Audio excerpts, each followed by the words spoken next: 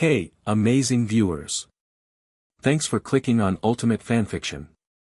Today's special feature is, what if Harry's creature inheritance at age 9 revealed he was half Phoenix and Fawkes bowed to him? Your support through likes, shares, and subscriptions helps us reach more story lovers around the world.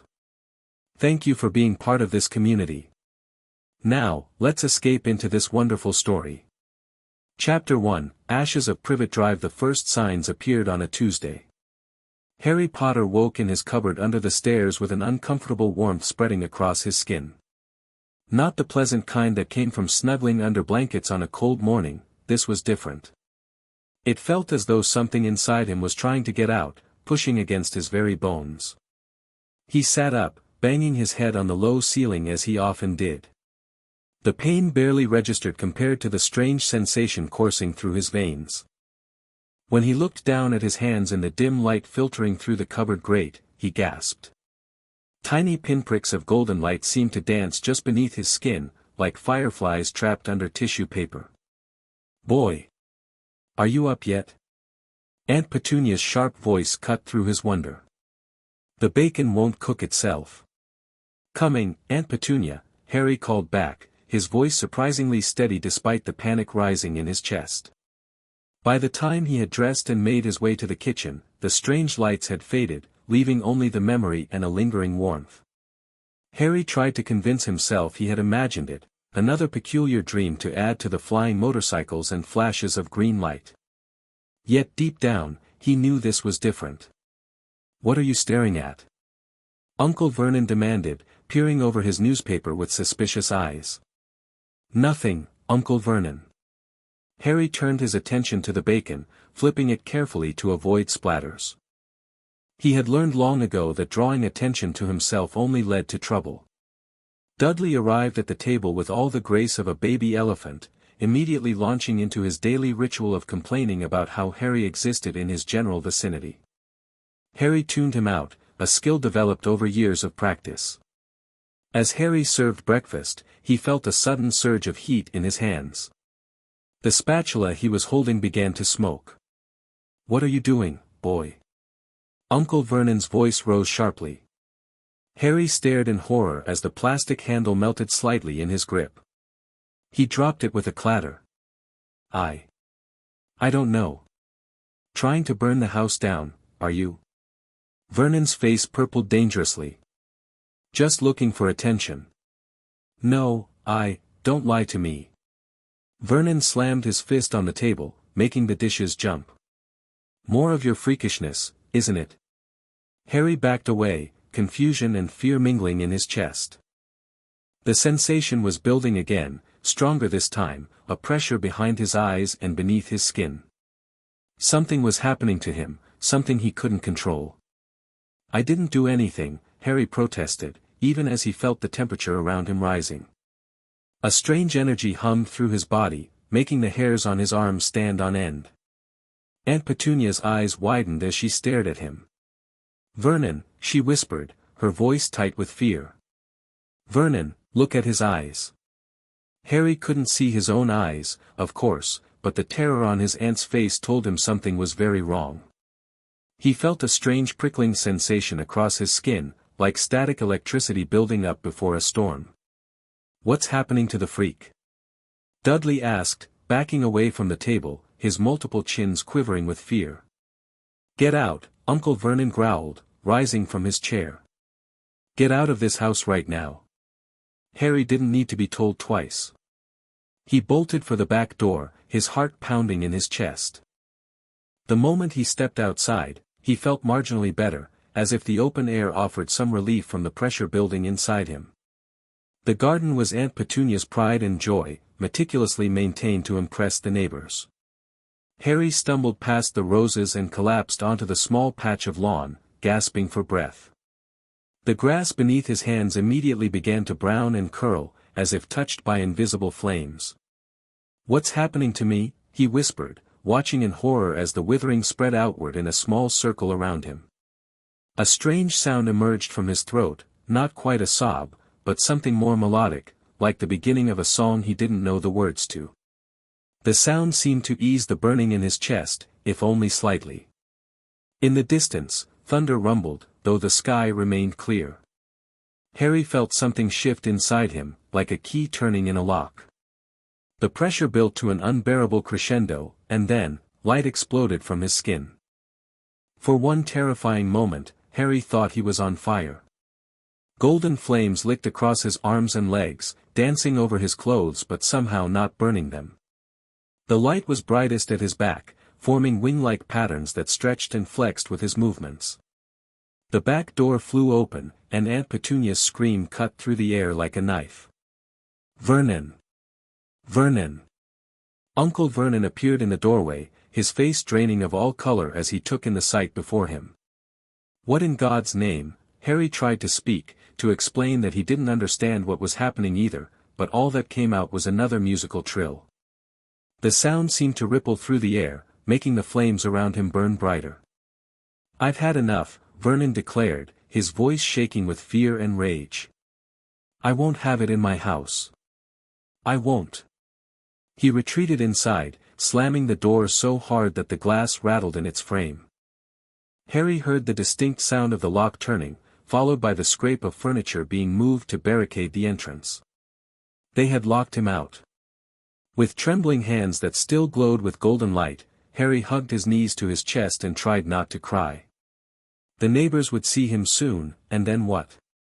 Would they call the police? The fire department? Would anyone even believe what they were seeing? Gradually, the strange fire began to fade, receding back beneath his skin like the tide pulling away from shore. By the time the last ember disappeared, Harry felt utterly drained, as if he had run a marathon. His clothes were untouched, not even a scorch mark to prove what had just occurred. He approached the back door cautiously, knocking with a tentative hand. "Aunt Petunia. Uncle Vernon. I'm normal again. Please let me in." No response came. Through the kitchen window, he could see his relatives huddled together at the far side of the room, staring at the door as if it might explode at any moment. Dudley was openly sobbing into his mother's shoulder. Harry slumped down on the back step, unsure what to do. The Dursleys had punished him for strange occurrences before, the time he had somehow ended up on the school roof, or when Aunt Petunia had sheared off all his hair only for it to grow back overnight. But this was different. Even Harry couldn't deny that something extraordinary had just happened. He stayed outside all day. Uncle Vernon left for work eventually, driving away without so much as a glance in Harry's direction. Aunt Petunia and Dudley remained inside, the curtains drawn tightly across every window. Nobody brought him food or water, and Harry didn't dare leave the garden for fear that they would change the locks in his absence. As evening approached, bringing with it a gentle summer rain, Harry retreated to the shelter of the garden shed. Among the lawn tools and bags of fertilizer, he found an old blanket that smelled faintly of motor oil. It wasn't much, but it was better than nothing. Wrapped in a scratchy blanket, listening to the rain pattering on the shed roof, Harry tried to make sense of what had happened. He had always been different, had always known on some level that the strange incidents the Dursleys punished him for were somehow his doing. But this was more than making a teacher's wig turn blue or shrinking one of Dudley's hideous sweaters. This was. Harry didn't have the words for what this was. Terrifying, yes, but also, exhilarating. For those brief moments when the golden flames had danced across his skin, he had felt powerful. Whole. As if he had discovered a missing piece of himself he hadn't known was lost. Sleep came fitfully, punctuated by dreams of soaring through endless skies and diving through clouds that parted like smoke around him. When Harry woke the next morning, cramped and cold in the garden shed, the memory of flight lingered like a phantom limb. The Dursleys still wouldn't let him in. Aunt Petunia pushed a plate of cold toast and a glass of water through the cat flap they had installed in the back door years ago for a pet that never materialized, but she refused to meet his eyes or respond to his pleas. By the third day, Harry had grown desperate.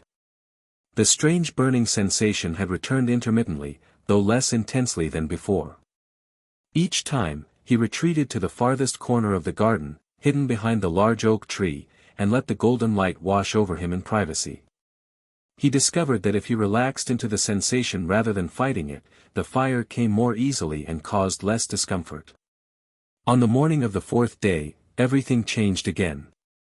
Harry woke to the sound of voices, unfamiliar voices, coming from inside the house. Cautiously, he crept from the shed and approached the kitchen window. Through a gap in the curtains, he could see Uncle Vernon gesturing wildly, his face an alarming shade of puce. Aunt Petunia sat rigid beside him, her thin lips pressed together in a bloodless line. Across from them sat the strangest man Harry had ever seen. He was elderly, with a long silver beard tucked into his belt and half-moon spectacles perched on a crooked nose. His robes, actual robes, like something from a fantasy film, were a deep midnight blue embroidered with tiny stars that seemed to twinkle in the kitchen light. Beside him, perched incongruously on one of Aunt Petunia's pristine dining chairs, was the most magnificent bird Harry had ever seen. Its plumage was primarily crimson, fading to gold at the tips of its wings and tail. The bird was roughly the size of a swan but held itself with a regal dignity that no ordinary animal could match. As Harry watched, transfixed, it turned its head and looked directly at him through the window. Harry gasped, instinctively ducking out of sight. But it was too late, the bird had seen him. A musical trill sounded from inside, and the kitchen fell silent. Then came the scrape of a chair being pushed back, followed by footsteps approaching the back door. Harry scrambled away, but before he could decide whether to hide or run, the door swung open to reveal the strange old man. Up close, his eyes were the most startling shade of blue, twinkling with kindness behind his spectacles. "Ah, Harry," he said, as if greeting an old friend. "I thought we might find you out here. Won't you come in? I believe we have much to discuss." Harry hesitated, eyeing the man warily. "Who are you? Forgive me. Where are my manners?" "My name is Albus Dumbledore, and I am the headmaster of Hogwarts School of Witchcraft and Wizardry." He extended a hand. "And you, Harry Potter, have been causing quite a stir in magical circles these past few days." "Magical circles?" Harry repeated, ignoring the offered hand. "What are you talking about?" Dumbledore's expression softened. "You are a wizard, Harry. As were your parents before you. And if I'm not mistaken, which I rarely am, though it does happen occasionally, you are currently experiencing some rather unusual magical developments, even by wizarding standards." Before Harry could respond, the magnificent bird appeared in the doorway, swooping past Dumbledore to land on the garden path just a few feet from Harry. Up close, it was even more beautiful. Its eyes were dark and intelligent, regarding Harry with what seemed like intense curiosity. "This is Fawkes," Dumbledore explained gently. "He is a phoenix, a magical bird of great power and significance. And he seems quite interested in you." As if in response to his name, Fawkes took several graceful steps toward Harry. When he was just a foot away, the phoenix did something extraordinary. He bowed his magnificent head, folding one wing across his chest in what could only be described as a gesture of profound respect. Dumbledore's eyebrows shot up. "Well," he murmured, "that is unexpected." Harry found himself bowing in return, the movement coming instinctively. As he did, the now familiar warmth surged through him, and golden light bloomed beneath his skin once more. But this time, rather than panic, he felt a strange sense of rightness, as if he were answering a call he had always been meant to hear. Fawkes let out a triumphant trill, spreading his wings wide. The sound resonated within Harry's chest, and without thinking, he responded in kind, a clear, musical note that hung in the air between them like a physical thing. "Most remarkable," Dumbledore whispered, his expression one of wonder and sudden understanding. "It seems, Harry, that you are not merely a wizard after all. You have inherited something far rarer, phoenix blood." "Phoenix blood?" Harry repeated, the golden light fading slowly from his skin. "But how?" "My parents were both magical, yes. Your father came from an old wizarding family. But your mother, her lineage was always something of a mystery, even to herself." Dumbledore stroked his beard thoughtfully. It appears there may have been more to Lily Evans than any of us knew. From inside the house came Uncle Vernon's bellowing voice, "I won't have any more freakishness in my house. Take the boy and his abnormalities and go." Dumbledore's expression hardened slightly, though his voice remained calm. "Perhaps we should continue this conversation elsewhere. Your aunt and uncle seem somewhat overwhelmed by recent events." Harry glanced back at the shed that had been his home for the past 3 days, then at the kitchen window where Aunt Petunia's face briefly appeared before vanishing behind the curtain. "They don't want me anymore," he said quietly. "I think, my dear boy, that they never quite knew what to do with you in the first place." Dumbledore's eyes were kind but sad. "And now, it seems, circumstances have forced our hand. You cannot remain here any longer, not with your abilities manifesting so powerfully." "Where will I go?" "For now, to Hogwarts. Though term doesn't begin until September, the castle is quite comfortable year-round, and there you can learn to control your gifts in safety." Dumbledore extended his hand once more. "Will you come with me, Harry?" This time, Harry took the offered hand. It was warm and surprisingly strong for someone who appeared so elderly. As Fawkes launched himself into the air with a jubilant cry, Harry felt something he had rarely experienced in his 9 years of life: hope. "There's just one thing I need from inside," Harry said, thinking of the few precious possessions tucked away in his cupboard: a toy soldier with a missing leg, a tattered paperback he'd rescued from Dudley's trash, a smooth stone with interesting patterns he'd found in the park. "I believe I can arrange that," Dumbledore replied. With a subtle movement of his hand, Harry later realized he had pulled out a wand. The back door swung open once more. "Shall we?" The walk through the kitchen was tense and silent. Uncle Vernon stood with his back to the wall, as if afraid Harry might suddenly burst into flames again. Aunt Petunia wouldn't look at him at all, her gaze fixed firmly on the spotless floor. Dudley was nowhere to be seen.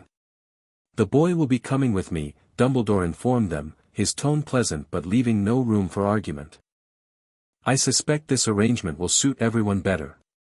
"Good riddance," Uncle Vernon muttered, though he flinched when Fawkes gave an indignant squawk from where he had settled on Dumbledore's shoulder. Harry led the way to his cupboard, acutely aware of how strange it must look to this impressive wizard. The small, dark space with its threadbare mattress and cobwebbed ceiling had been his entire world for as long as he could remember. "You kept him in here?"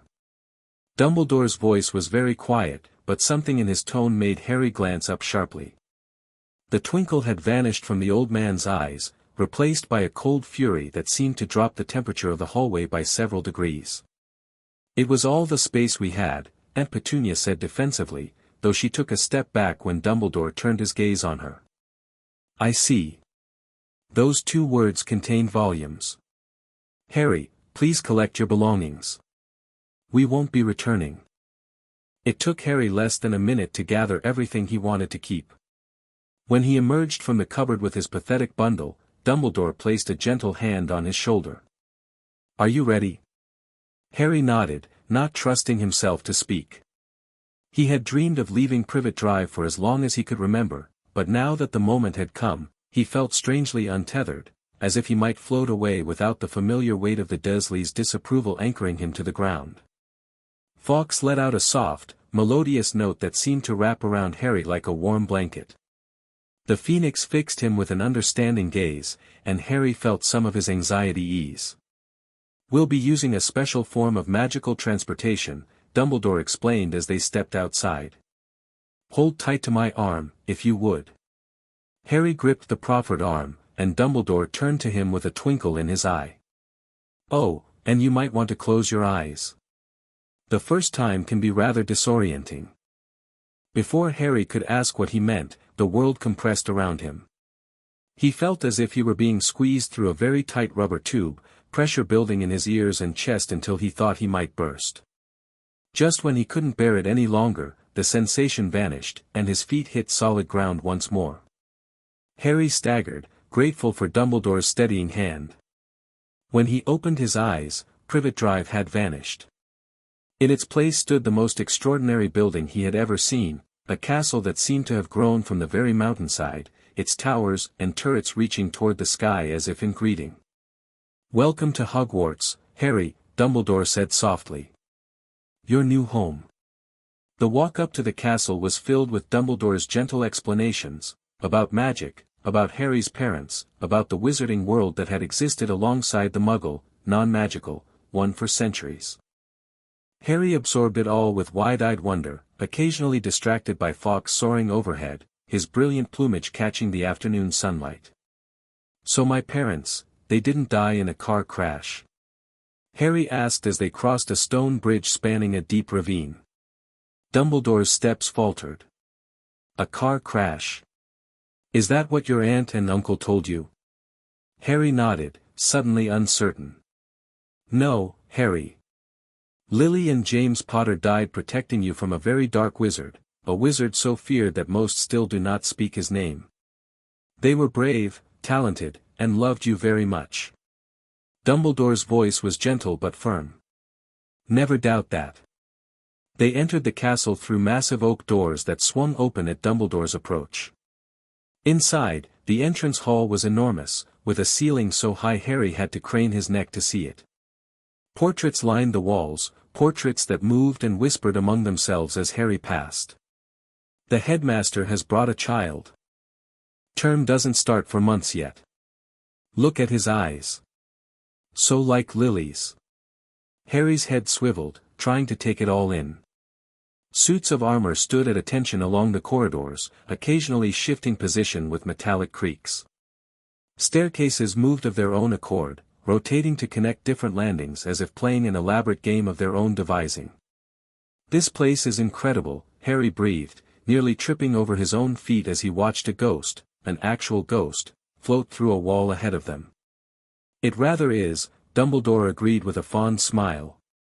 "Even after all these years, Hogwarts never fails to surprise me." They climbed several flights of stairs, eventually reaching a stone gargoyle that guarded an alcove. "Ice mice," Dumbledore said clearly, and the gargoyle leapt aside, revealing a spiral staircase that moved upward like an escalator. Dumbledore's office was a circular room filled with delicate silver instruments that whirred and puffed steam, their purpose a mystery to Harry. Bookcases lined the walls, interrupted only by portraits of stern-looking witches and wizards who regarded Harry with open curiosity. In the center stood a magnificent desk, behind which Fawkes had already made himself comfortable on a golden perch. "Please, sit," Dumbledore gestured to a comfortable chair as he settled himself behind the desk. "There is much to discuss, and I suspect you have many questions." Harry sat, his bundle of possessions clutched tightly in his lap. "You said I have Phoenix blood. What does that mean, exactly?" "A direct question deserves a direct answer," Dumbledore nodded approvingly. "Phoenix blood, or more accurately, Phoenix heritage, is extraordinarily rare. In all my years, I have only heard whispers of such cases, largely considered mythical even among wizards." He leaned forward, steepling his fingers. "Phoenixes are creatures of immense magical power. They can carry enormous weights, their tears have healing properties, and they are reborn from their own ashes when their time comes. To have such blood in your veins, it is a gift beyond measure, Harry." "But how did I get it?" "You said something about my mother." "Indeed. While James Potter's lineage is well documented for generations, Lily Evans appeared in our world quite suddenly, a Muggle-born witch of extraordinary talent. Or so we believed." Dumbledore's eyes grew distant. "Now I wonder if there was more to her story. Phoenix blood can remain dormant for generations before manifesting." Harry struggled to process this information. "So my mother might have been part Phoenix too. But she didn't know it?" "It's possible," Dumbledore acknowledged. "Or perhaps the trait was so diluted in her that it never manifested visibly. Magic works in mysterious ways, particularly when it comes to inheritance of magical traits." Fawkes trilled softly from his perch, drawing Harry's attention. The Phoenix regarded him with an almost paternal pride that made Harry's chest tighten with emotion. "Fawkes recognized you immediately," Dumbledore observed.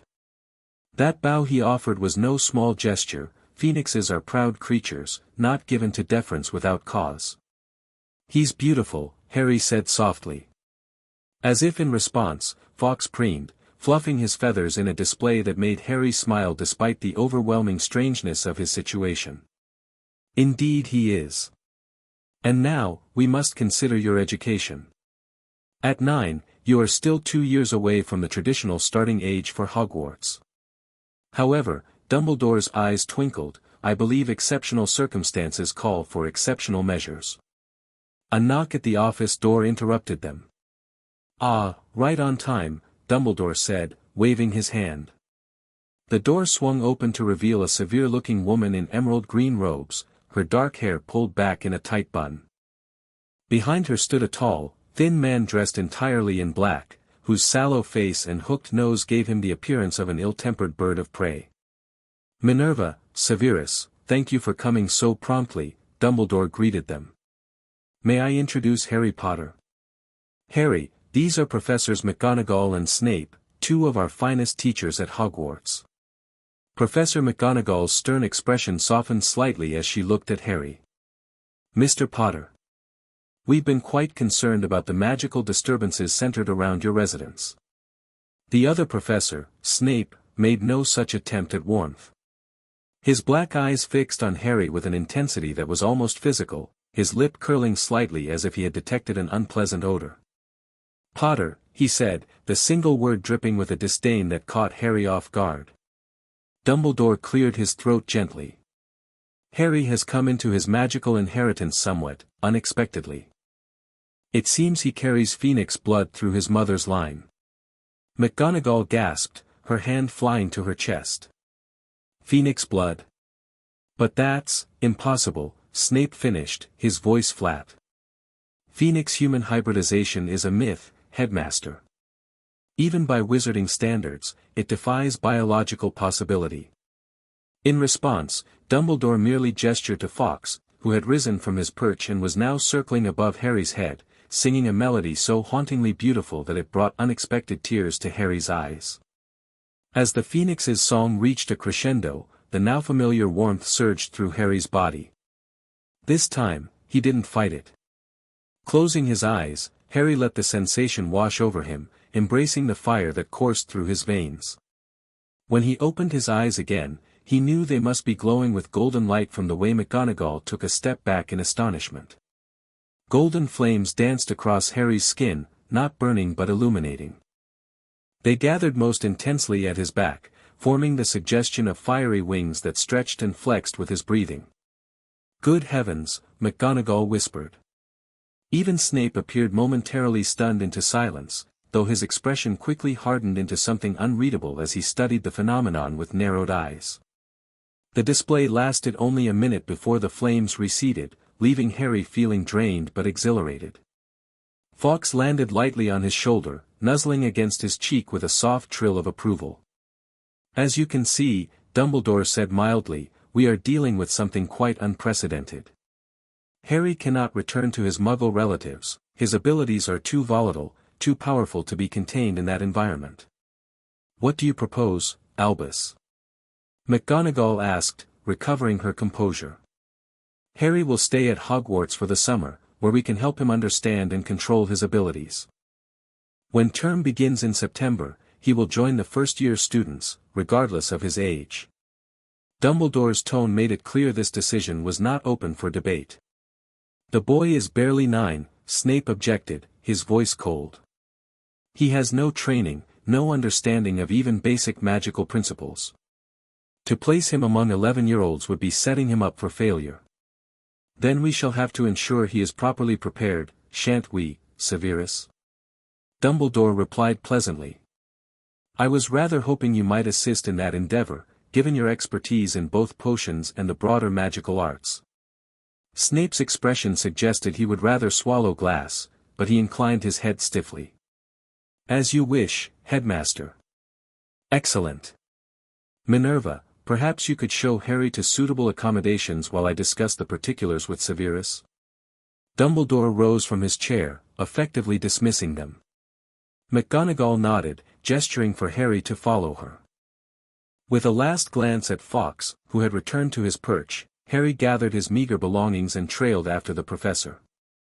As the door closed behind them, he caught a glimpse of Snape's face, a mixture of anger, disbelief, and something that looked almost like pain. "Don't mind Professor Snape," McGonagall said as they descended the spiral staircase. "He can be difficult, but he is an excellent teacher." "He doesn't seem to like me very much," Harry observed. McGonagall's lips thinned. "Professor Snape has his reasons, though they are not mine to share. Judge him by what he teaches you, not by his manner." They walked in silence for a time, navigating the labyrinthine corridors of Hogwarts. Harry tried to memorize their route but quickly gave up. Everything looked both familiar and strange at the same time, as if the castle itself were constantly shifting. "Professor," Harry ventured eventually, "what's going to happen to me now?" McGonagall stopped, regarding him with surprisingly gentle eyes. "You will learn, Mr. Potter. You will grow. You will discover what it means to be both wizard and something more." She hesitated, then added, "It won't be easy. You are unique, even in a world that prizes uniqueness. But you won't face it alone." Something in her tone, firm but kind, like a hand steadying him on uncertain ground, gave Harry comfort. For the first time since the strange fire had erupted from his skin, he felt the knot of anxiety in his chest begin to loosen.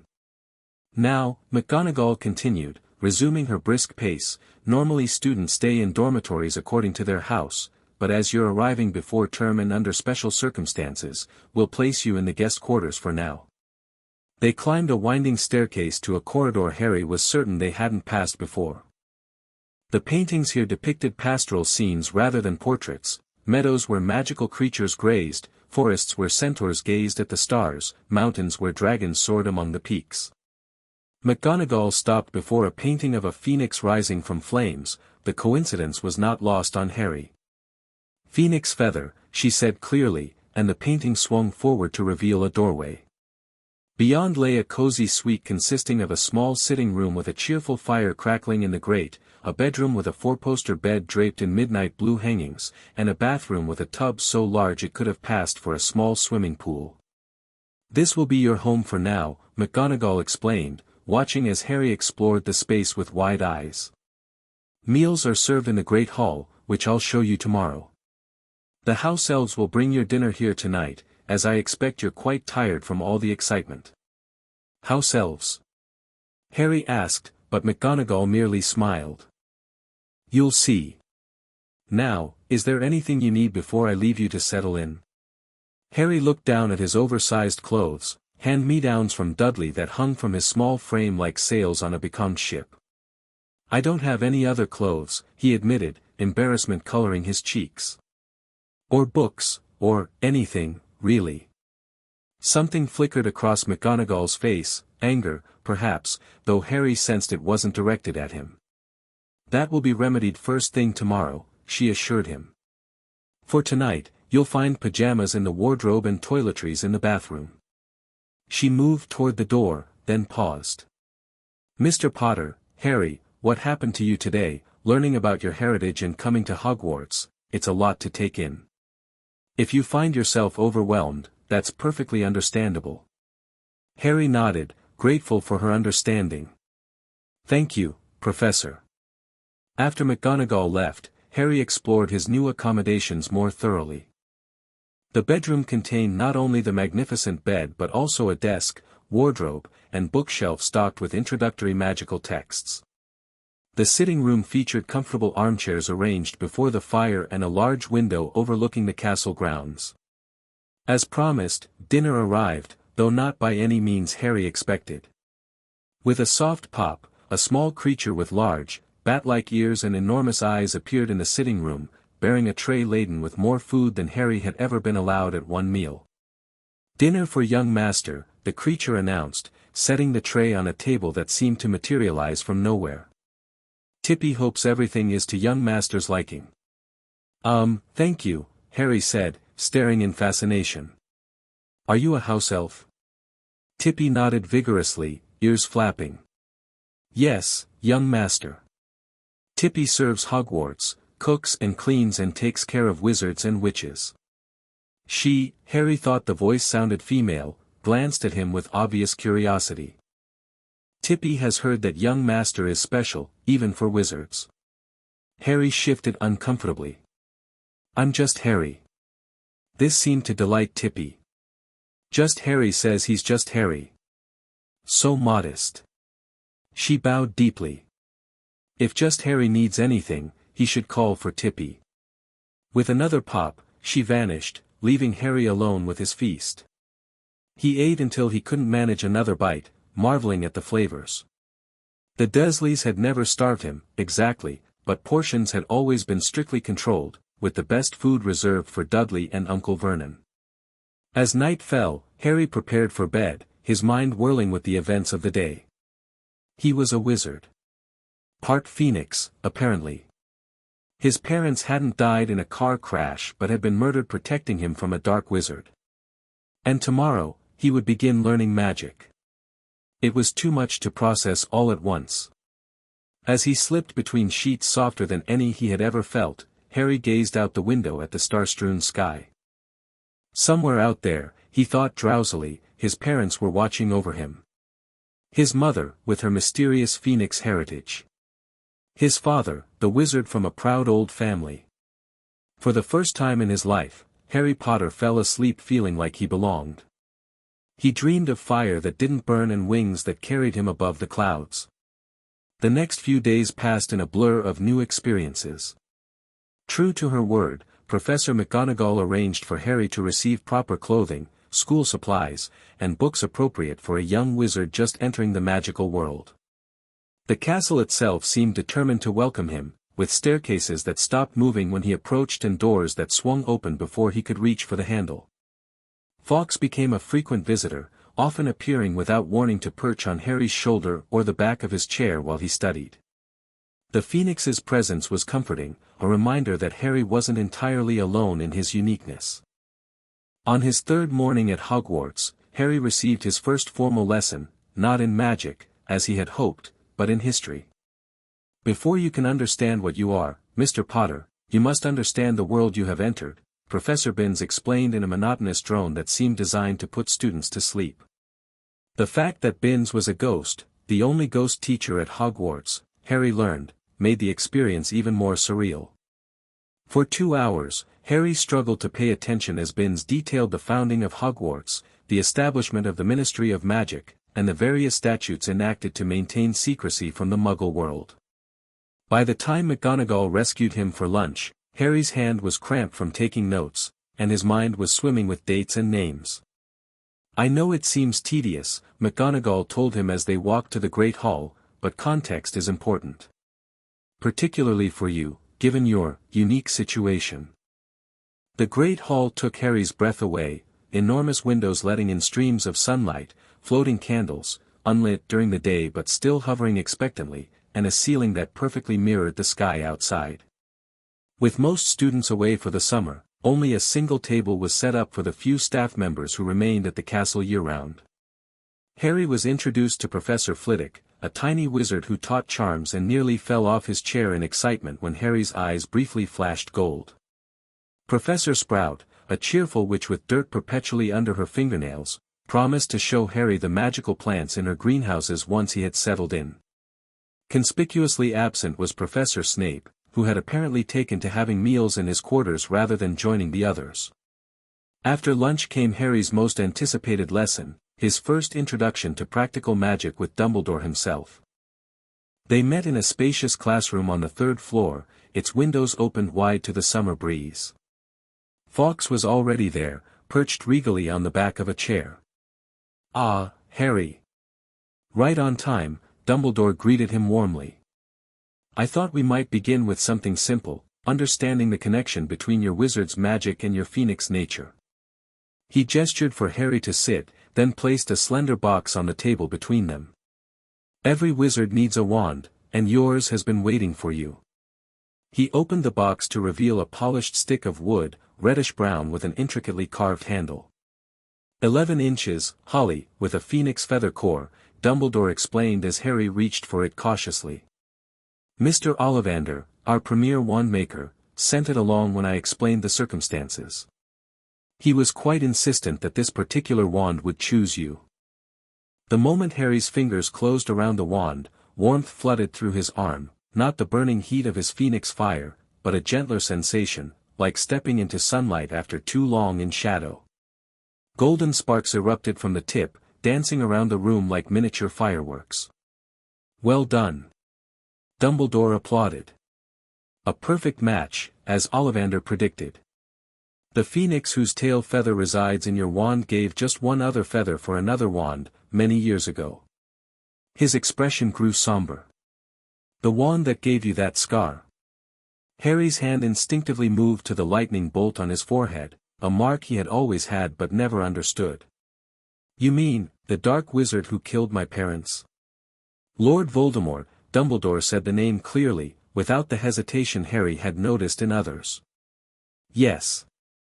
Curious that you should be destined for this wand when its brother gave you that scar."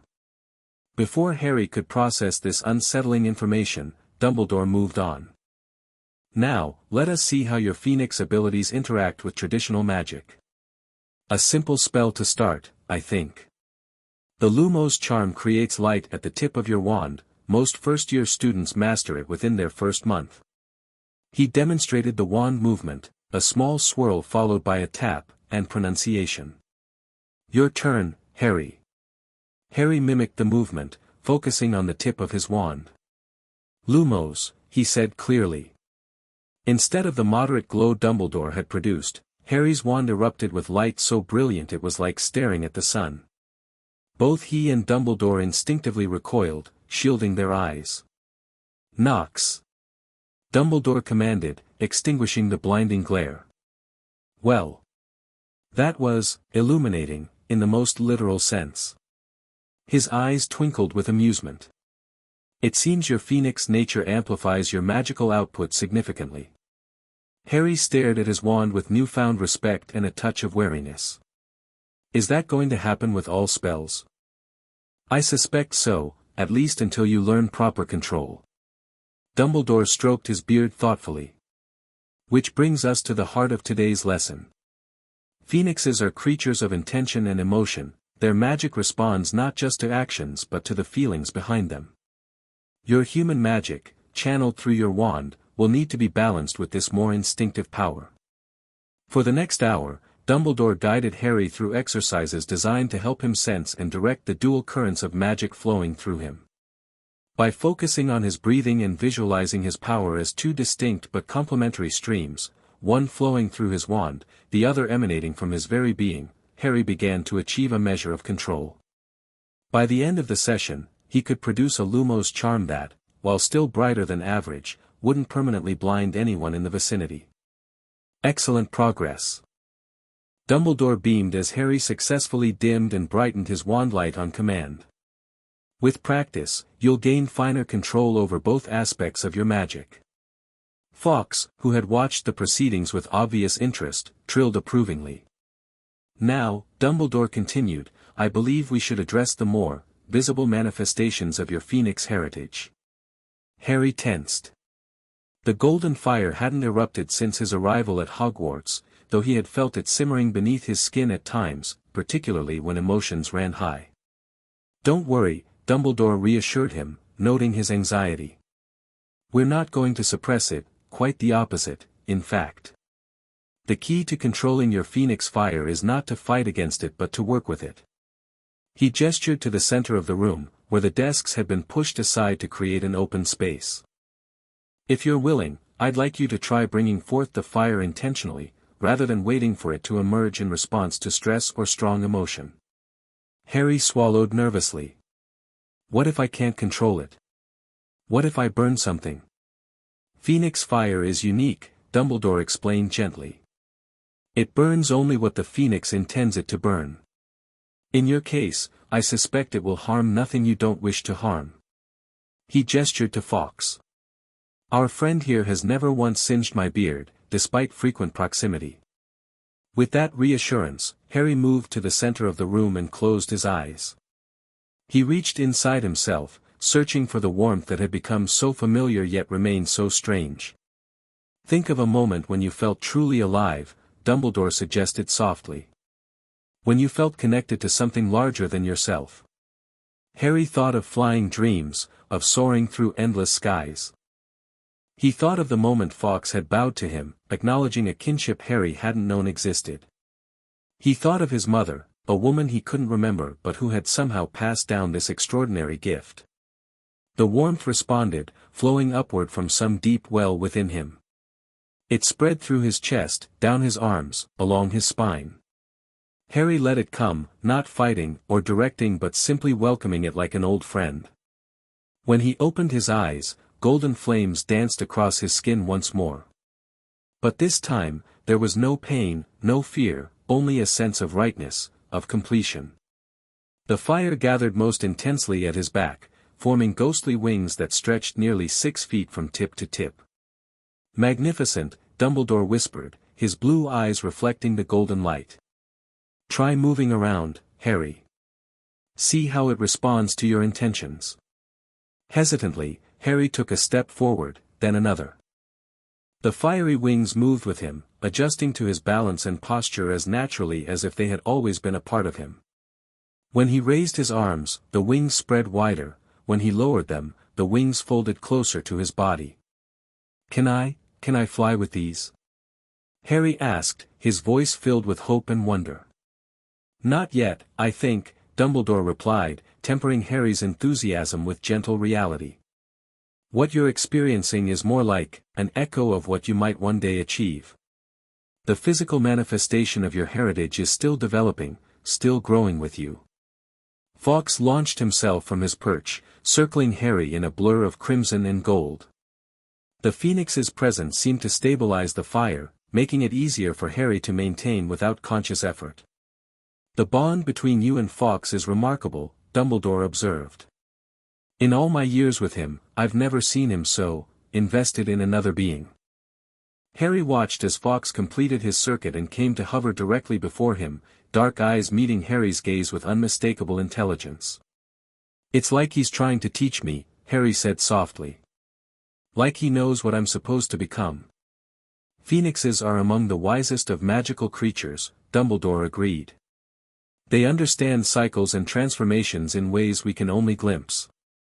If Fawkes has taken such an interest in your development, you could have no better guide. They practiced for another hour, Harry learning to call forth and dismiss the Phoenix fire at will. By the time they finished, he could maintain the flames for nearly 10 minutes before exhaustion set in, and could direct them to concentrate in his hands or spread across his entire body as needed. A most productive session, Dumbledore pronounced as the last golden embers faded from Harry's skin. Tomorrow, we'll begin exploring some of the more practical applications of your abilities. As they packed up to leave, a thought occurred to Harry. Professor, you said my Phoenix heritage came from my mother's side. Does that mean there might be others? Other relatives who share this ability? Dumbledore paused, his expression thoughtful. It's possible, though as I mentioned, such traits can remain dormant for generations. Your mother was Muggle-born, or so we believed. Her sister, your Aunt Petunia, shows no signs of magical ability whatsoever. She hates magic, Harry said quietly. She always called me a freak when strange things happened around me. Fear often manifests as hatred, Harry. Those who don't understand magic can be frightened by it, particularly when it appears in a child they're meant to care for. Dumbledore's tone was kind but held a note of sadness. As for other relatives, I confess I know little of your mother's extended family. Perhaps, in time, we might explore that history together. The prospect of discovering family, people who might share his unusual heritage, gave Harry a flutter of hope he didn't dare examine too closely. For now, it was enough to know that he wasn't a freak, that his differences had a name and a history.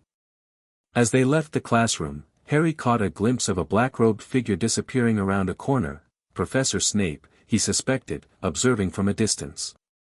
The man's continued avoidance puzzled Harry, but he had too many other adjustments to make to dwell on one professor's strange behavior. That night, tired but exhilarated from his lessons, Harry stood before the mirror in his bathroom, studying his reflection. He looked much the same as always, small for his age, with perpetually messy black hair and his mother's green eyes behind round glasses. No outward sign marked him as different, as part Phoenix. Yet he felt different, fundamentally changed not just by what had happened to him but by what he had discovered about himself. For the first time in his life, Harry Potter wasn't just an unwanted burden in the Dursley household. He was someone with a heritage, with abilities, with a future that extended beyond the next chore or punishment. He was someone who belonged. With that comforting thought, Harry went to bed, eager for the days ahead. In his dreams, golden wings carried him higher than ever before, and a phoenix's song guided him home. Word of Harry's unusual nature spread quickly through the castle, despite the limited summer population. By the end of his first week at Hogwarts, Harry had grown accustomed to the curious stares of the few remaining students, mostly seventh years doing additional study or remedial work, and the not-so-subtle interest of the staff.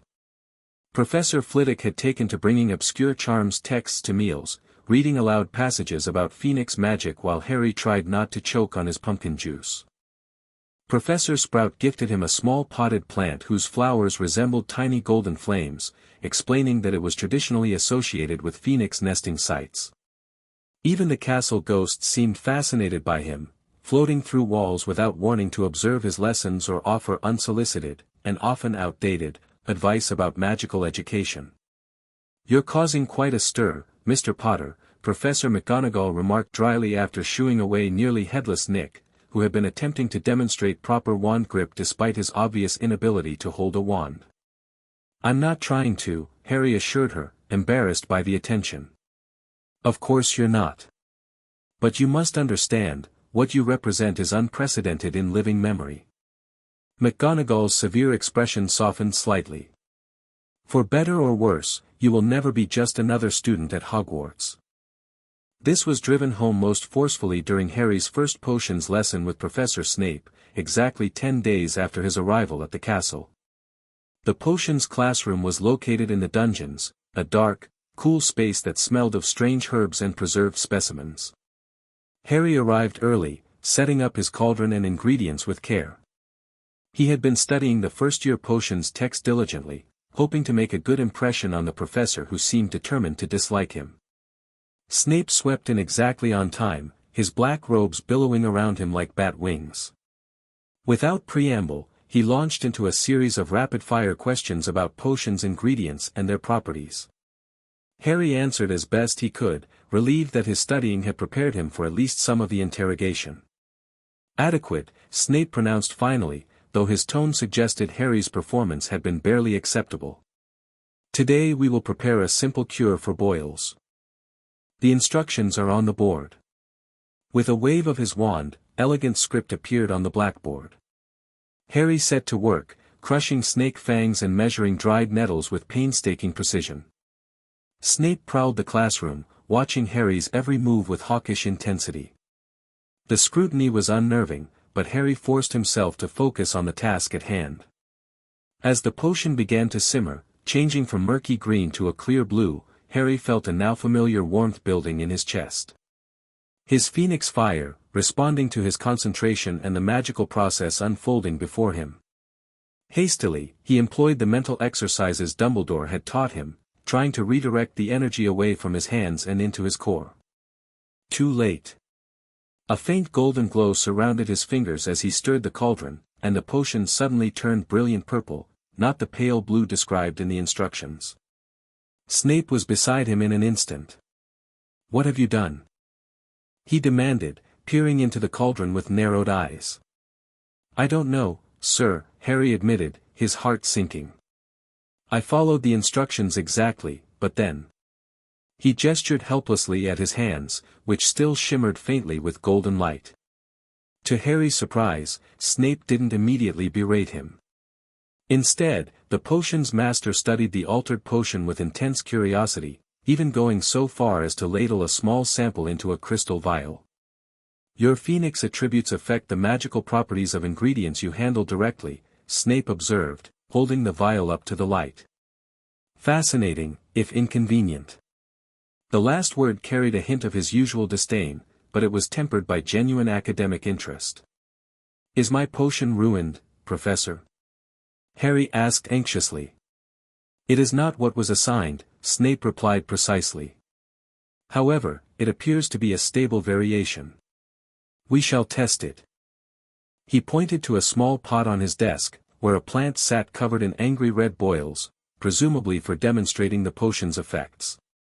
When 3 drops of Harry's purple concoction were applied to the plant, the results were immediate and dramatic. Not only did the boils vanish, but the plant straightened, its wilting leaves perking up and turning a vibrant green. Remarkable, Snape murmured, almost to himself. The base potion has been enhanced with regenerative properties, consistent with Phoenix tears. He turned to Harry, his expression unreadable. You will need specialized training, Potter. Standard potions procedures will need to be adjusted for your particular circumstances. Yes, sir, Harry responded, unsure whether he was being praised or criticized. Snape's lip curled slightly. Do not misunderstand me. This does not make you special or exempt from learning proper technique. It merely means more work for both of us.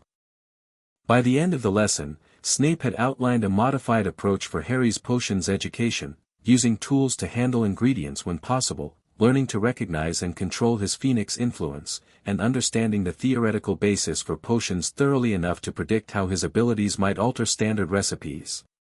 You will report here every Wednesday and Saturday morning for additional instruction, Snape informed him as Harry cleaned his workstation. And you will read these. He thrust a stack of advanced texts into Harry's arms, nearly causing the boy to stagger under their weight. Yes, Professor, Harry managed, surprised by Snape's willingness to provide extra teaching despite his obvious discomfort with Harry's presence. As Harry turned to leave, Snape called after him. Potter. Harry paused at the door. Yes, sir. Your mother was exceptionally talented at potions. The admission seemed to cost Snape something, the words forced out against his will. If your condition is indeed her legacy, then perhaps there is hope for you yet. Before Harry could respond to this unexpected revelation, Snape turned away, dismissing him with a wave.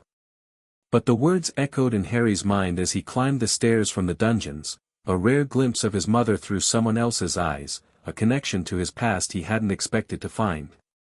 That evening, Harry sat cross-legged on his bed, surrounded by the books Snape had given him.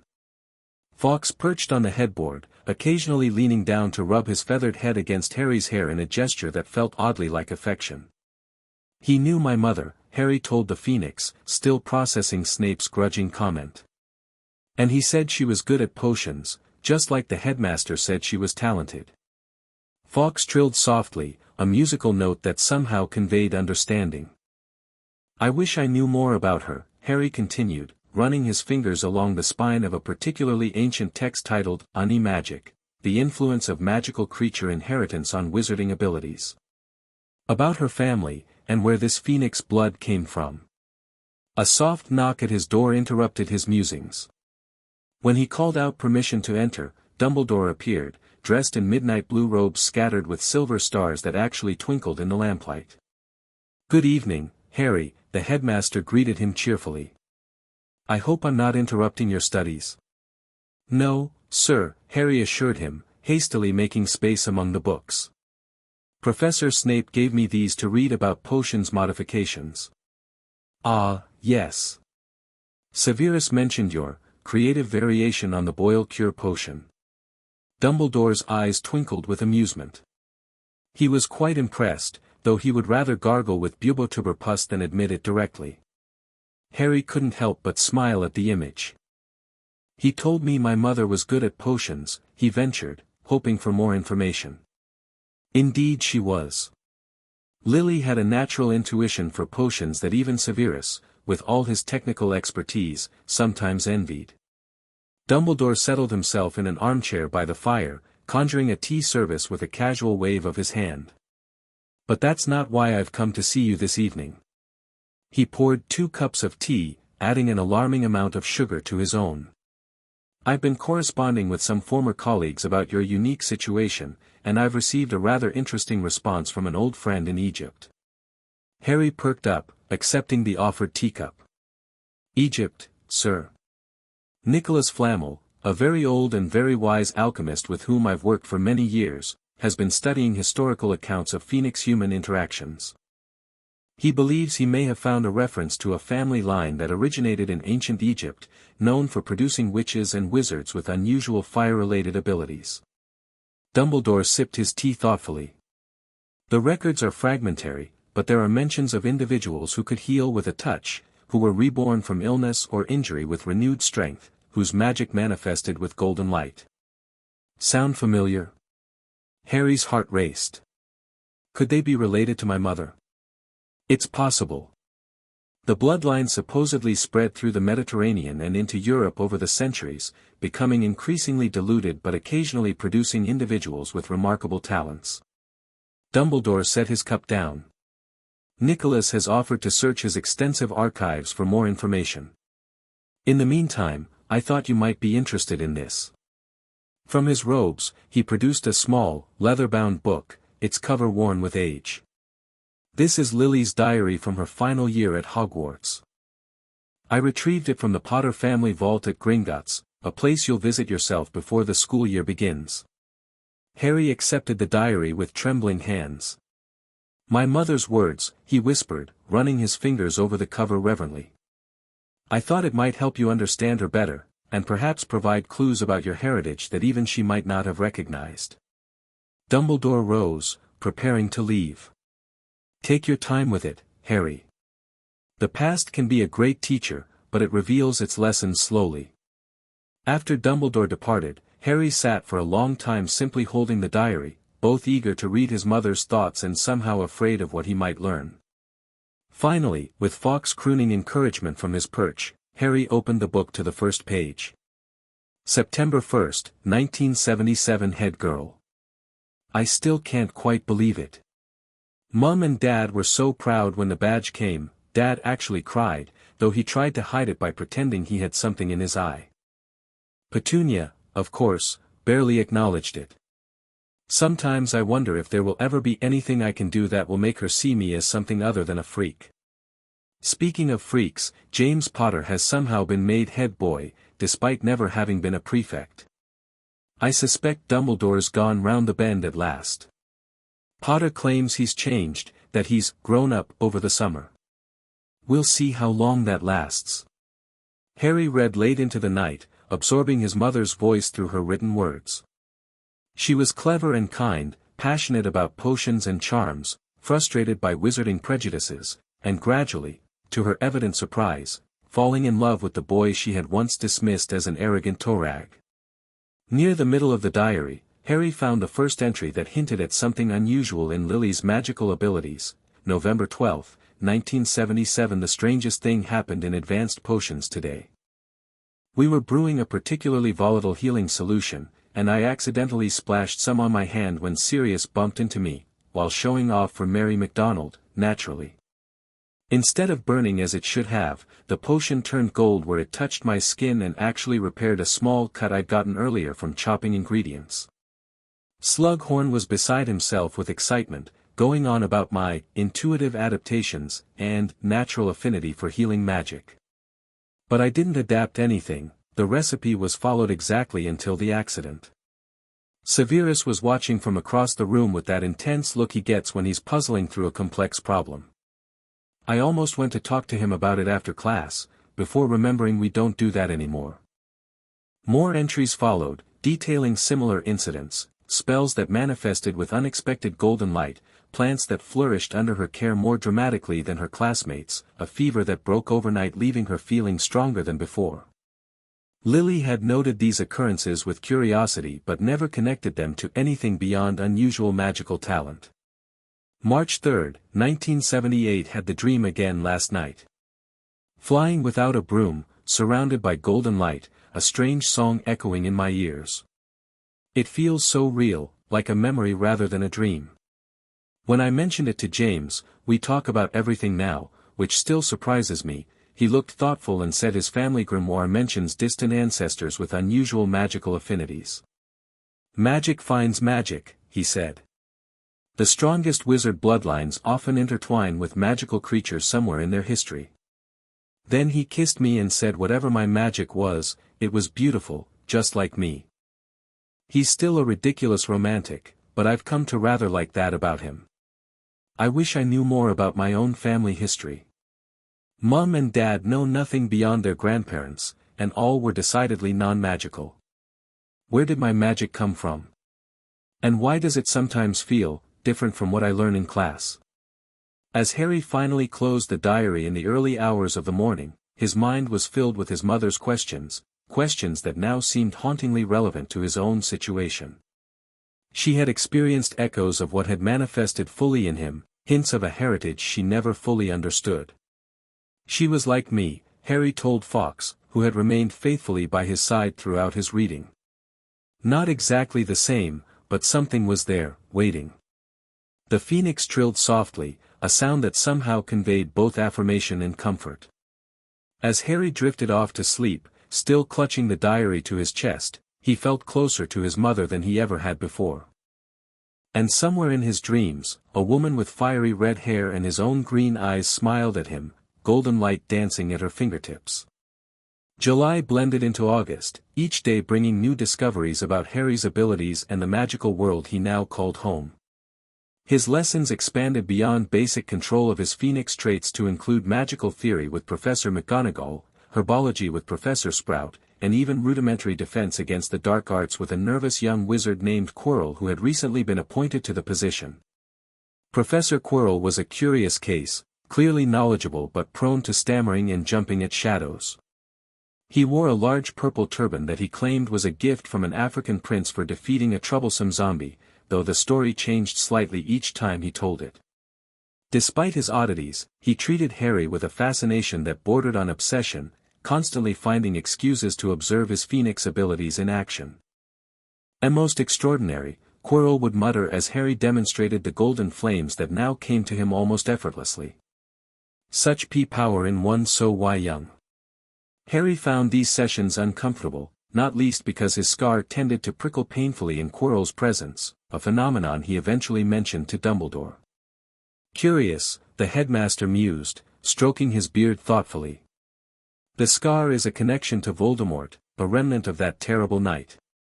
Perhaps your phoenix abilities are responding to something, defensive instincts activated by a perceived threat.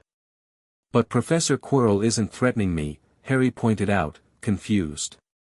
No, indeed. Dumbledore's gaze grew distant. Nevertheless, Harry, I would suggest you pay attention to what your instincts tell you. The phoenix within you may perceive things your conscious mind does not. This cryptic advice left Harry with more questions than answers, but he took it to heart, maintaining a polite distance from Quirrell whenever possible. His relationship with Professor Snape, meanwhile, evolved in unexpected ways. Though the potions master never quite warmed to Harry, his initial hostility gave way to a grudging respect for the boy's determination and growing skill. Their twice-weekly sessions became less about controlling the phoenix influence on potions and more about expanding Harry's understanding of the subtle art beyond what first years typically learned. Your abilities give you certain advantages, Snape admitted during one such lesson, watching as Harry successfully brewed a modified version of a second-year healing potion. But advantages without knowledge are worse than useless. They are dangerous. He circled Harry's cauldron, inspecting the shimmering golden liquid critically. You must understand why ingredients interact as they do, how stirring patterns affect magical resonance, what differentiates a beneficial adaptation from a catastrophic one. Yes, sir, Harry replied, carefully measuring the final ingredient, 3 drops of salamander blood. Your mother understood this instinctively, Snape continued, his voice taking on the distant quality it always did when he mentioned Lily. She never took shortcuts simply because her touch improved a potion. She wanted to know why. It was the most Snape had ever said about Lily in one conversation, and Harry treasured the insight even as he wondered at the complex emotions that flashed across the professor's normally impassive face whenever his mother was mentioned. August also brought Harry's first trip to Diagon Alley, accompanied by Hagrid, the enormous, gentle groundskeeper who had taken an immediate liking to Harry. Together they visited Gringotts, where Harry was astounded to discover the fortune his parents had left him. They purchased his official school supplies, including new robes at Madame Malkin's, where Harry had an unpleasant encounter with a pale, pointy-faced boy who reminded him uncomfortably of Dudley, and additional books at Flourish and Block's. The most surprising moment came when they visited Aesop's Owl Emporium to purchase a pet for Harry. The moment they entered the shop, every owl, from the tiniest scops to the most magnificent eagle owl, turned to stare at Harry with unusual intensity. "Blimey," Hagrid muttered, glancing around at the suddenly silent shop. "That's odd." The proprietor, a witch with spectacles that magnified her eyes to alarming proportions, emerged from behind the counter. "Can I help you gentlemen?" she asked, before noticing the strange behavior of her merchandise. "Well, this is most unusual." As if responding to some unheard signal, a beautiful snowy owl launched herself from a perch near the back of the shop, gliding directly to Harry's shoulder where she settled with a soft hoot of satisfaction. "I've never seen her do that," the witch remarked, adjusting her spectacles. "Most standoffish bird in the shop, that one. Been here for months because she won't let anyone near her." Harry reached up tentatively to stroke the owl's feathers. She nipped his finger affectionately, amber eyes regarding him with unmistakable intelligence. "I think she's chosen you, mate," Hagrid chuckled. "Not the other way round." "She's perfect," Harry agreed, already feeling a connection to the proud, beautiful creature. "That'll be 15 galleons, the proprietor said, still looking bemused. "Though I'd have paid you to take her, given how particular she's been with other customers." As they left the shop, Harry's new owl still perched contentedly on his shoulder, Hagrid explained the unusual reaction. "Magical creatures recognize each other, see? Your phoenix nature, they can sense it. Owls especially, being magical themselves. They respect it." Harry named her Hedwig, after a witch mentioned in his History of Magic textbook. Upon their return to Hogwarts, Fawkes and Hedwig engaged in what could only be described as a territorial negotiation, eyeing each other warily before seeming to reach an understanding. Hedwig would have primary companion rights during the school year, while Fawkes maintained his status as Harry's magical mentor. The final week of August brought a development Harry had been both anticipating and dreading, his introduction to other young witches and wizards his own age. Dumbledore had arranged for Harry to spend the last days of summer with the Weasley family at their home, the Burrow, to help him acclimate to being around children after months with only professors for company. "The Weasleys are a wonderful family," Dumbledore assured him as they prepared to travel by flow powder, a magical transportation method involving fireplaces that Harry viewed with deep suspicion. "Arthur works at the Ministry of Magic, and Molly has raised 7 children, including a set of twins who make your phoenix abilities seem positively mundane by comparison." Harry clutched his small suitcase nervously. "Do they know about what I am?" "They know you have a rare magical inheritance that manifested early," Dumbledore replied carefully. "The specifics, I thought, might be better explained by you, when you feel comfortable doing so." Fawkes, who had been a constant companion throughout Harry's time at Hogwarts, trilled encouragingly from his perch near the fireplace. "Will Fawkes come with me?" Harry asked, realizing he had grown accustomed to the Phoenix's presence. "I'm afraid not. Fawkes must remain at Hogwarts with me for the time being." Dumbledore smiled gently at Harry's crestfallen expression. "But he will see you again when term begins.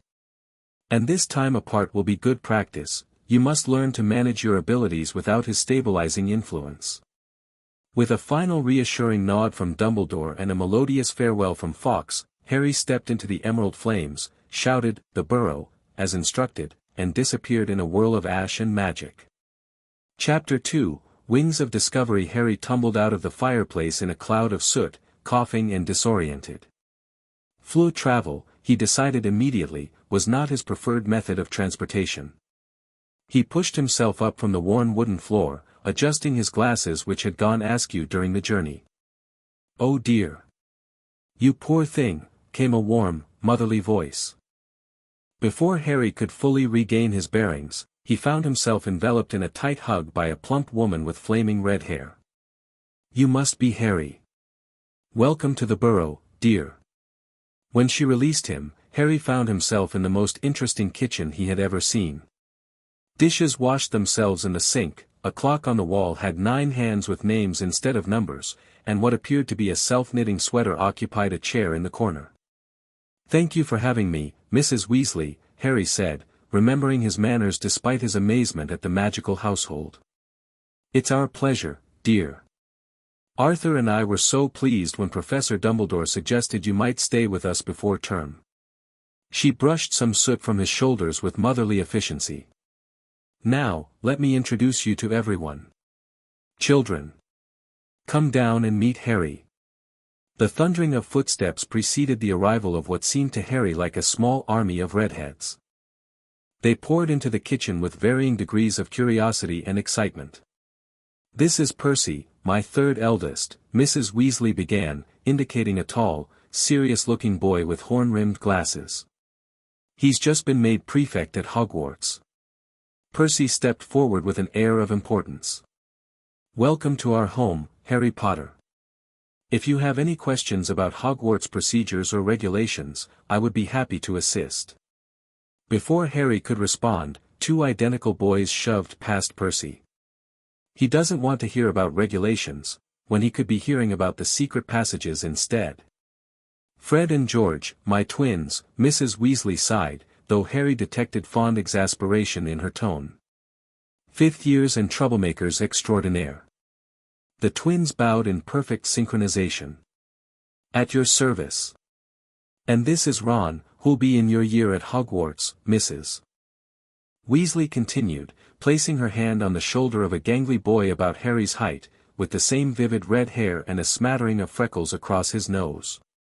Ron stepped forward, his ears turning slightly pink. "Hi," he said, looking both nervous and excited. "Is it true you've been living at Hogwarts all summer?" "Yeah," Harry confirmed, warming to Ron's straightforward approach. "It's been interesting." "Wicked," Ron breathed, clearly impressed. A small figure peeked out from behind Mrs. Weasley's skirts, a girl even younger than Harry with bright brown eyes and the same flaming Weasley hair.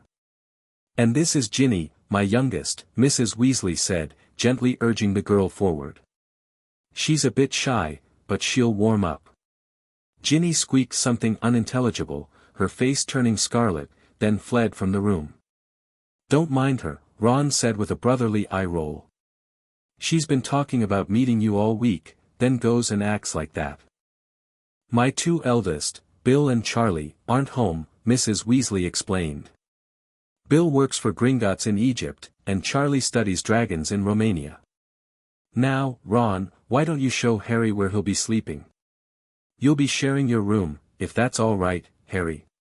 "That's brilliant," Harry assured her, genuinely pleased at the prospect of sharing a room. After months of solitary accommodations at Hogwarts, the bustling energy of the Weasley household was both overwhelming and wonderfully welcoming. Ron led Harry up several flights of stairs that seemed to defy architectural logic, finally reaching a room directly under the attic.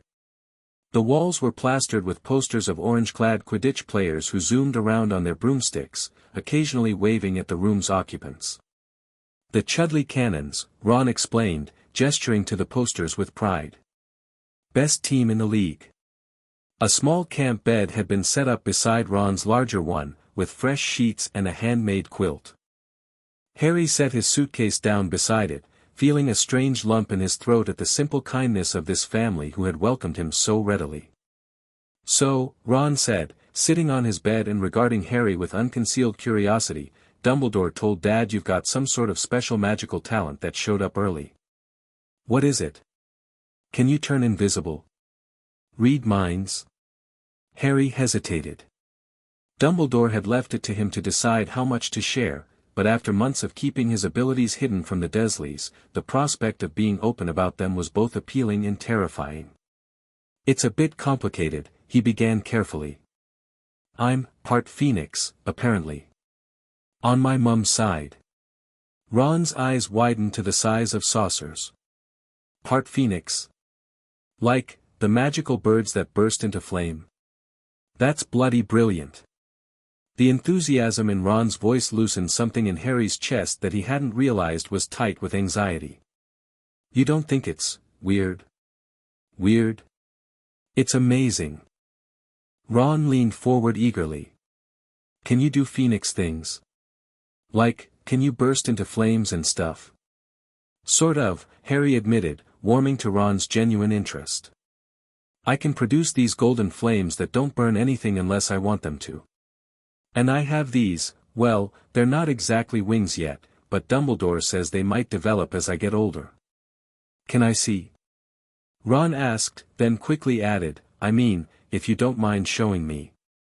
After months of cautious practice with Dumbledore and Fawkes, calling forth the Phoenix fire had become almost second nature. Harry closed his eyes briefly, concentrating on the warm core of energy inside him. When he opened his eyes again, golden light was already dancing across his skin, concentrating most intensely at his back where ethereal flame wings shimmered in the air. Bloody hell, Ron whispered, awestruck. That's the most brilliant thing I've ever seen. The door burst open without warning, causing both boys to jump. Fred and George stood in the doorway, mouths open in identical expressions of astonishment. Well, said Fred, or was it George, recovering first. What have we here? Looks like Ickle Ronikins has made friends with a human torch. Harry hastily reabsorbed the flames, feeling his face heat with embarrassment. Sorry, I was just showing Ron. No need to apologize, Harry, said George, stepping into the room. That was spectacular. Absolutely magnificent, agreed Fred, following his twin. Does Dumbledore know about this little talent of yours? He's the one who explained it to me, Harry said, relaxing slightly at their evident admiration rather than fear. I didn't know what was happening at first. It started this summer, right before I turned 9. Creature inheritance at 9? Fred whistled. That's unheard of. Usually doesn't manifest until magical maturity around 17. If at all, George added. Most creature bloodlines are so diluted by now they never show up. Harry blinked, surprised by their knowledge. You know about this sort of thing? Our great-aunt Muriel, who's absolutely ancient and awful, claims our family has Vila ancestry. Load of rubbish, if you ask us. Though it would explain Charlie's way with dragons. And Bill's success with the ladies. Their ping-pong conversational style made Harry's head spin, but their casual acceptance of his Phoenix nature was immensely reassuring. Look, Harry, George said, suddenly more serious, this is the sort of thing that's going to get attention at Hogwarts. Not all of it good, Fred added. Some old wizarding families get funny about creature inheritances. Prejudiced gits, Ron muttered. So if you need any help, or a timely distraction, or an escape route, we're your men, they finished together with identical roguish grins. Before Harry could thank them, Mrs. Weasley's voice echoed up the stairwell, boys. Dinner. The Weasley kitchen at mealtime was controlled chaos. Dishes floated through the air, serving spoons doled out portions seemingly of their own accord, and conversation flowed as freely as the pumpkin juice. Harry, accustomed to either the silent tension of Dursley mealtimes or the formal politeness of dining with the Hogwarts professors, found himself both overwhelmed and delighted. Mr. Weasley, who had arrived home from work just in time for dinner, proved to be a thin, balding man with the same red hair as his children and an infectious enthusiasm for all things non-magical. So, Harry, he said eagerly, I understand you were raised by Muggles.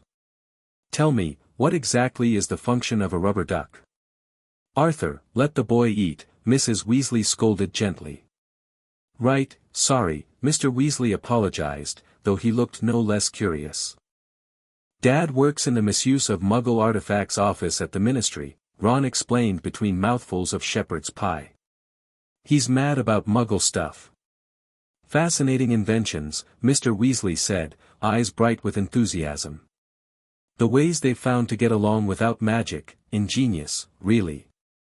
The conversation drifted to upcoming preparations for the school year, Percy's prefect duties, and speculation about who would win the Quidditch World Cup next summer.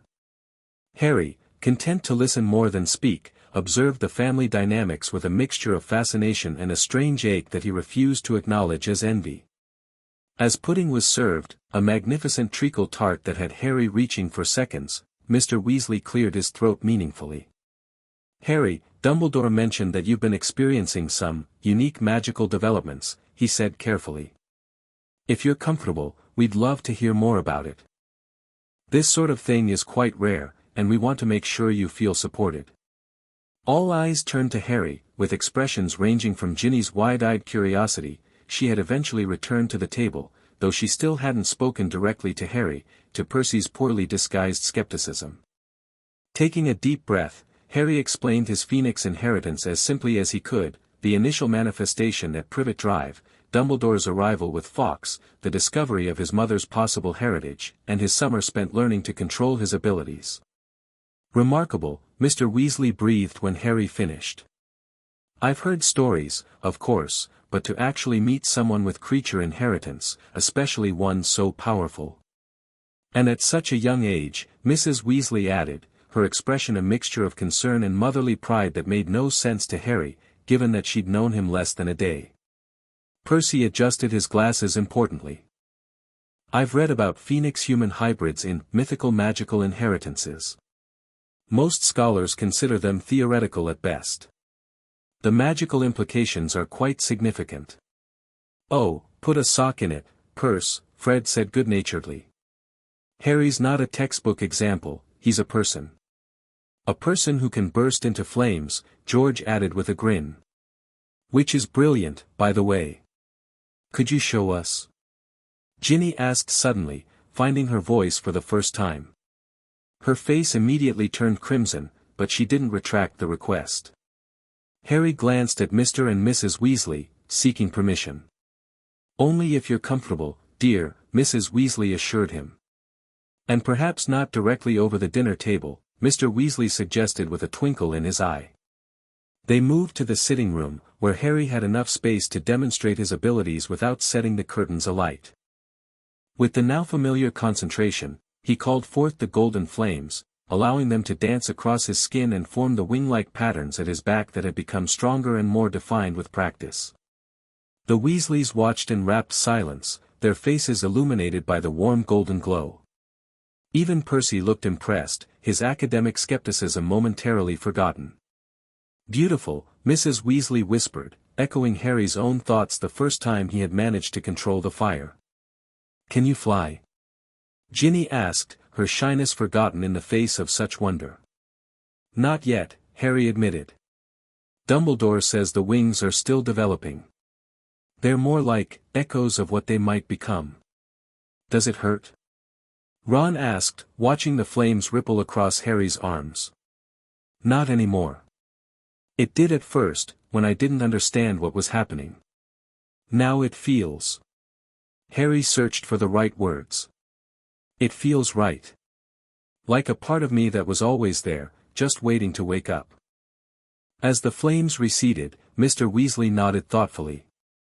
"This will present some challenges at Hogwarts, I expect. Not everyone is as open-minded about magical inheritances as they should be." "Malfoy and his lot will have a field day," Percy said disapprovingly. "Old pureblood families tend to view creature inheritances as contamination of wizard blood." "Which is ridiculous," Mr. Weasley interjected firmly. "Some of history's most powerful wizards had creature ancestry. Merlin himself was rumored to have Selkie blood." "The point is," Mrs. Weasley said, giving her husband and Percy quelling looks, "you'll need friends around you, Harry. People who see you for who you are, not what you are." "He's got us," Ron declared with such simple conviction that Harry felt a lump form in his throat.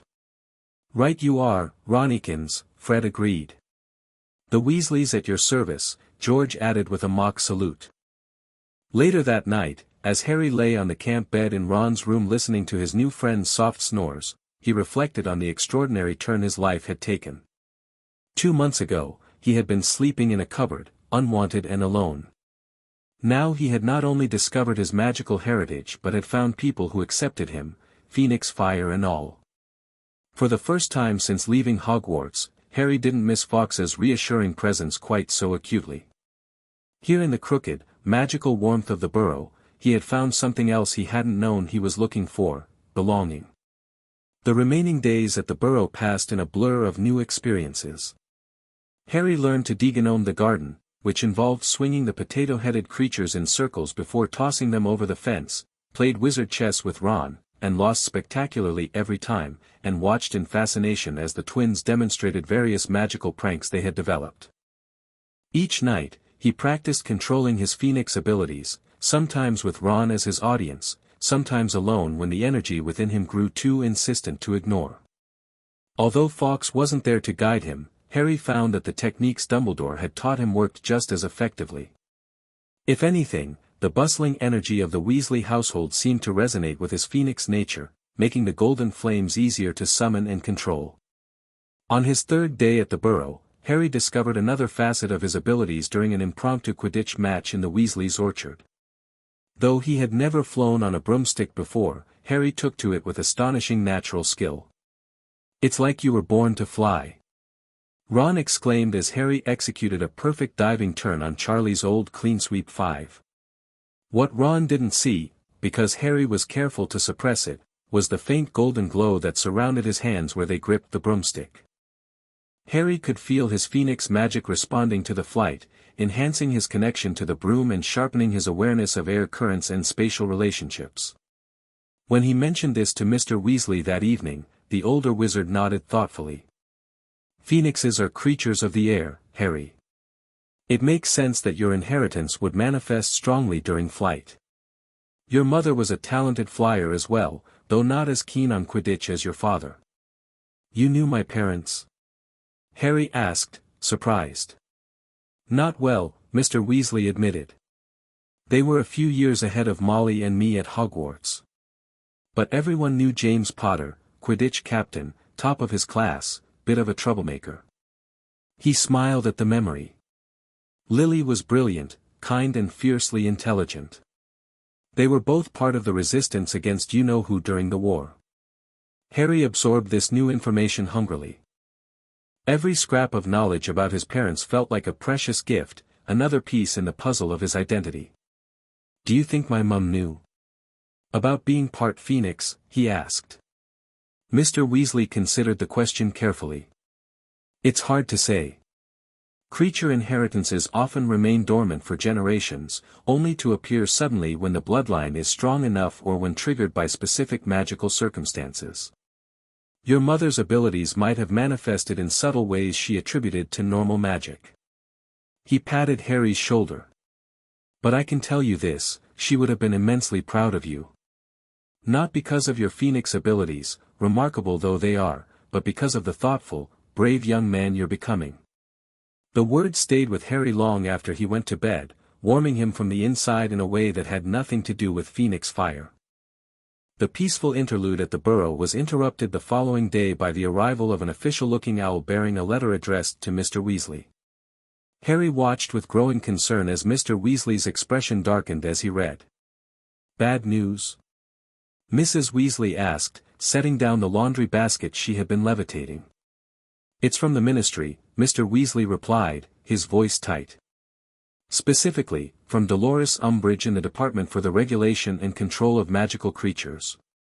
She's heard rumors about Harry's condition, and is requesting an immediate interview to assess the potential threat level." Mrs. Weasley's face flushed with indignation. "Threat level? He's a 9-year-old boy, not a rampaging manticore. Unfortunately, Umbridge has been pushing for stricter regulation of part humans for years," Mr. Weasley said grimly. "She'll use any excuse to advance her agenda." "Who's Umbridge?" Harry asked, his stomach knotting with anxiety. "Senior Undersecretary to the Minister," Mr. Weasley explained. "And a thoroughly unpleasant woman with very particular views about what constitutes a proper witch or wizard." He folded the letter with precise movements. "I'll contact Dumbledore immediately. This isn't something you should have to deal with, Harry." But the damage was done. For the rest of the day, Harry found himself withdrawing, the easy comfort he had found with the Weasleys now shadowed by the reminder that not everyone would view his Phoenix inheritance as brilliant or amazing. To some, like this Umbridge woman, he was potentially dangerous, a threat to be assessed and regulated. That evening, as the family gathered in the sitting room, the fireplace suddenly flared green. Harry jumped back in alarm before remembering the Fleur network. A moment later, Albus Dumbledore stepped gracefully from the flames, his midnight blue robes immaculate despite the mode of travel. "Good evening, Weasleys," he greeted them cheerfully. "I hope I'm not interrupting anything important." "Not at all, Albus," Mrs. Weasley assured him, hastily offering tea and biscuits. "We're grateful you could come so quickly. When Arthur explained the situation, I thought it best to address matters in person." Dumbledore's gaze found Harry, who was trying to make himself inconspicuous in a corner armchair. "How are you finding your stay with the Weasleys, Harry?" "It's brilliant, sir," Harry replied honestly, despite his current worries. "Everyone's been really kind." "I'm delighted to hear it." Dumbledore accepted a cup of tea from Mrs. Weasley with a nod of thanks. "Now, I understand there has been some communication from Madame Umbridge regarding Harry's situation." Mr. Weasley produced the letter. "She's demanding an assessment, Albus. Claiming authority under subsection C of the Magical Beings Classification Act." "Yes, I suspected as much," Dumbledore sighed. "Dolores has been most persistent in her efforts to expand the Ministry's oversight of magical beings. However," his eyes twinkled suddenly, "she has overplayed her hand in this instance." "How so?" Mr. Weasley asked. "The act she cites applies specifically to adult magical beings who have fully manifested their non-human characteristics," Dumbledore explained. "As Harry is both underage and still developing his abilities, he falls outside the Ministry's regulatory purview and firmly within Hogwarts' sphere of responsibility as his magical guardian." He pulled a roll of parchment from his robes. "I've taken the liberty of drafting a response, citing the relevant educational statutes and magical guardianship precedents. I believe you'll find it quite comprehensive, Arthur." Mr. Weasley scanned the document, his worried expression gradually giving way to a smile. "This is brilliant, Albus. She hasn't got a leg to stand on." "Not at present," Dumbledore agreed. "Though I fear this won't be the last we hear from Madame Umbridge on the matter." He turned to Harry, his expression gentle but serious. "Harry, I want you to understand something important.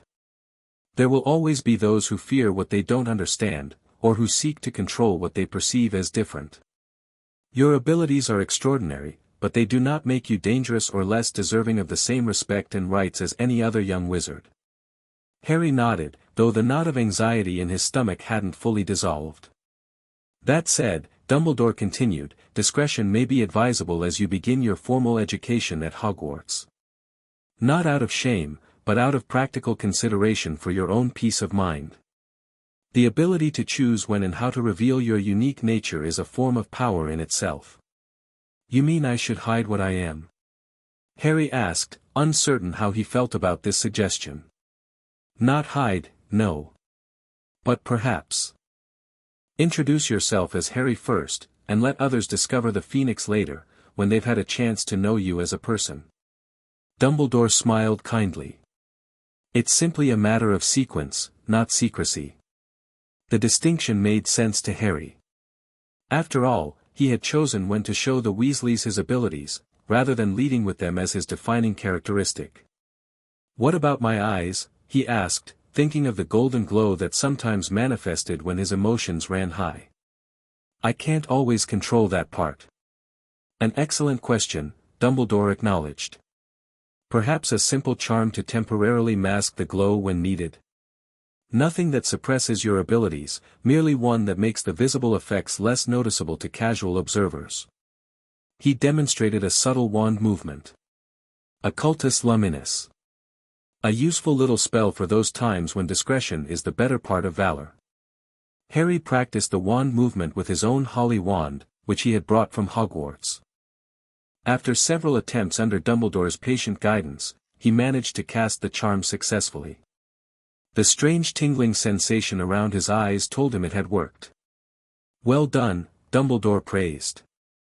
"The charm will fade naturally after a few hours, or you can cancel it with finite incantatem when you're in a secure environment."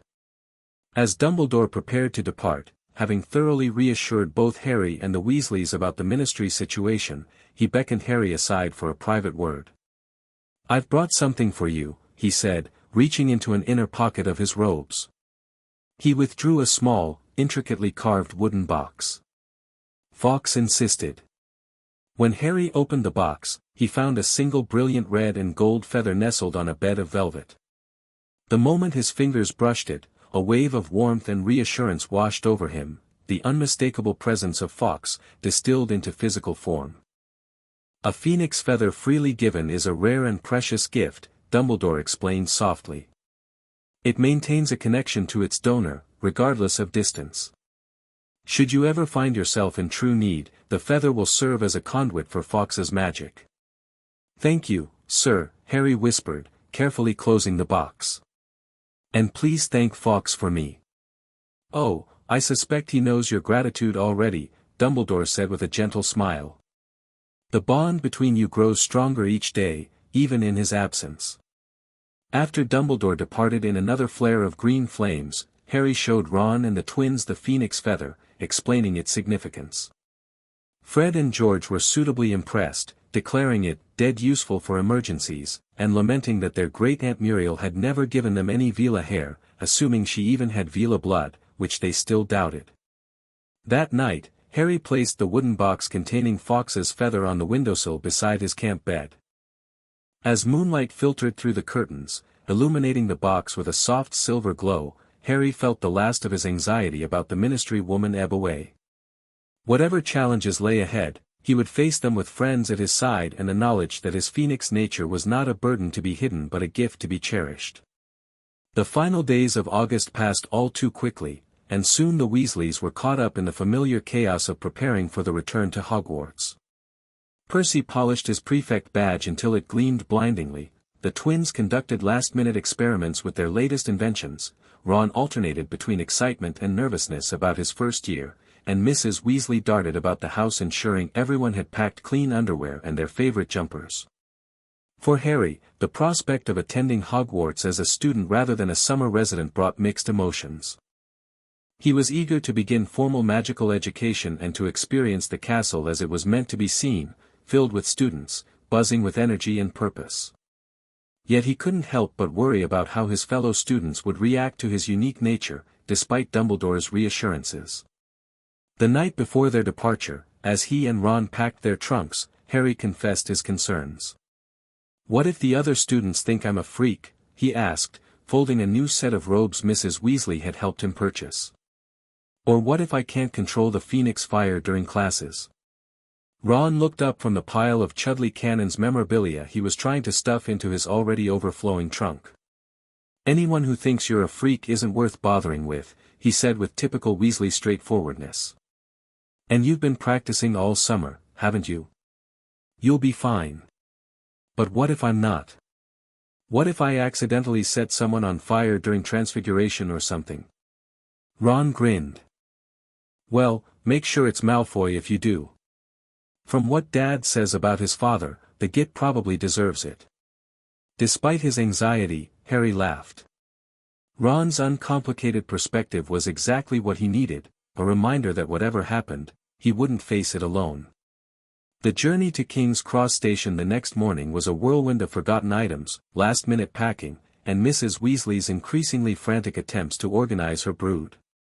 By the time they reached platform 9 3/4, Harry was caught between amazement at the magical barrier and relief that they had made it on time.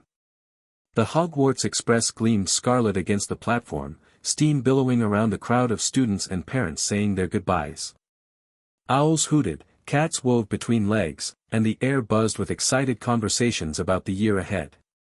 "Fred, George, look after Ron and Harry, won't you?" Mrs. Weasley instructed as they prepared to board. "Percy, dear, have a wonderful term, and don't work too hard." Percy puffed out his chest importantly. "I'll do my best, Mother," though my prefect duties will naturally require significant commitment. The twins exchanged eye rolls behind Percy's back before assuring their mother that Ron and Harry would be perfectly safe under their protection, a promise that seemed to worry Mrs. Weasley more than reassure her. And Harry, she added, suddenly engulfing him in a warm hug that took him completely by surprise, you write to us if you need anything at all.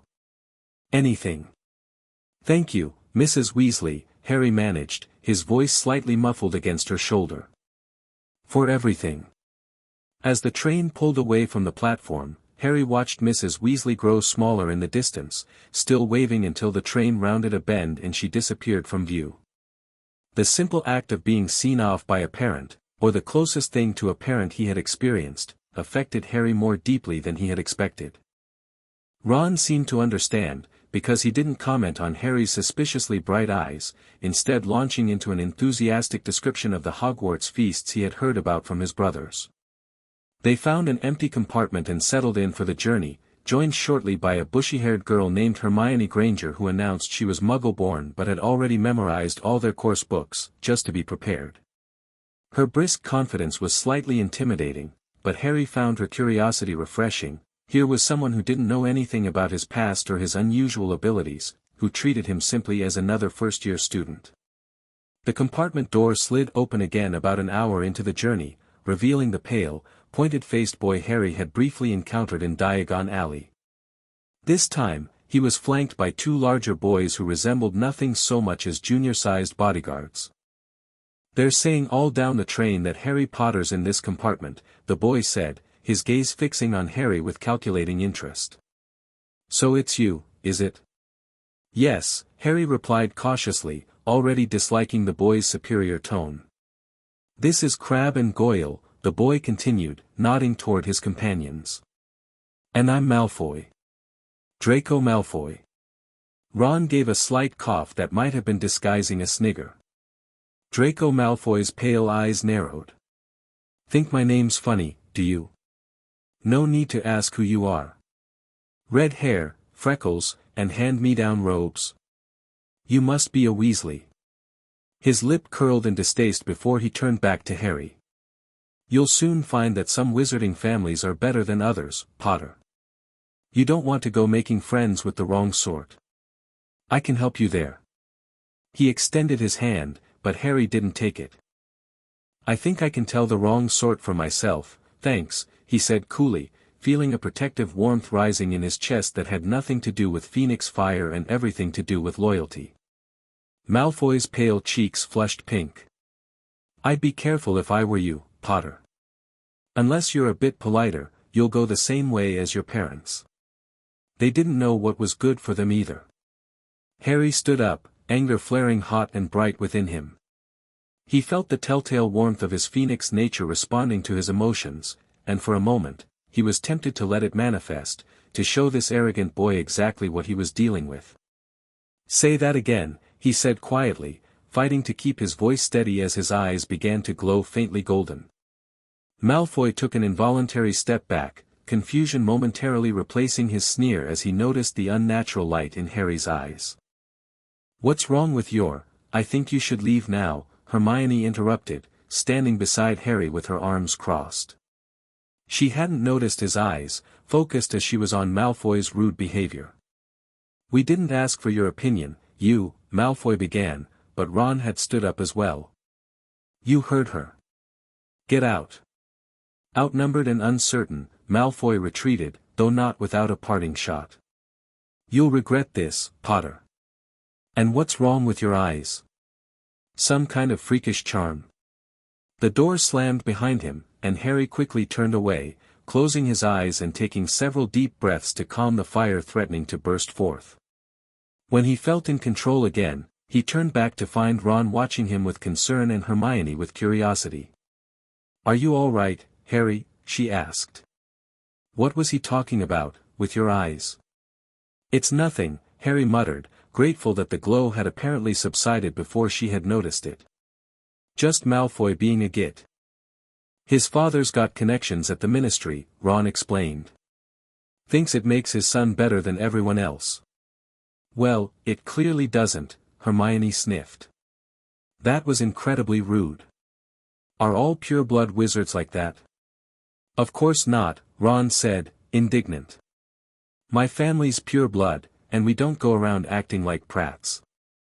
The potential argument was interrupted by a round-faced boy named Neville Longbottom, who appeared at their compartment door looking tearful. Sorry, he said, but have you seen a toad? I've lost mine. No, sorry, Harry replied, grateful for the distraction. I'll help you look, Hermione offered, jumping to her feet. I'm Hermione Granger, by the way. After she and Neville departed, Ron turned to Harry with a serious expression. Your eyes went all glowy when Malfoy was having a go at you. Does that happen often? Sometimes, when I get really angry or upset, Harry admitted. Dumbledore taught me a charm to hide it, but I was too worked up to use it just then. You'll need to be careful around Malfoy, Ron warned. His type would love to have something to use against you. Dad says Lucius Malfoy was right in you-know-who's inner circle, claimed he was bewitched afterward to avoid Azkaban, that's the wizard prison, he added. Dumbledore suggested I shouldn't advertise the Phoenix thing right away, Harry said. Let people get to know me first, before they find out I'm different. Probably wise, Ron agreed. Though I still reckon it's brilliant. Just imagine Malfoy's face if you burst into flames the next time he insults your friends. The image was so satisfying that Harry laughed, the tension of the encounter dissipating. By the time Hermione returned, without Neville's toad but with extensive information about their impending arrival at Hogwarts, Harry had regained his equilibrium and was looking forward to the feast with genuine excitement. When they finally arrived at Hogsmeade Station, Harry felt a curious sense of homecoming mixed with nervousness. He had spent the summer at Hogwarts, but approaching it now as a student among hundreds of others was an entirely different experience. Furs years over here. Hagrid's booming voice was a welcome sound in the darkness. The giant groundskeeper beamed when he spotted Harry. All right there, Harry. Enjoyin' bein' a proper student now? It's brilliant, Hagrid, Harry confirmed, grinning up at his friend. Right then. Furs years, follow me. The traditional journey across the lake was even more magical than Harry had anticipated. Though he had seen the castle from various angles during his summer stay, viewing it from the water with hundreds of windows glittering against the night sky struck him anew with its beauty and majesty. Inside the entrance hall, Professor McGonagall greeted the first years with her usual stern efficiency, though Harry caught the ghost of a smile directed his way when their eyes met briefly. She explained the sorting ceremony and the house system before leading them into the Great Hall, where the entire school waited to welcome them. Harry had seen the Great Hall many times over the summer, but never like this, for long tables filled with students, golden plates and goblets gleaming in the light of thousands of floating candles, the enchanted ceiling reflecting the starry night sky above. At the high table, he recognized the professors he had come to know during his unusual summer residence. Dumbledore's eyes twinkled as they met Harry's, and he offered a subtle nod of encouragement. Professor Flitwick gave a tiny wave. Even Snape was watching him, though his expression was inscrutable as always. When I call your name, you will put on the hat and sit on the stool to be sorted, Professor McGonagall announced, unrolling a long scroll of parchment. Harry watched as his fellow first-years were called forward one by one. Hermione went to Gryffindor after a brief deliberation by the sorting hat, as did Neville Longbottom. Malfoy was instantly placed in Slytherin, looking smug as he joined Crabbe and Goyle at the table decorated in green and silver. Potter, Harry. As Harry stepped forward, whispers suddenly broke out across the hall. Potter, did she say? The Harry Potter. The last thing Harry saw before the hat dropped over his eyes was the hall full of people craning to get a good look at him. The next thing he knew, a small voice was speaking in his ear. Difficult. Very difficult. Plenty of courage, I see. Not a bad mind either. There's talent, oh my goodness, yes, and what's this? Fascinating, a phoenix core within a human form. I haven't seen one of your kind in centuries. Harry gripped the edges of the stool, surprised that the hat could detect his phoenix nature so easily. "Worry not, young phoenix child," the hat murmured. "Your secret is safe with me. Now, where to put you? You could be great in Slytherin, you know, that phoenix fire would serve you well there." Not Slytherin, Harry thought firmly, remembering Malfoy's sneering face. "No." "Well, if you're sure, better be Gryffindor." The last word was shouted to the entire hall. Harry removed the hat and walked shakily toward the Gryffindor table, where he received the loudest cheer yet. Percy the prefect shook his hand vigorously, while the Weasley twins yelled, "We got Potter! We got Potter!" Hermione made room for him on the bench, beaming. Ron joined him shortly afterward, the relief evident on his face as he slid onto the bench beside Harry. "Brilliant! I was so worried I might end up somewhere else." As Dumbledore rose to deliver his start-of-term announcements, Harry felt a curious warmth in his pocket. Slipping his hand inside, he felt the smooth wooden box containing Fawkes' feather. It was radiating gentle heat, as if the phoenix were welcoming him in absentia. The feast that followed was everything Ron had promised and more. The golden plates filled magically with every kind of food imaginable, and Harry, though no longer subjected to the Dursleys' restrictive portions, still marveled at the abundance and variety. As he ate and talked with his new housemates, Harry occasionally caught glimpses of the teachers watching him, Dumbledore with benevolent approval, McGonagall with a hint of pride, Snape with his usual inscrutable gaze. A new face at the high table also drew his attention, a nervous-looking young man in a purple turban who seemed to be arguing with Snape. "Who's that professor talking to Professor Snape?" Harry asked Percy, indicating the turbaned man. "That's Professor Quirrell. He teaches defense against the dark arts," Percy replied. "Brilliant mind, but terribly nervous. They say he had a bad experience with a vampire in Romania. Been afraid of his own shadow ever since." As Harry looked toward Quirrell, a sharp pain suddenly shot through his scar. He clapped a hand to his forehead with a gasp. "What's wrong?" Ron asked, concerned. "Nothing," Harry said quickly, the pain already fading. "Just a headache." But it wasn't nothing. The sensation had been distinctly unpleasant, almost like a warning. Harry recalled Dumbledore's words about his phoenix nature sometimes perceiving threats his conscious mind couldn't recognize.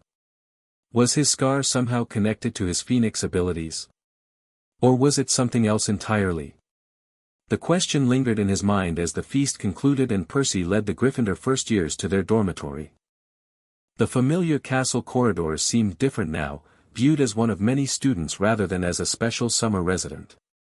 The Gryffindor common room was a cozy, circular space filled with squashy armchairs, with windows that looked out onto the grounds and a fireplace that crackled with welcoming warmth. It immediately felt like a place Harry could call home. In the first-year boys' dormitory, Harry found his trunk already placed at the foot of one of 5 four-poster beds hung with deep red, velvet curtains. Ron claimed the bed next to his, while Neville, Seamus Finnegan, and Dean Thomas took the others. As his dorm mates changed into pajamas and discussed their families and backgrounds, Harry found himself reluctant to join the conversation. How could he explain his unusual summer, let alone his phoenix inheritance? Following Dumbledore's advice, he kept his responses vague, mentioning only that he had been raised by Muggle relatives who weren't fond of magic. Later, as the others drifted off to sleep, Harry lay awake, listening to Neville's soft snores and the rustle of sheets as Ron turned over in his bed. He felt simultaneously exhausted and too wired to sleep, his mind racing with the events of the day and the possibilities that stretched before him. Carefully, making sure the bed curtains were drawn securely around him, Harry removed the small wooden box from his pocket. Opening it revealed Fawkes' feather, which seemed to glow with its own inner light in the darkness. As Harry's fingers brushed the feather, a wave of calm washed over him.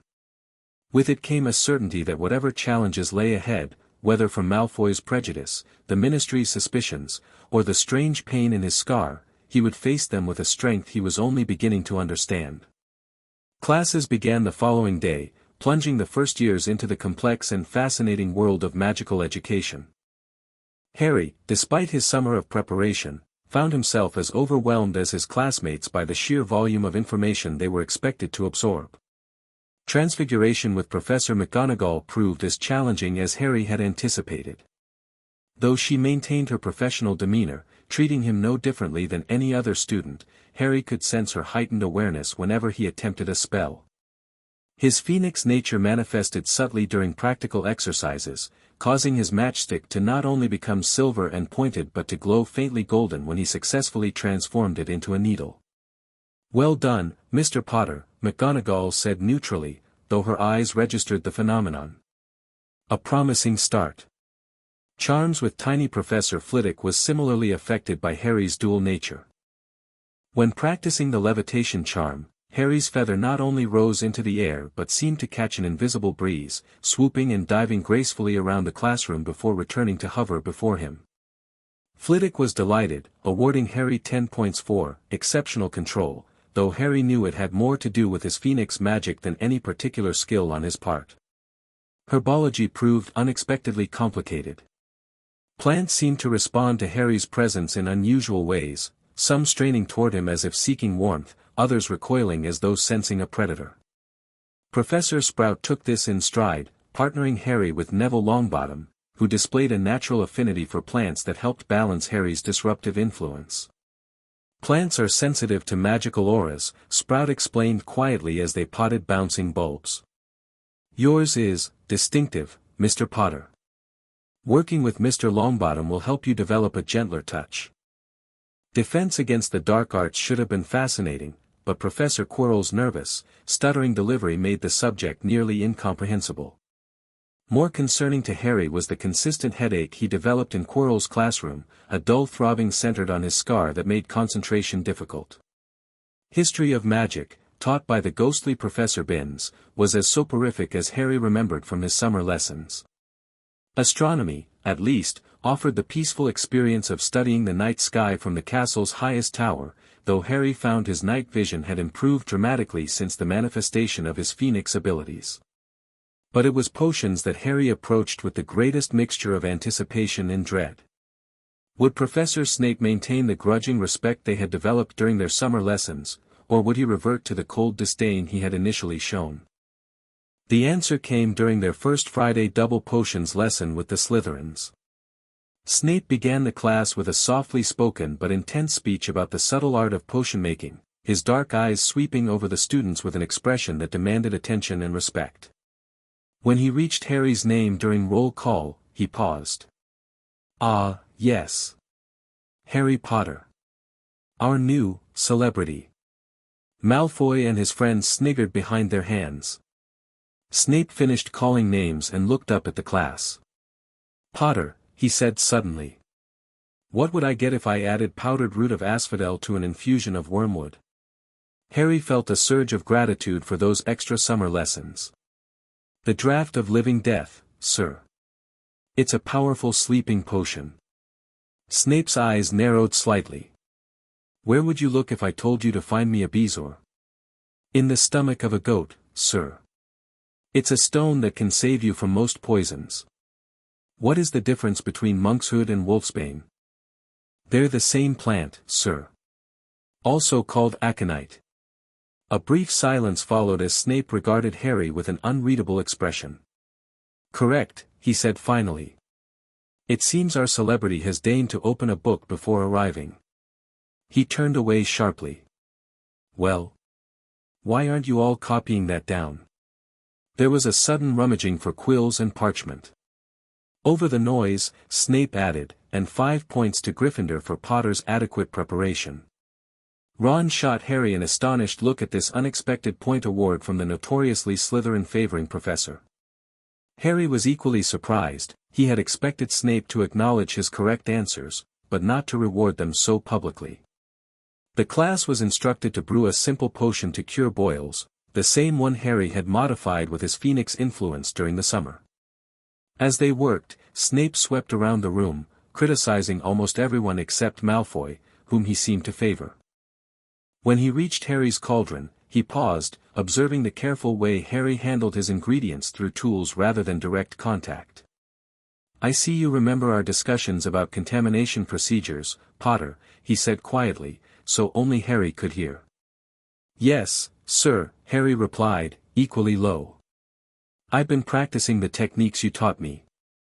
Snape gave an almost imperceptible nod. "Continue." By the end of the lesson, Harry had produced a perfectly adequate cure for boils without any Phoenix-induced modifications, a success he counted as significant as any of the more dramatic manifestations of his abilities. As September progressed, Harry settled into the rhythms of school life while continuing to develop his Phoenix abilities in private. 3 times a week, after classes had ended, he met with Dumbledore in a disused classroom on the 7th floor for what the headmaster called specialized training. These sessions focused not on traditional magic but on the unique aspects of Harry's dual nature. Under Dumbledore's guidance, and occasionally with Fawkes present, Harry learned to channel his Phoenix fire with increasing precision, shaping it into concentrated beams, dispersing it in a protective aura around his body, even using it to warm objects without burning them. "The key to mastering your gifts," Dumbledore explained during one such session, "is understanding that they are not separate from your wizard's magic but complementary to it. The wand channels and focuses, the Phoenix amplifies and transforms." To demonstrate, he had Harry cast a simple shield charm while simultaneously manifesting his Phoenix fire. The result was spectacular, a dome of golden energy that not only deflected Dumbledore's test spell but absorbed it, growing stronger in the process. "Remarkable," Dumbledore murmured, his blue eyes twinkling with scholarly excitement. "The Phoenix nature feeds on magical energy, converting it to a form you can utilize. With practice, you might develop defensive capabilities beyond anything in our current magical understanding." Not all of Harry's Phoenix traits were so dramatic or combat-oriented. During a herbology lesson in late September, Neville accidentally sliced his hand open with pruning shears. Acting on instinct, Harry grabbed his friend's bleeding palm. To everyone's astonishment, including Harry's, a single tear rolled down his cheek and dropped onto Neville's wound, which immediately began to close. "Phoenix tears," Hermione whispered, having witnessed the entire exchange. Her eyes were wide with wonder and dawning comprehension. "They have healing powers. But how did you?" "Not here," Harry muttered, suddenly aware of the curious stares from their classmates. "I'll explain later." Later came that evening in a quiet corner of the Gryffindor common room, where Harry reluctantly revealed his Phoenix inheritance to Hermione and Neville. He had already told Ron, and the twins knew from his stay at the Burrow, but expanding the circle of those aware of his unique nature made Harry distinctly nervous. "That's why your eyes sometimes glow gold," Hermione said, the pieces falling into place. "And why plants react strangely to you in herbology. And why your feather did that swooping thing in charms." "You're not freaked out?" Harry asked cautiously. "Freaked out? Harry, this is fascinating." Hermione's expression was alight with intellectual curiosity. "Phoenix-human hybrids are mentioned in magical inheritances through the ages, but they're considered mostly theoretical or extinct. Do you mind if I research this further? There might be historical cases that could help you understand your abilities better." "Just keep it quiet, please," Harry requested. "Dumbledore thinks it's better if people get to know me first, before finding out about this." "Of course," she agreed instantly. "Though you should know, there are already rumors. People have noticed things, the way fire responds to you in the common room, how your eyes change color when you're emotional." Neville, who had been silent throughout the exchange, finally spoke up. "I won't tell anyone, Harry. And, thanks for healing me today." "I didn't even know I could do that," Harry admitted. "It just sort of happened. That's how magical inheritances often work," Hermione explained, already in full research mode. "The abilities manifest instinctively in response to need or strong emotion, then gradually come under conscious control with practice." Having Hermione and Neville join the small circle of friends who knew his secret was both relieving and concerning. On one hand, it was exhausting maintaining the pretense of being just another first-year wizard. On the other hand, each person who knew increased the risk of the information spreading beyond his control. This fear proved justified when, in early October, Harry overheard Draco Malfoy discussing him with a group of Slytherins in the library. "Father says Potter's got some kind of magical creature blood," Malfoy was saying, his voice low but carrying in the quiet space. "The Ministry's been trying to investigate, but Dumbledore's blocking them at every turn. Typical, special treatment for precious Potter." "What kind of creature?" Pansy Parkinson asked, looking both disgusted and intrigued. "Father wouldn't say exactly, but whatever it is, it's powerful. And dangerous." Malfoy's voice took on a malicious edge. "The Department for the Regulation and Control of Magical Creatures wants to classify him, maybe even restrict his magic. Father says it's only a matter of time before they succeed." Harry retreated behind a bookshelf, his heart pounding. How had Lucius Malfoy learned about his Phoenix inheritance? And was it true that the Ministry was still trying to investigate him, despite Dumbledore's legal countermeasures? He brought these concerns to his next private session with the headmaster, recounting the conversation he had overheard. Dumbledore sighed heavily. "I feared this might happen. Lucius Malfoy has many sources within the Ministry, not all of them ethical. As for the department's continued interest, yes, I'm afraid Madame Umbridge has been quite persistent." "What does she want from me?" Harry asked, frustration evident in his voice. "I'm just trying to learn to control my abilities. I'm not a danger to anyone.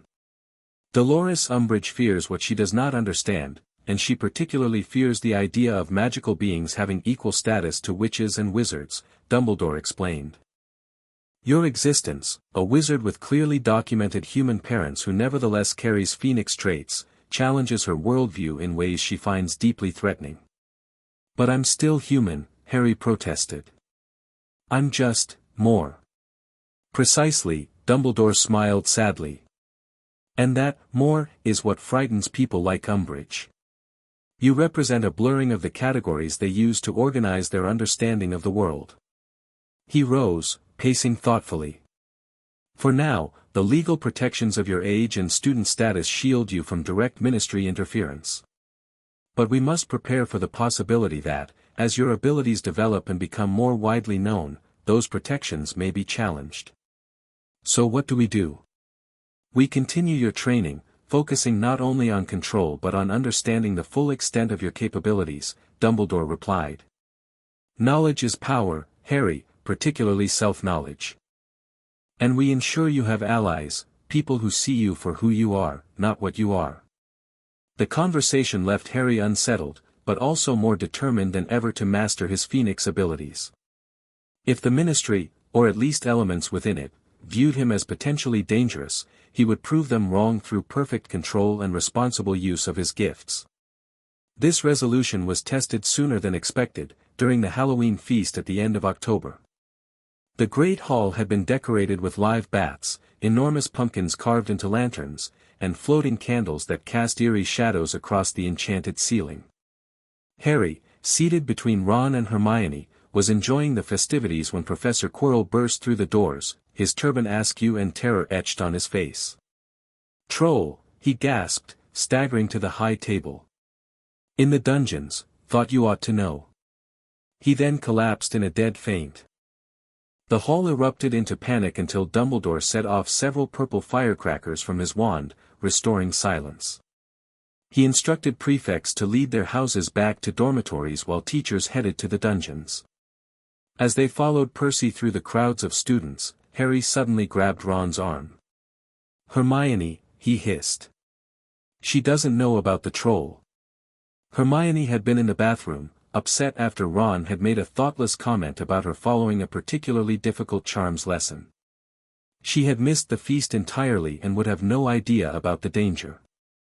Without hesitation, Harry and Ron slipped away from the Gryffindor group, heading toward the girls' bathroom on the first floor where Hermione had been seen last. As they rounded a corner, they heard it, heavy footfalls and a low grunting that raised the hair on Harry's neck. The troll was even more terrifying in person than in description, 12 feet tall with granite-gray skin, a lumpy body like boulders cobbled together, and a small, coconut-sized head perched incongruously atop massive shoulders. The stench emanating from it was indescribable. Worse, it wasn't in the dungeons as Quirrell had claimed. It was on the first floor, heading directly for the girls' bathroom. "Hermione," Ron whispered, his face pale. They ran after the troll, reaching the bathroom just as a high-pitched scream echoed from within. Harry's heart lurched, they were too late. The troll was already inside with Hermione. Without conscious thought, Harry acted. The phoenix fire that normally required concentration to summon burst forth unbidden, golden flames engulfing his body as he charged into the bathroom.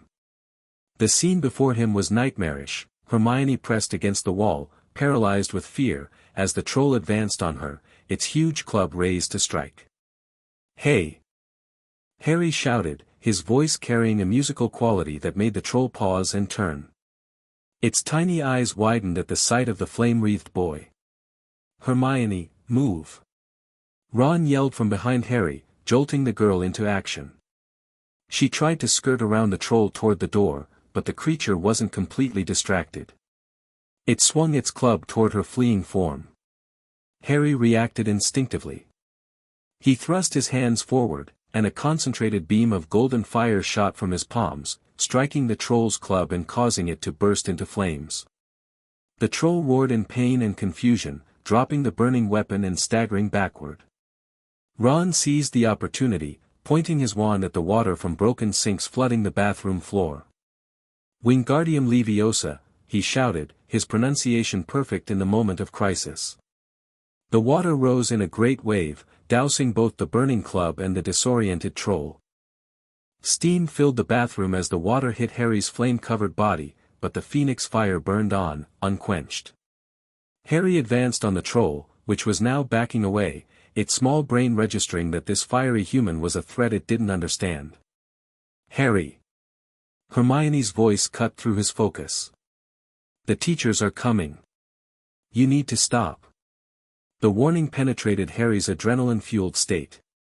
With effort, he pulled the golden flames back beneath his skin, leaving only his eyes glowing as footsteps approached rapidly. Professor McGonagall burst into the bathroom first, followed closely by Snape and Quirrell. She took in the scene, the cowering troll, the destroyed bathroom, 3 first-year students standing amidst the wreckage, with an expression of shocked fury. "What on earth were you thinking?" she demanded, cold anger making her Scottish accent more pronounced than usual. "You're lucky you weren't killed. Why aren't you in your dormitory?" Unexpectedly, it was Hermione who answered. "Please, Professor McGonagall, they were looking for me. I went looking for the troll because I thought I could deal with it on my own. I've read all about them, you see." Ron's jaw dropped at this blatant lie from rule-abiding Hermione, but Harry maintained a carefully neutral expression, willing his still glowing eyes to return to normal before the professors noticed. "If Harry and Ron hadn't found me, I'd be dead now," Hermione continued. Harry distracted it, and Ron knocked it out with its own club. "They didn't have time to fetch anyone. It was about to finish me off when they arrived." McGonagall's skeptical gaze shifted between the 3 students, lingering longest on Harry. Had she seen the remnants of his phoenix fire? Did she suspect Hermione wasn't telling the whole truth? After a tense moment, she spoke. "Miss Granger, foolish girl, how could you think of tackling a mountain troll on your own?"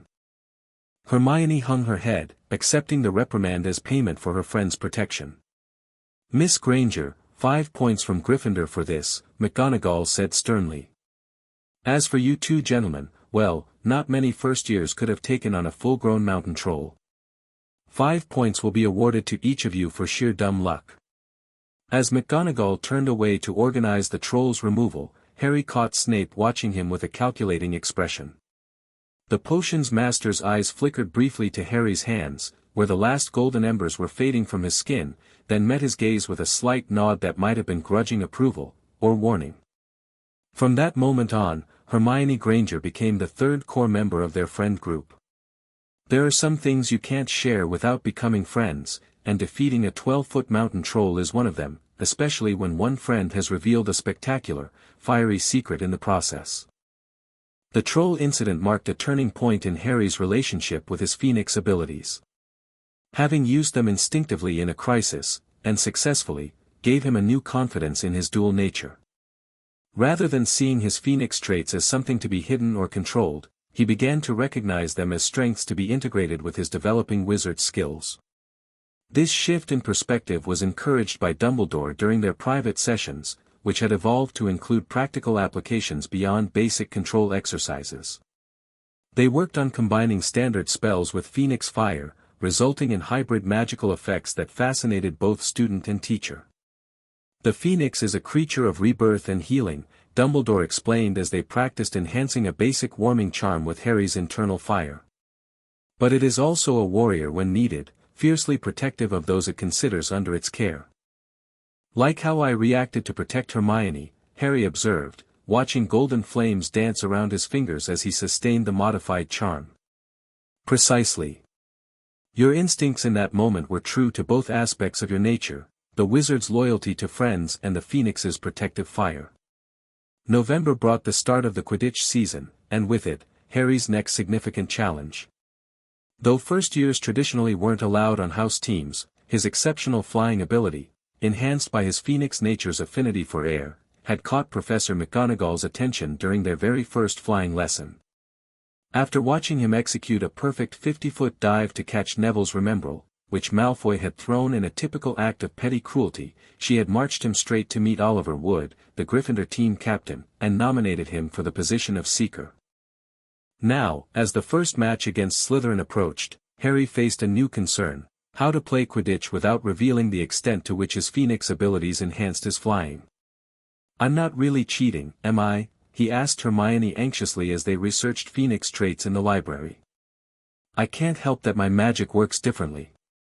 "Of course it's not cheating," she assured him, looking up from Rare Magical Inheritances, Historical Overview.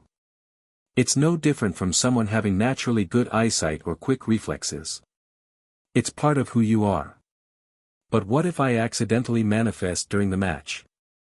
What if everyone sees? We'll cross that bridge if we come to it," she said practically. "For now, focus on the Occultus Luminous charm Dumbledore taught you, and try to stay calm during the game." Easier said than done. As the day of the match dawned cold and bright, Harry found himself so nervous at breakfast that he couldn't eat. His Phoenix fire seemed to be responding to his anxiety, creating an uncomfortable warmth beneath his skin that took constant concentration to suppress.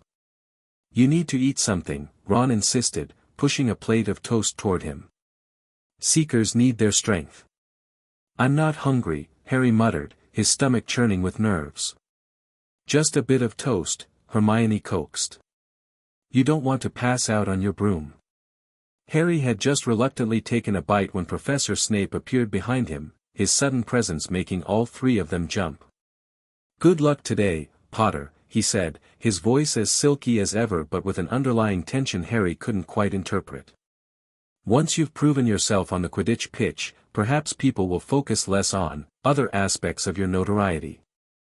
Harry blinked in surprise at what appeared to be well-wishing from the normally caustic professor. "Thank you, sir," he managed. As Snape limped away, Harry had noticed the limp since Halloween, though he didn't know its cause. The potions master added over his shoulder, and do try to maintain appropriate temperature regulations during the excitement of the game. Spontaneous combustion tends to disrupt sporting events. "Did he just make a joke about your Phoenix fire?" Ron whispered, incredulous, as Snape disappeared from the Great Hall. "I think he was warning me to be careful," Harry replied, equally bemused. The warning proved prescient. From the moment Harry kicked off from the ground, soaring into the clear blue sky with the 14 other players, he felt the Phoenix within him respond joyfully to the freedom of flight. Golden warmth surged through his limbs, making his Nimbus 2000, a magnificent racing broom gifted anonymously but which Harry suspected came from Professor McGonagall, respond to his slightest touch as if it were an extension of his body. For the first 15 minutes of the game, Harry managed to keep his phoenix nature in check, circling above the action as Wood had instructed, searching for the tiny golden snitch while avoiding the bludgers that the Slytherin beaters seemed determined to aim exclusively at him. Then, without warning, his broom gave a violent lurch. Harry gripped the handle tightly with both hands, confused. The Nimbus 2000 was a top-quality racing broom, it shouldn't be behaving erratically. Before he could recover, it happened again, as if the broom was trying to buck him off. Harry's heart raced as the broom began to roll and twist beneath him, completely out of his control. Far below, the crowd had noticed his predicament, pointing and gasping as the Nimbus carried him higher and higher, jerking and zigzagging through the air. As panic threatened to overwhelm him, Harry felt the familiar surge of phoenix fire responding to his distress. Golden light bloomed beneath his skin, concentrating particularly in his hands where they gripped the broom handle. To his astonishment, the moment the phoenix fire touched the Nimbus, the bucking stopped. The broom vibrated in his grasp for a moment longer, as if two opposing forces were battling for control, then suddenly went limp, responding once more to his commands. Breathing hard, Harry carefully guided the broom back to a safer altitude. The commentator, Lee Jordan, was excitedly announcing that Potter appeared to have regained control after some kind of weird wobble, but Harry knew it had been more than that. Someone had been jinxing his broom, and his phoenix fire had somehow counteracted the hostile magic. From the corner of his eye, he caught a flash of gold, the snitch.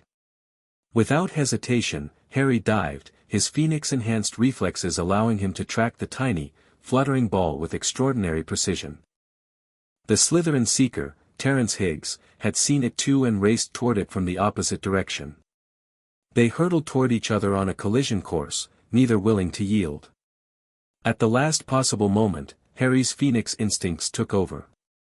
He pulled up sharply, somersaulted in midair, a maneuver that should have been impossible on a broomstick, and swooped down on the other side, inches from the ground. As gasps and cheers erupted from the stands, Harry stretched out his hand and closed his fingers around the struggling snitch. He pulled out of the dive just in time to avoid crashing, holding the snitch triumphantly aloft. The stadium exploded with noise as the Gryffindor supporters roared their approval.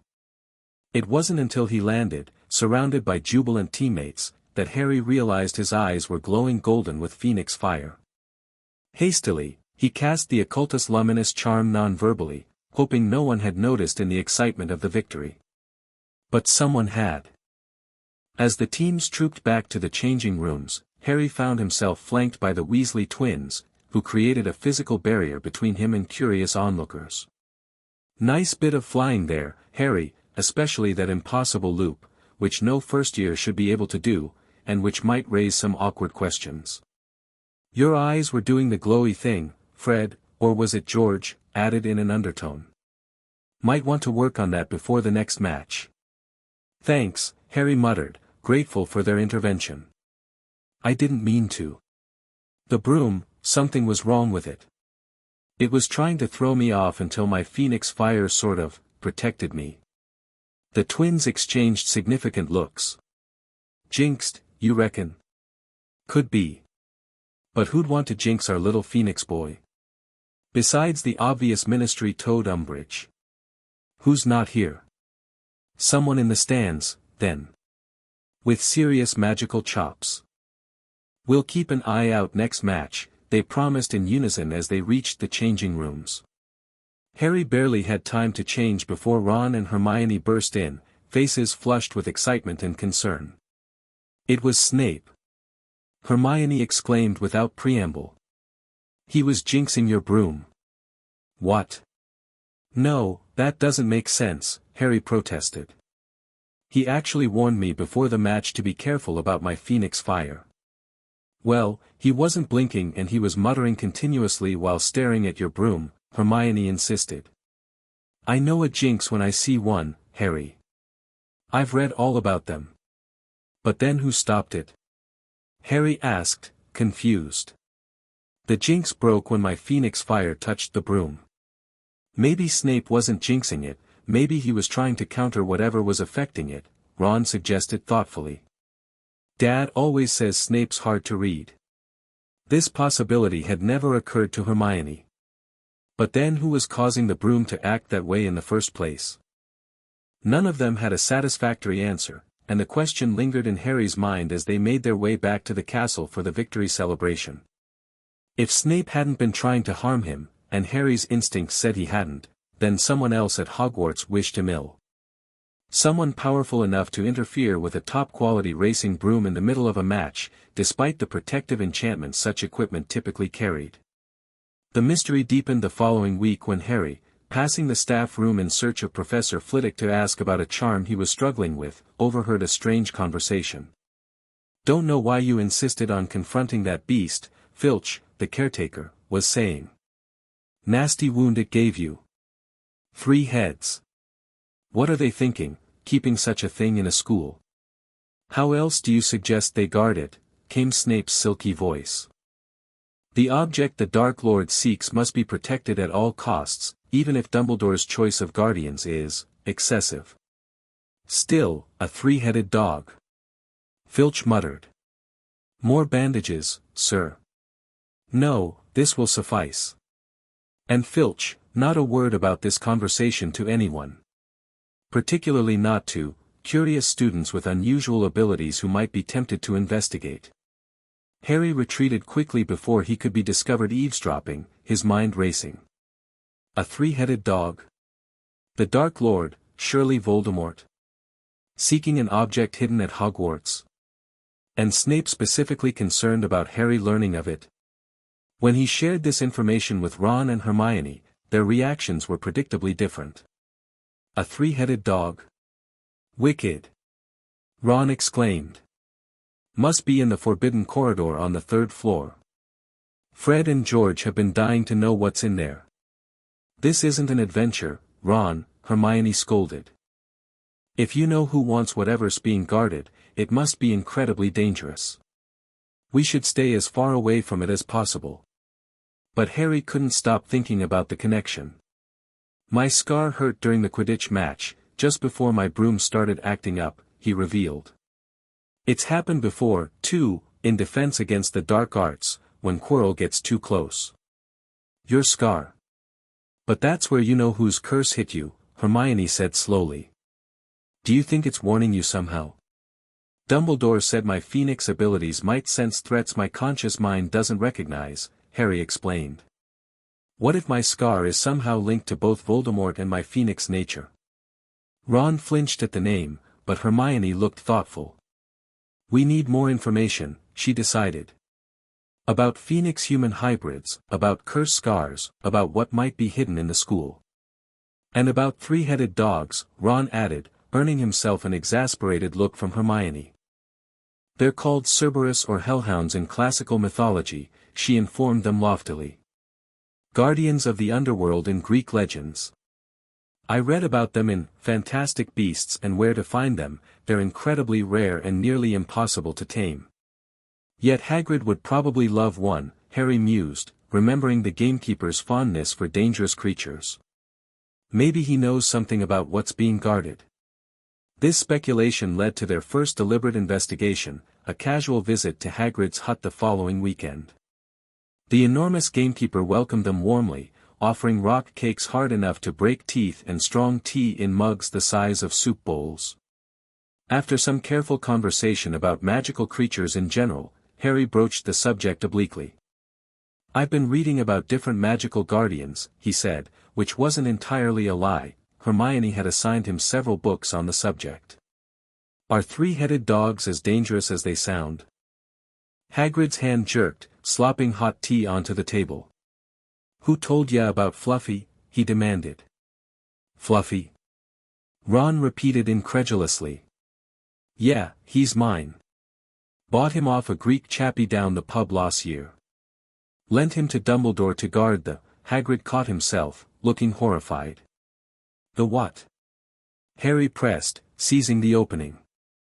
Now, don't ask me any more, Hagrid said gruffly. That's top secret, that is.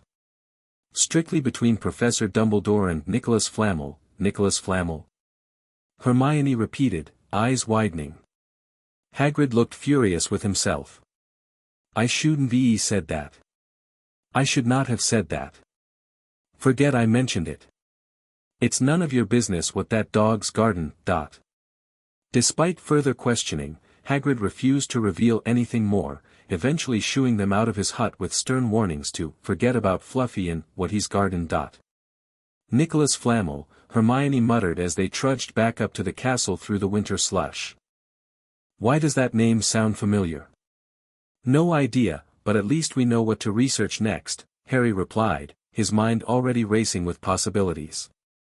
If Voldemort was seeking whatever this Flamel person had created, and if it was connected to the pain in Harry's scar and possibly his Phoenix abilities. The mystery would have to wait, however, as the end of term approached with a flurry of assignments and tests. Harry divided his time between regular classes, Quidditch practice, private sessions with Dumbledore to develop his Phoenix abilities, and surreptitious research with Ron and Hermione into Nicholas Flamel. It was during one of his sessions with Dumbledore, 2 days before the Christmas holidays were due to begin, that Harry finally found the courage to ask about the connection between his scar, his Phoenix nature, and Voldemort. They had been practicing a particularly challenging technique, using Phoenix fire to enhance the Patronus charm, an advanced spell Dumbledore had introduced despite it being far beyond first-year level. The Patronus charm channels positive emotions into a protective force, Dumbledore had explained. Given your Phoenix nature's affinity for protection and healing, the combination could be quite powerful. Indeed, when Harry managed to merge his golden fire with the silvery mist of his developing Patronus, the result was spectacular, a glowing creature that seemed to shift between stag and phoenix forms, radiating warmth and light that filled the entire classroom. As the magnificent apparition faded, leaving Harry breathing hard with exertion and wonder, he seized the moment of companionable silence. Professor, I need to ask you something. About my scar. Dumbledore, who had been examining the lingering traces of golden light with evident fascination, turned to Harry with a suddenly grave expression. What about it, Harry? It hurts sometimes. When I'm near certain people or places. And during the Quidditch match, when my broom was jinxed, my scar burned right before it happened. Like a warning. Harry hesitated, then pressed on. Is it connected to my Phoenix abilities somehow? Or to Voldemort? Dumbledore was silent for a long moment, his blue eyes studying Harry with an intensity that made the boy want to squirm. Finally, he sighed deeply. I had hoped to have this conversation when you were older, Harry. But perhaps that was a mistake. You have shown remarkable maturity in handling the revelations about your Phoenix heritage. He gestured for Harry to sit, conjuring comfortable armchairs with a wave of his wand. What do you know about the night your parents died, Harry? The night you received that scar? Not much, Harry admitted. Just that Voldemort killed them, then tried to kill me, but the curse rebounded somehow. Indeed. What no one fully understands is why the curse rebounded, or what exactly happened in that moment of rebounding. Dumbledore leaned forward slightly. I have a theory, Harry, and it concerns your mother. Harry's heart quickened. My mother? Her Phoenix blood? Possibly, though I suspect she herself was unaware of her heritage. What is documented is that she stood between you and Voldemort, refusing to step aside though he gave her the opportunity to save herself. Dumbledore's eyes were distant with memory or speculation. That sacrifice, a mother's willingness to die for her child, invoked ancient magic, powerful protection based on love. But what does that have to do with my Phoenix abilities? Phoenixes are creatures of sacrifice and rebirth, Dumbledore explained. They endure destruction to be reborn stronger. Your mother's sacrifice, combined with the dormant Phoenix traits in her blood, may have awakened something in you that night, something that allowed you to survive the unsurvivable, to be, in a sense, reborn from the ashes of that terrible event. He gestured to Harry's forehead. That scar is no ordinary curse mark. It represents a connection between you and Voldemort, a connection your Phoenix nature both reacts to and protects against. When your scar hurts, I believe it is that connection activating in some way, and your Phoenix abilities responding defensively. Harry absorbed this information slowly, his mind spinning with implications. So my Phoenix inheritance, it came from my mother, but it might have been fully activated by Voldemort's attack. That is my theory, yes. Magical inheritances often manifest during periods of extreme stress or magical exposure. Few events could be more extreme than surviving the killing curse. And the connection through my scar, is that why I can sense when Voldemort is near? The question slipped out before Harry had considered its implications. Dumbledore's gaze sharpened instantly. What do you mean, Harry? Have you sensed Voldemort's presence at Hogwarts? Caught out, Harry hesitated, then decided honesty was the best approach. My scar hurts in defense against the dark arts sometimes, especially when Professor Quirrell is near me. And during the Quidditch match, when my broom was jinxed, it burned right before everything went wrong. For a long moment, Dumbledore was utterly still, his expression unreadable. Then he rose with a sudden energy that belied his age. Thank you for telling me this, Harry. I think we shall end our session early today. I have matters to attend to. Professor, Harry called as Dumbledore moved toward the door, is Voldemort trying to steal whatever Nicholas Flamel created? Whatever Fluffy is guarding? Dumbledore turned back, genuine surprise flickering across his features before being replaced by resigned amusement. I see you have been conducting investigations of your own. I should have expected no less. His expression became serious once more. I cannot discuss the specifics of Hogwarts security measures, even with you, Harry. But I will say this, be vigilant, trust your instincts, particularly those connected to your phoenix nature, and remember that not all is as it appears at Hogwarts. With that cryptic advice, he departed, leaving Harry with far more questions than answers.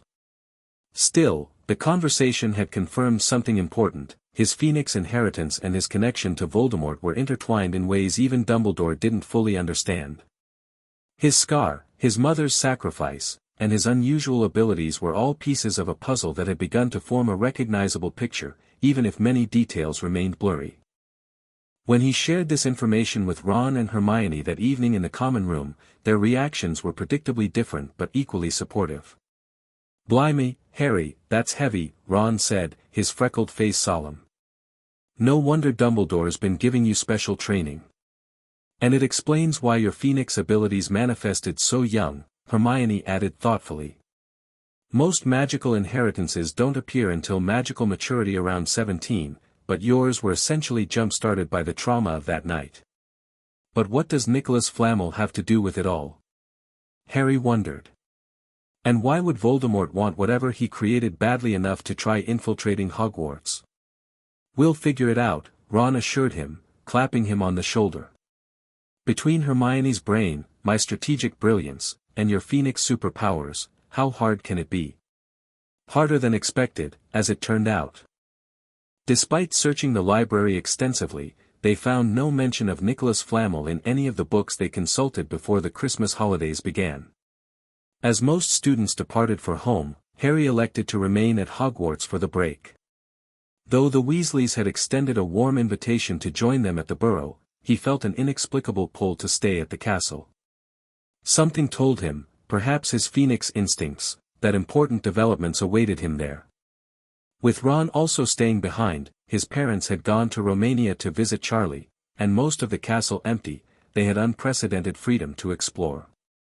Yet even with access to the restricted section under Harry's new invisibility cloak, an anonymous Christmas gift that a note claimed had belonged to his father, they found no reference to Flamel.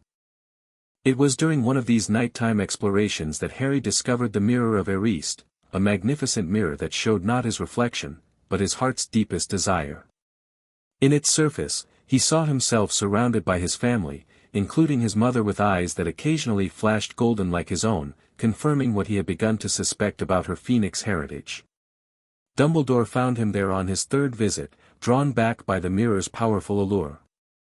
"I see you have discovered the delights of the Mirror of Eriste," the headmaster said softly, appearing from the shadows. "It shows my family," Harry explained, his voice thick with emotion. "My mother, her eyes glow golden sometimes, like mine."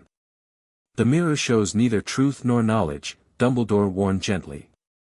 Only the deepest, most desperate desires of our hearts. Men have wasted away before it, entranced by what they have seen, or been driven mad, not knowing if what it shows is real or even possible. But my mother really did have phoenix blood, didn't she? That's how I inherited it. I believe so, yes, though the mirror cannot confirm this. It shows what you wish to see, connection, belonging, understanding of your unique nature. Dumbledore placed a hand on Harry's shoulder. The mirror will be moved tomorrow, Harry, and I ask you not to go looking for it again. It does not do to dwell on dreams and forget to live. As Harry reluctantly prepared to leave, he asked one final question that had been nagging at him. Sir, what do you see when you look in the mirror? Dumbledore's smile was sad and distant. I see myself holding a pair of thick, woolen socks. One can never have enough socks. It wasn't until Harry was halfway back to Gryffindor Tower that he realized Dumbledore had almost certainly not told him the truth. But then, he reflected, it had been quite a personal question. The mystery of Nicholas Flamel was unexpectedly solved after the holidays, not through their research but through a chocolate frog card Ron had been saving. The card featuring Dumbledore mentioned his work on alchemy with Nicholas Flamel, which led Hermione to the critical realization, Flamel was the creator of the Philosopher's Stone, which could transform any metal into gold and produce the elixir of life, granting immortality to the drinker. That's what Fluffy's guarding, she exclaimed, triumphantly producing an enormous old book from her trunk. That's what you know who wants, the Philosopher's Stone. Eternal life, Harry murmured, the implications sinking in. If Voldemort got hold of the elixir of life, he'd come back, Ron finished grimly. And no one would be able to stop him. This discovery lent new urgency to their vigilance. Harry paid special attention during defense against the dark arts, noting that his scar hurt most when Quirrell's back was to him, specifically, when the professor's turban was facing him directly. Combined with Quirrell's suspicious behavior around the third-floor corridor and his convenient absence during the troll incident at Halloween, a disturbing picture began to emerge. You think Quirrell is working for Voldemort? Hermione whispered incredulously when Harry shared his suspicions. But he's so pathetic. Which makes him the perfect cover, Harry pointed out. No one would suspect him. Everyone's too busy watching Snape, who acts suspicious but hasn't actually done anything wrong that we can prove. But Quirrell? The guy's afraid of his own shadow, Ron argued, though with less conviction than Hermione. Maybe that's not fear, Harry said slowly. Maybe it's something else. Nervousness at maintaining his act. Anxiety about serving a dark wizard. Or he didn't voice his darkest suspicion, that perhaps Quirrell was more than just Voldemort's servant. That perhaps the reason his scar hurt most when Quirrell's turban faced him was because Voldemort himself was somehow connected to the stuttering professor. The idea was too horrifying, too outlandish to share even with his closest friends.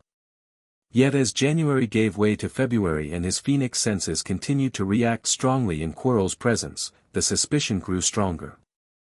During their private sessions, Harry could tell that Dumbledore was watching Quirrell closely as well, though the headmaster never confirmed or denied Harry's concerns when he carefully alluded to them. Instead, Dumbledore intensified Harry's training, focusing increasingly on defensive applications of his phoenix abilities. The combination of wizard's shields and phoenix fire creates protection unlike anything in conventional magical defense, Dumbledore explained as they practiced. Your mother's sacrifice gave you a shield against certain dark magic, your phoenix nature amplifies and extends that protection. By mid-February, Harry could maintain a golden shield of phoenix fire around himself for nearly 10 minutes, a considerable improvement from the brief flares he had managed in the beginning. More impressively, he had discovered that he could extend this protection to others, though the effort drained him significantly. The first time he successfully enveloped Ron and Hermione in his protective aura during a practice session, conducted in secret in an abandoned classroom, the feeling of connectedness had been overwhelming. It wasn't just physical protection, Harry could sense his friends' emotions, their thoughts at the surface level, their very life force joined temporarily with his. Bloody hell, Ron had whispered when the golden dome finally faded. That was like you were inside my head. But not in a creepy way. It was extraordinary, Hermione agreed, her academic interest warring with awe. Like being wrapped in pure positive energy. Is that what it feels like all the time for you, Harry? That warmth? Sort of, Harry had replied, unable to fully articulate the experience. It's like having a second heartbeat, a different kind of magic that works alongside wizard magic but follows its own rules. As winter reluctantly gave way to spring, Harry's control and understanding of his phoenix nature continued to develop. The golden fire responded more readily to his call, manifested more predictably, and drained him less when used. His connection to Fawkes, though the phoenix remained primarily with Dumbledore, grew stronger as well. Sometimes Harry would feel a surge of warmth from the feather he kept beside his bed, a distant greeting or reassurance from the magnificent bird.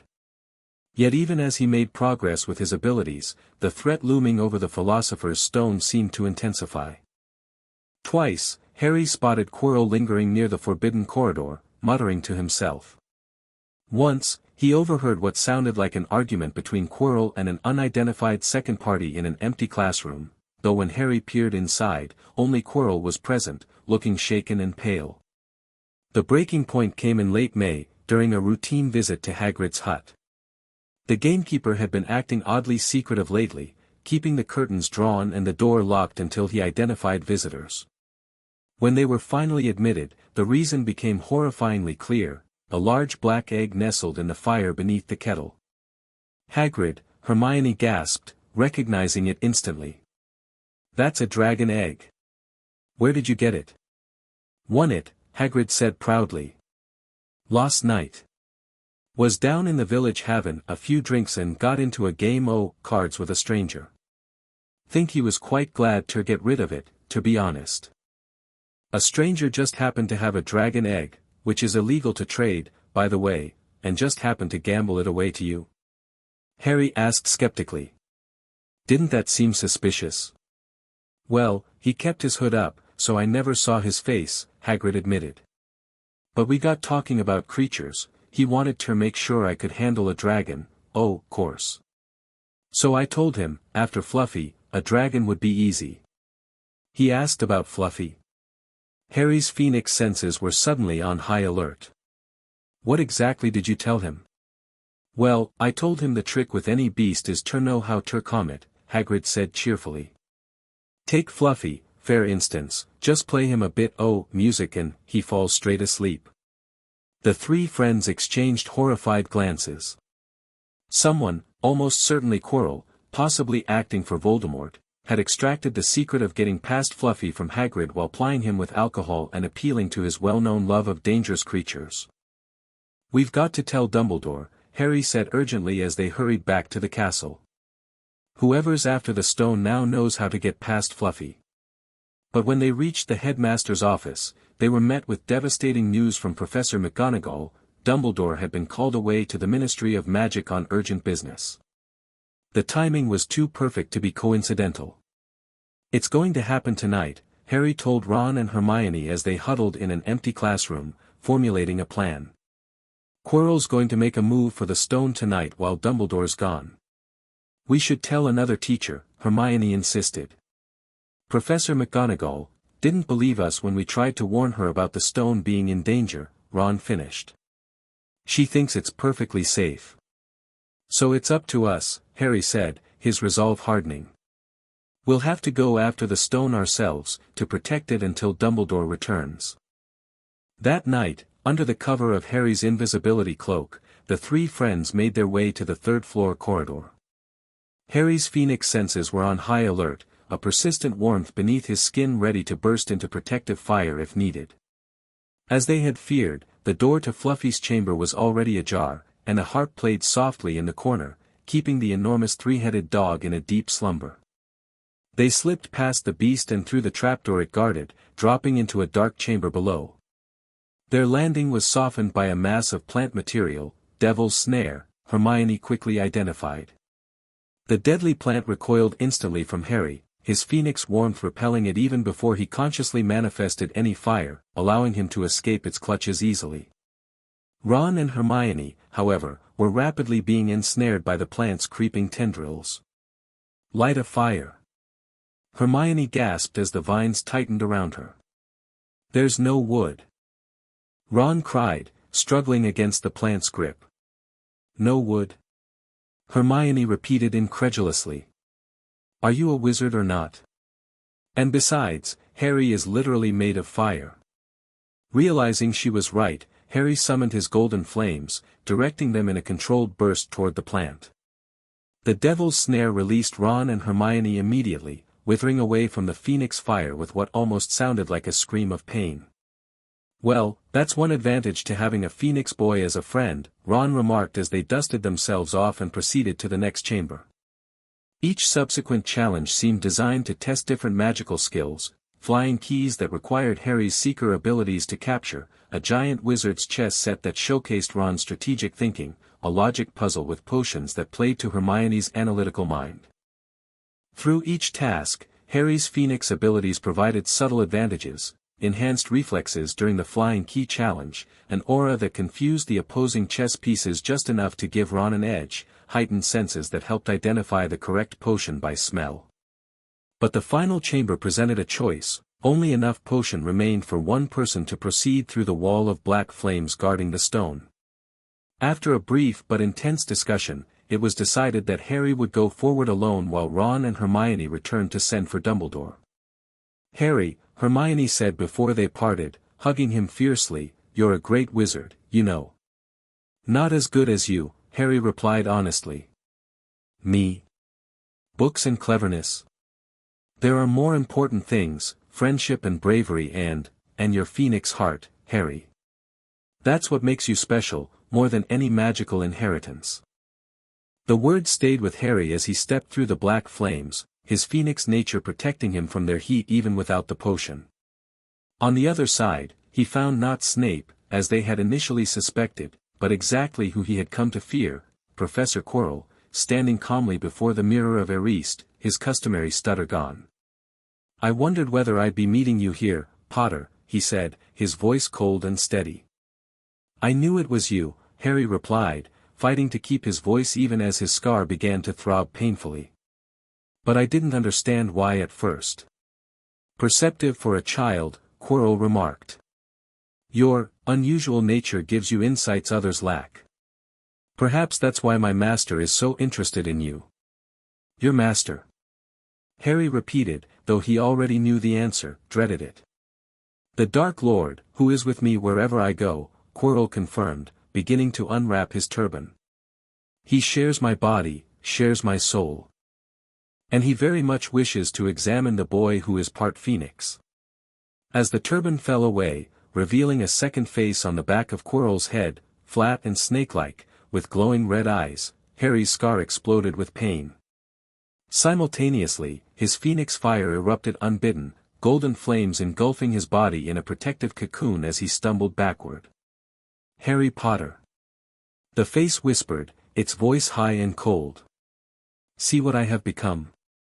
Mere shadow and vapor, forced to share another's body. But you, what have you become, I wonder? Neither fully human nor creature, but something in between. You killed my parents." Harry managed through the pain, the golden flames around him pulsing with his heartbeat. "They were in my way," Voldemort dismissed. "Your father died first, so boringly human. But your mother, there was something unusual in her magic, something I didn't recognize until too late. Something she passed to you, amplified by my curse." "The Phoenix Fire," Harry whispered. "Yes," Voldemort's terrible face twisted in what might have been appreciation or hatred. "Ancient magic, tied to sacrifice and rebirth. She died to protect you, and in dying, awakened something dormant in your blood. Fascinating. I would very much like to understand it better." He instructed Quirrell to seize Harry, to bring him to the mirror. "Perhaps the boy can retrieve the stone where you have failed." As Quirrell advanced, Harry's phoenix instincts took over. The golden fire surrounding him intensified, but rather than retreating, Quirrell reached through the flames, his hands closing around Harry's throat. The effect was immediate and catastrophic, for Quirrell. Where his skin touched Harry's, it blistered and cracked, as if burning from the inside out. Quirrell released him with a howl of pain, staring in horror at his ruined hands. "Seize him!" Voldemort shrieked, and Quirrell lunged again, tackling Harry to the ground. The agony in Harry's scar reached unbearable levels as Quirrell's body began to disintegrate upon contact with his phoenix-charged skin. Harry, acting purely on instinct now, grabbed Quirrell's face with both hands, channeling the golden fire directly into the man's flesh. As Voldemort screamed in rage and Quirrell in agony, Harry felt himself slipping toward unconsciousness, the world narrowing to a tunnel of golden light and unbearable pain. The last thing he saw before darkness claimed him was a familiar crimson and gold shape diving toward him, a phoenix's cry echoing in his mind. Fawkes had come, answering the desperate call of his human counterpart in the moment of greatest need. Chapter 3, Rising from the Flames. Consciousness returned to Harry in fragments. First came sensation, the crisp feel of clean sheets, the distant throb of pain in his scar, the peculiar weightlessness of his limbs. Then sound filtered in, hushed voices, the rustle of fabric, the melodic trilling of a phoenix nearby. Finally, he opened his eyes to the familiar vaulted ceiling of the hospital wing, bathed in golden afternoon light. "Ah, he returns to us," came Dumbledore's gentle voice from somewhere to his right. Harry turned his head, wincing at the stiffness in his neck, to find the headmaster seated beside his bed. Beyond him, perched on the windowsill, Fawkes watched with intelligent dark eyes. "Professor," Harry croaked, his throat dry as parchment. "The stone is safe," Dumbledore assured him, helping Harry sip water from a glass on the bedside table. "Quirrell failed to obtain it. Thanks, in no small part, to you." As the water eased his parched throat, memories flooded back, the gauntlet of challenges beneath the trapdoor, Quirrell unwrapping his turban, Voldemort's face, the searing pain when they touched, golden fire erupting from his skin. Sir, Voldemort was, sharing Professor Quirrell's body, yes. A form of possession I have never encountered before, and hope never to again. Dumbledore's expression grew grave. By the time I returned to Hogwarts, you had already confronted him. I feared I was too late. Fawkes came, Harry remembered, glancing at the phoenix. Right at the end, before I passed out. Indeed he did. Most insistently, I might add. Dumbledore's eyes twinkled briefly. Practically dragged me back from London, trilling with such urgency that I knew immediately something was terribly wrong. We arrived to find you unconscious, Quirrell, beyond help, and the stone untouched. Harry frowned, a detail nagging at him through the fog of memory. Sir, how did I get the stone? I remember Voldemort telling Quirrell to use me to retrieve it from the mirror, but I don't remember actually getting it. Ah, one of my more brilliant ideas, if I may say so myself, Dumbledore smiled. You see, only someone who wanted to find the stone, find it, but not use it, could retrieve it from the mirror of Erist. Your desire to protect the stone from Voldemort, rather than use it yourself, allowed you to obtain it. I had it? Harry asked, surprised. Where is it now? It has been destroyed, Dumbledore said simply. Nicholas and I had a little chat, and we agreed it was for the best.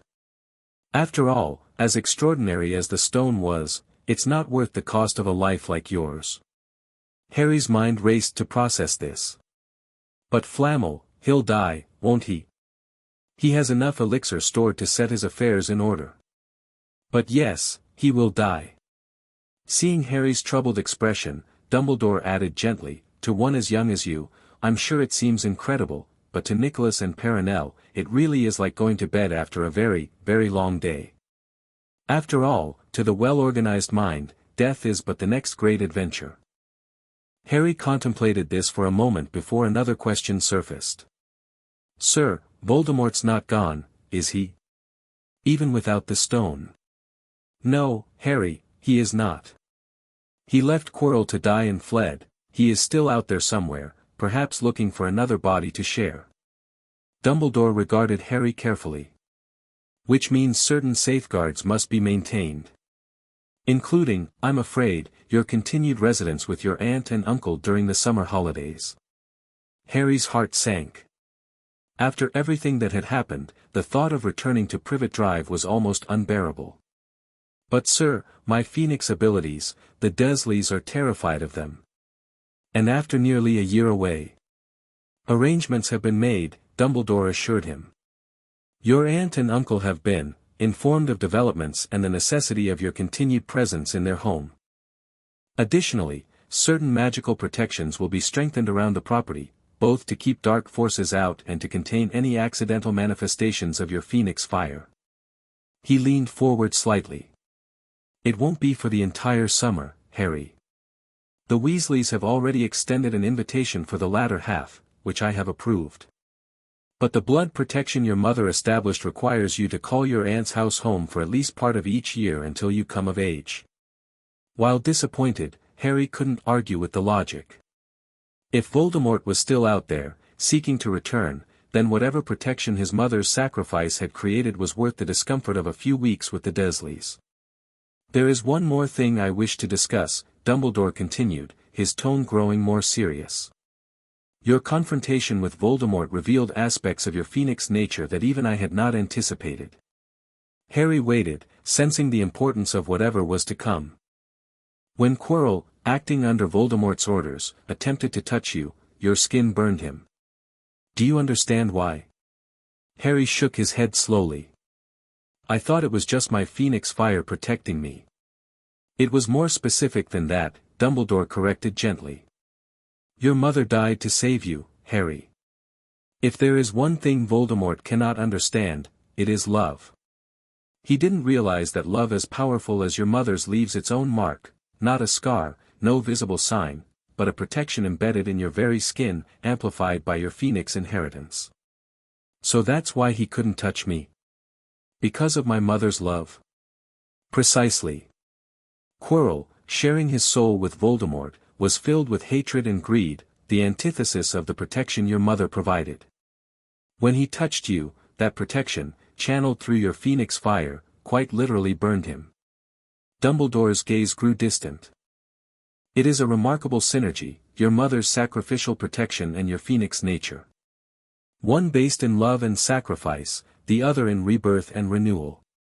Together, they make you uniquely defended against Voldemort's particular brand of evil.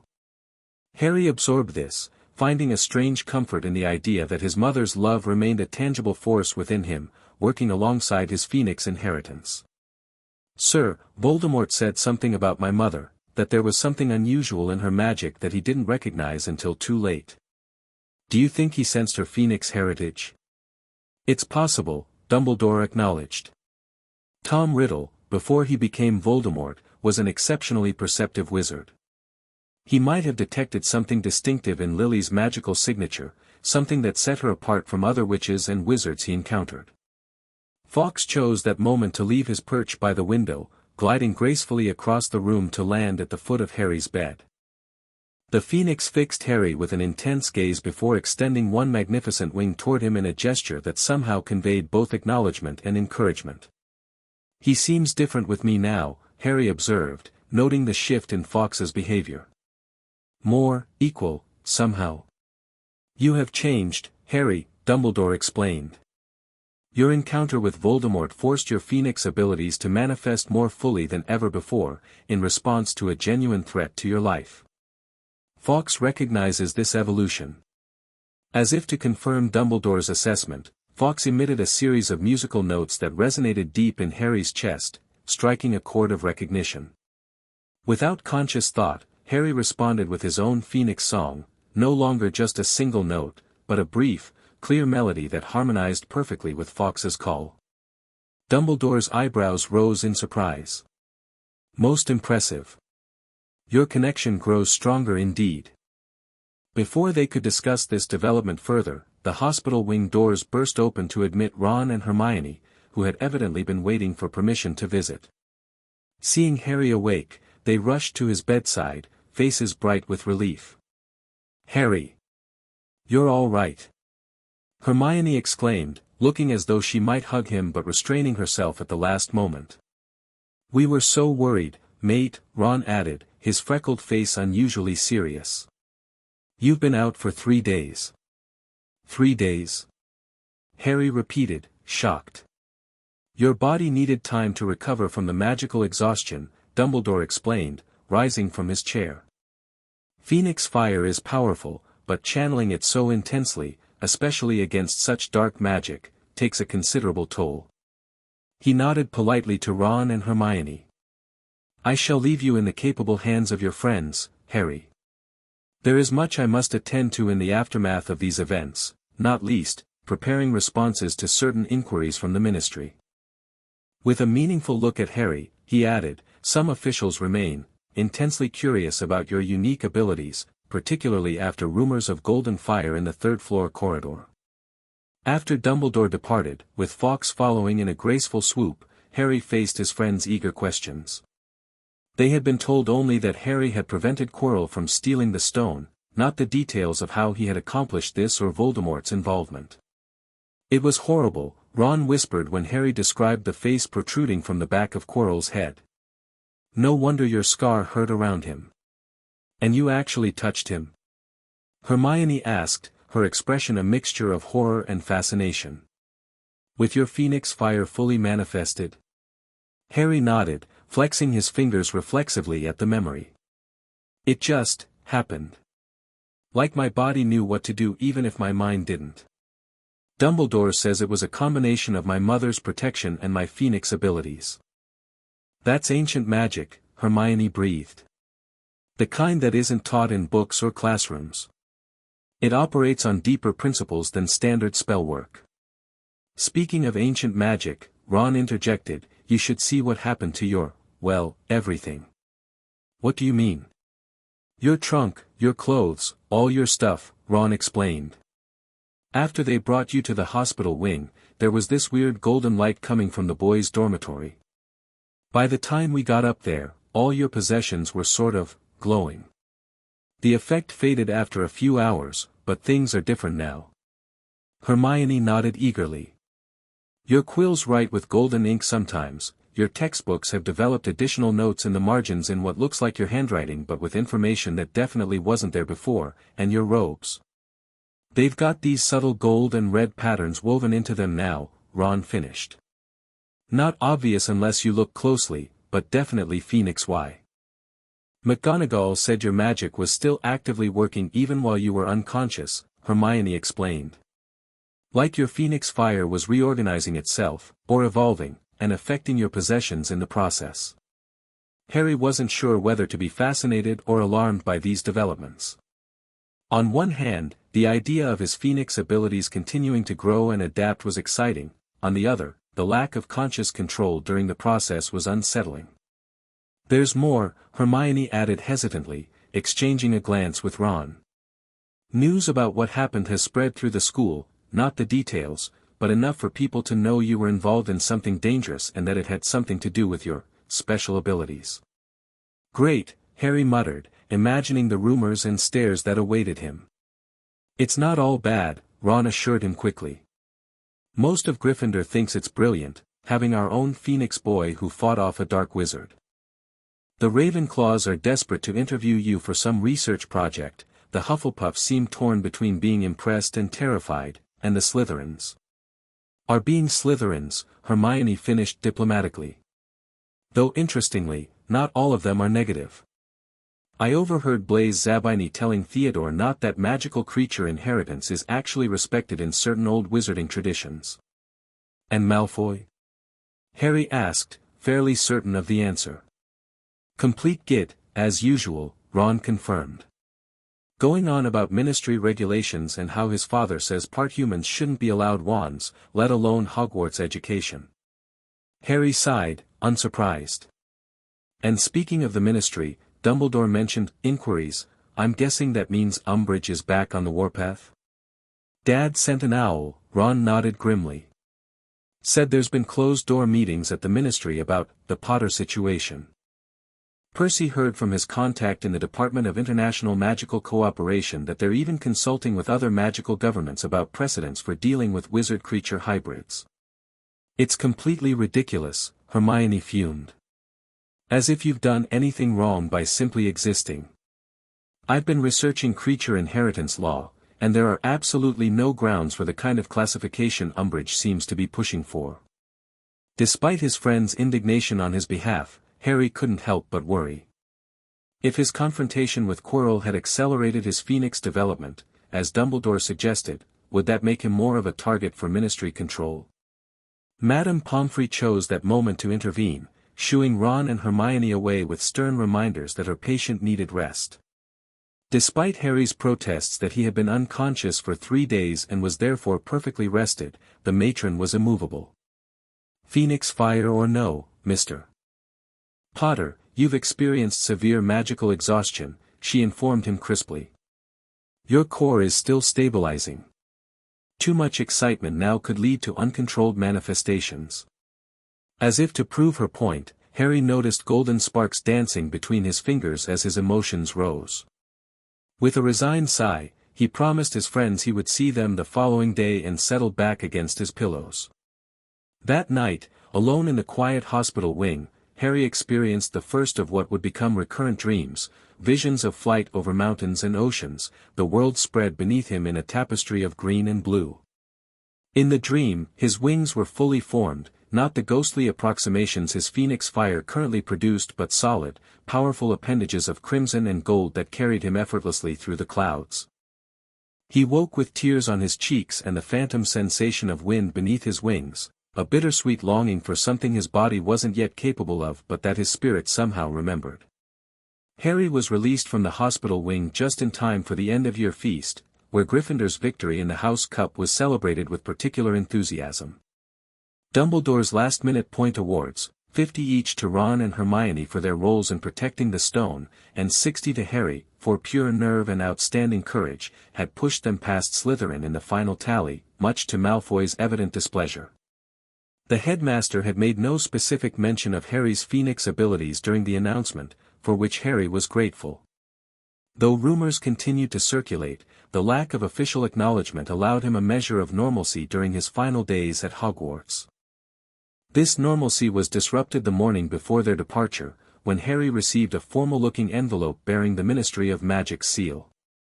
Inside was a brief letter. Mr. Potter, the Department for the Regulation and Control of Magical Creatures requests your presence for an assessment interview at 10 a.m. on July 15. The purpose of this interview is to evaluate your magical status following reports of significant creature trait manifestation.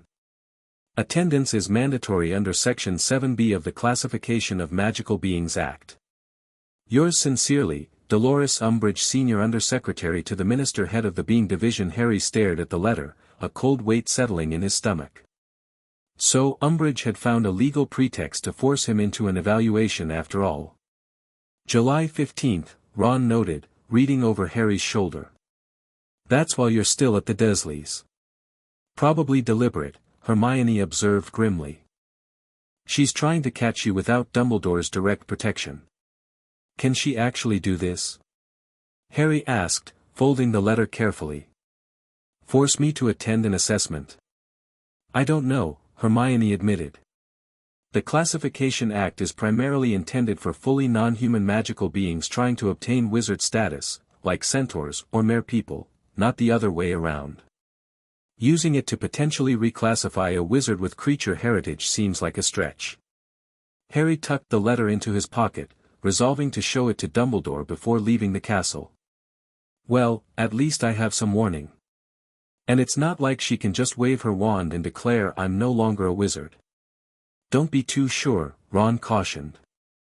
Dad says Umbridge has been gathering support among the more conservative members of the Wizengamot. She's dangerous, Harry, not in an obvious you-know-who sort of way, but in how she twists rules and regulations to get what she wants. This sobering assessment stayed with Harry as he sought out Dumbledore later that day. The headmaster reviewed the ministry letter with a carefully neutral expression that didn't quite hide the concern in his eyes. I suspected this might come, he said finally. Dolores has been most persistent in her inquiries since your arrival at Hogwarts. The events surrounding the stone, though kept largely confidential, have provided her with enough evidence of your significant manifestation to justify formal proceedings. Do I have to go? sir?" Harry asked, trying not to sound as anxious as he felt. "I'm afraid refusal would only strengthen her position," Dumbledore replied. "However, you will not be facing this alone. As your magical guardian, I will accompany you to the ministry. Additionally, I have arranged for an expert in magical inheritance law to advise us, an old colleague who specializes in defending the rights of those with mixed heritage." He handed the letter back to Harry. "In the meantime, I suggest discretion during your stay with your relatives. The protective enchantments around Privet Drive have been reinforced to prevent both intrusion and detection of magical activity, but it would be best to minimize obvious manifestations of your abilities. So no bursting into flames in the garden," Harry said with a weak smile. "Precisely," Dumbledore's eyes twinkled briefly. "Though should you find yourself in genuine danger, do not hesitate to use whatever means necessary to protect yourself. Your safety is paramount, regardless of ministry regulations." As Harry turned to leave, Dumbledore added, "And Harry, remember that your Phoenix inheritance is not merely about fire and wings. The Phoenix represents rebirth, yes, but also healing, truth, and loyalty. These aspects of your nature may prove just as important as the more dramatic manifestations." On the Hogwarts Express the following day, Harry shared Dumbledore's advice with Ron and Hermione as they discussed strategies for the upcoming ministry assessment. "He's right about Phoenix symbolism," Hermione nodded thoughtfully. "Historically, phoenixes have been associated with virtue and moral purity.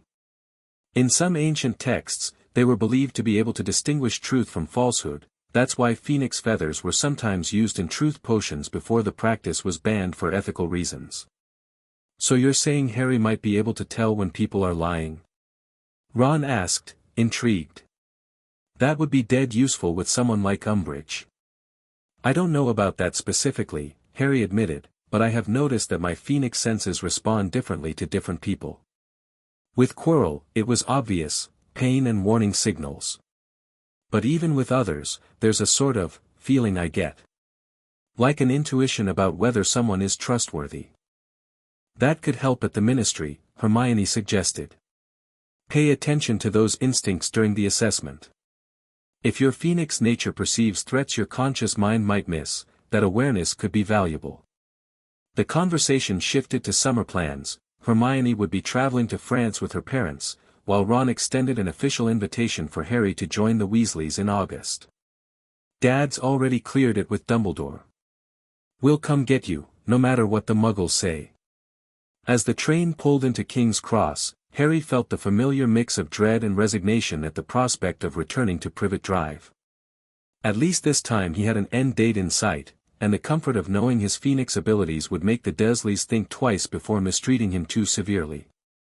Uncle Vernon was waiting beyond the barrier, his face set in its habitual scowl as Harry approached, trunk and Hedwig's cage in tow. "There you are," he grunted, eyeing Harry warily. "Let's get on with it, then. No funny business in public, you understand." "Hello to you too, Uncle Vernon," Harry replied calmly, noting how his uncle flinched slightly when their eyes met. Had Dumbledore told the Dursleys exactly what Harry was capable of now? The thought was not entirely unpleasant. The car journey passed in tense silence, broken only by Vernon's occasional muttered complaints about traffic. When they finally reached Privet Drive, Harry was surprised to find Aunt Petunia waiting in the doorway, her expression unreadable as she watched him exit the car. "Your headmaster sent us a letter," she said stiffly as Harry approached. "About your condition." "My Phoenix inheritance, you mean," Harry replied, deliberately using the proper terminology. Petunia's lips thinned at the word inheritance, a flicker of something, recognition, fear, passing through her eyes. "He says you need your own room now. That it's safer. Dudley's second bedroom has been cleared out." This was unexpected. Harry had assumed he would be returning to the cupboard under the stairs, as unwelcome as ever. "Thank you," he said, genuinely surprised by this concession. "Don't thank me," Petunia snapped. "It wasn't my idea. And there are rules." She thrust a piece of paper at him. Your abilities are to be contained at all times. No fires, no glowing, no abnormalities where the neighbors might see. The headmaster has put some sort of protections around the house, but they won't help if Mrs. Next Door sees you sprouting wings in the garden. Harry accepted the list, which detailed the Dursleys' expectations in Petunia's precise handwriting. It was restrictive, as expected, but not as draconian as it might have been. He would be permitted to keep his trunk and school things in his room, Hedwig could come and go at night as long as she was discreet, and he would have specific times when he could send and receive owl post. One more thing, Petunia added as he made to move past her into the house. That woman from the ministry, the one who sent the letter. She came here, asking questions about you. About your mother. Harry froze. Umbridge? When? Last week. Dressed ridiculously in pink, like some oversized child. Said she was conducting a family history for ministry records. Petunia's expression turned contemptuous. As if I couldn't tell she was fishing for something specific. What did you tell her? Harry asked, heart racing at the thought of Umbridge investigating his maternal line, perhaps seeking evidence of his Phoenix heritage. Nothing she wanted to hear, Petunia replied with unexpected firmness. I told her Lily was perfectly normal until she got mixed up with your father and that lot. That there was nothing unusual in our family history. She fixed Harry with a hard stare. Whatever this Phoenix business is, it didn't come from our side. The Evans family was perfectly respectable and normal, boy. Remember that. With that, she turned and walked back into the house, leaving Harry to ponder this strange interaction. Had Aunt Petunia just, in her own way, defended her sister's memory against Umbridge's investigations? And why was she so adamant that the Evans line couldn't be the source of Harry's inheritance, when all evidence suggested otherwise? These questions accompanied Harry as he lugged his trunk upstairs to Dudley's former second bedroom, now stripped of broken toys and abandoned possessions to create a sparse but functional living space. A narrow bed, a wobbly desk, and a small wardrobe constituted the furnishings, with fresh but faded curtains hanging at the window. As he set Hedwig's cage on the desk and began unpacking the few things he would need immediately, Harry felt a familiar warmth in his pocket. Reaching in, he retrieved the small wooden box containing Fawkes's feather, which was glowing faintly with inner light.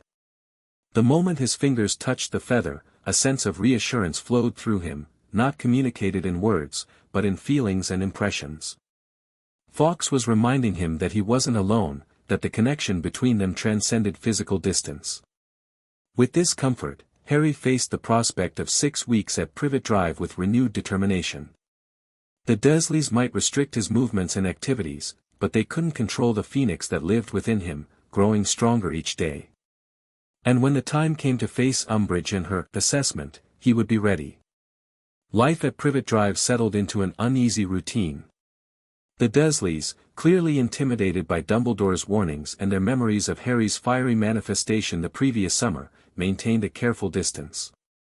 Dudley, in particular, scurried from any room Harry entered, convinced his cousin might spontaneously combust at any moment.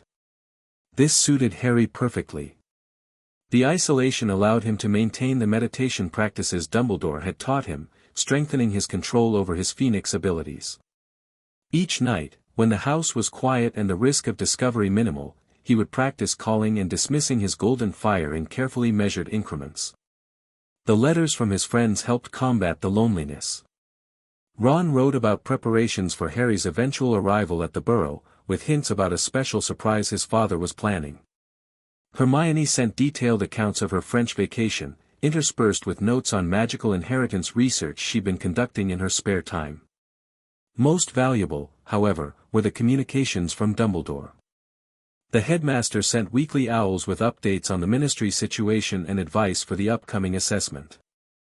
His letters, while never alarmist, made it clear that the threat from Umbridge was serious. Her investigation has expanded beyond mere classification, one such letter explained. Sources within the ministry inform me that she is building a case for your removal from mainstream magical education, arguing that your Phoenix traits make you too unpredictable for a standard learning environment. Another detailed the legal strategy they would employ. Our position remains that your Phoenix inheritance is simply an extension of your innate magical nature, not a separate classification issue. Wizard law has long recognized that magical abilities manifest differently in different individuals, metamorph magi being the most obvious example. We will argue that your Phoenix traits fall within this spectrum of natural magical variation. As July 15 approached, Harry's anxiety grew. Despite Dumbledore's assurances, he couldn't shake the fear that Umbridge might somehow succeed in separating him from the wizarding world he had only just discovered. The night before the assessment, he barely slept, his Phoenix fire responding to his stress by manifesting in small, uncontrolled flares that left scorch marks on his bedsheets. Morning brought Dumbledore himself to Privet Drive, arriving in a perfectly ordinary car driven by a wizard introduced as Kingsley Shacklebolt, an Auror friend, Dumbledore explained, whose discretion we can trust absolutely. Uncle Vernon, clearly expecting some more ostentatious magical arrival, seemed relieved by the mundane transportation, though he still hustled Dumbledore and Harry out of the house with unseemly haste. "Remember what we discussed," Dumbledore advised as they drove toward London. "Answer questions directly but without elaboration. Your Phoenix abilities are a natural part of your magical inheritance, not a separate condition requiring special classification." "And if they ask for a demonstration?" Harry asked nervously. "Politely decline," Dumbledore instructed. "You are not required to perform on command, particularly given your age. If pressed, refer them to the documentation I have provided detailing observations by qualified Hogwarts staff." The Ministry of Magic's entrance through a telephone box in central London seemed almost anticlimactic after the build-up. As they descended into the atrium, Harry was struck by the imposing grandeur of the space: high peacock blue ceiling inlaid with gleaming golden symbols, dark wood floors polished to a shine, a magnificent fountain featuring golden statues of a wizard, witch, centaur, goblin, and house elf. "The Fountain of Magical Brethren," Dumbledore noted, following Harry's gaze. "A rather idealized representation of interbeing relations, I'm afraid. Reality is somewhat more complicated." They checked in at the security desk, where Harry's wand was registered and a visitor's badge proclaiming Harry Potter classification assessment was pinned to his chest. The badge felt like a brand, marking him as something separate, something to be evaluated rather than accepted. The Department for the Regulation and Control of Magical Creatures was located on level 4. As they exited the lift, Harry immediately sensed the difference in atmosphere. The air was charged with a strange mixture of magical energies, some familiar, others alien and unsettling. His Phoenix senses responded with heightened awareness, a prickling warmth beneath his skin that took conscious effort to suppress. "Steady," Dumbledore murmured, noting Harry's discomfort. "Many different magical beings pass through these offices. Your Phoenix nature is likely responding to the residual magical signatures." They were directed to a waiting area outside a conference room, where they were joined by a witch in elegant charcoal robes introduced as Madame Illustra Thornfield, the magical inheritance law expert Dumbledore had mentioned. "Remember," she advised in crisp, precise tones, "this is an assessment, not a trial. You are not accused of anything, Harry. They are gathering information, but that doesn't give them authority over your fundamental status as a wizard. Your Hogwarts acceptance and completion of your first year establish your primary classification beyond reasonable dispute." Before Harry could process this reassurance, the conference room doors opened to reveal a large oval table surrounded by stern-faced witches and wizards. At the head sat a squat woman dressed entirely in pink, with a black velvet bow perched atop her short, curly hair. Her wide, poachy eyes fixed on Harry with an expression of saccharine concern that made his Phoenix senses flare in warning. "Ah, Mr. Potter," she said in a high-pitched, girlish voice that seemed entirely at odds with her appearance. "How good of you to join us. And Headmaster Dumbledore, this is an assessment of Mr. Potter's status, not a school matter. Your presence, while touching, is quite unnecessary. As Mr. Potter's magical guardian, I have both the right and responsibility to be present," Dumbledore replied pleasantly, though Harry detected steel beneath the courteous tone. "As does Madame Thornfield," in her capacity as legal counsel. Umbridge's smile tightened fractionally. Very well. Please, be seated. Let us proceed with minimal fuss. The questioning began innocuously enough, with basic inquiries about Harry's childhood and when he had first noticed unusual manifestations. Guided by Dumbledore's and Madame Thornfield's earlier coaching, Harry kept his responses factual but brief. And these, fiery displays, Umbridge continued, consulting a file before her, they began at age 9, correct? Significantly earlier than typical magical maturation. Yes, ma'am. How curious. Her tone suggested it was anything but curious, rather, precisely what she had expected. And you attribute this to Phoenix heritage through your mother's bloodline? That is our understanding, Dumbledore interjected smoothly before Harry could respond. Though as I have detailed in the documentation provided, such inheritances often skip generations or manifest differently across a family line. A wizard midway down the table cleared his throat, a heavy-set man with a walrus mustache whom Harry recognized from Dumbledore's description as Cornelius Fudge, the Minister for Magic himself. The question before us, Fudge stated importantly, is whether these abilities constitute a classification issue. The boy is clearly magical, but if these Phoenix traits represent a dominant non-human element. Minister, Madame Thornfield interrupted sharply, let me remind the committee that magical inheritance law has well-established precedents. The Metamorphmagus cases of 1749, the elemental sensitivity ruling of 1832, and most recently, the Vila heritage decision of 1976 all confirmed that magical bloodline traits do not alter fundamental wizard classification. This is rather more extreme than color-changing hair, objected a thin witch with an unpleasant nasal voice. We're talking about spontaneous combustion, for Merlin's sake. How can such a child be safely educated among normal wizarding children? Mr. Potter completed his first year at Hogwarts with exemplary control and integration of his abilities, Dumbledore replied calmly. His professors, including several present at this hearing, can attest to his safety and appropriate magical development. Harry glanced around, noticing for the first time that Professor McGonagall was indeed present, sitting rigidly at the far end of the table with an expression of barely contained disapproval directed at Umbridge. Yes, well, Umbridge simpered, anecdotal reports from sympathetic teachers hardly constitute objective evidence. We would need to see a controlled demonstration of these abilities to make any informed assessment. That won't be possible today, Madame Thornfield stated firmly. Mr. Potter is a minor, and wizard law explicitly prohibits compelled magical performance in assessment contexts for underage individuals. Section 12, Paragraph 4 of the Youth Magical Protection Act is quite clear on this point. Umbridge's expression soured momentarily before she regained her falsely sweet demeanor. Of course, of course. We wouldn't dream of violating such protections. Perhaps, then, Mr. Potter could simply tell us more about his experiences. For instance, does he feel more Phoenix than wizard in his personal identity? The question was a trap, Harry realized instantly. If he identified more strongly with his Phoenix nature, they could use that as justification for reclassification. I'm a wizard who happens to have Phoenix abilities, he replied carefully. Just like some wizards can change their appearance or talk to snakes. It's part of who I am, but it doesn't change what I am. A murmur ran around the table, some approving, others skeptical. Umbridge's smile became fixed, her eyes hardening.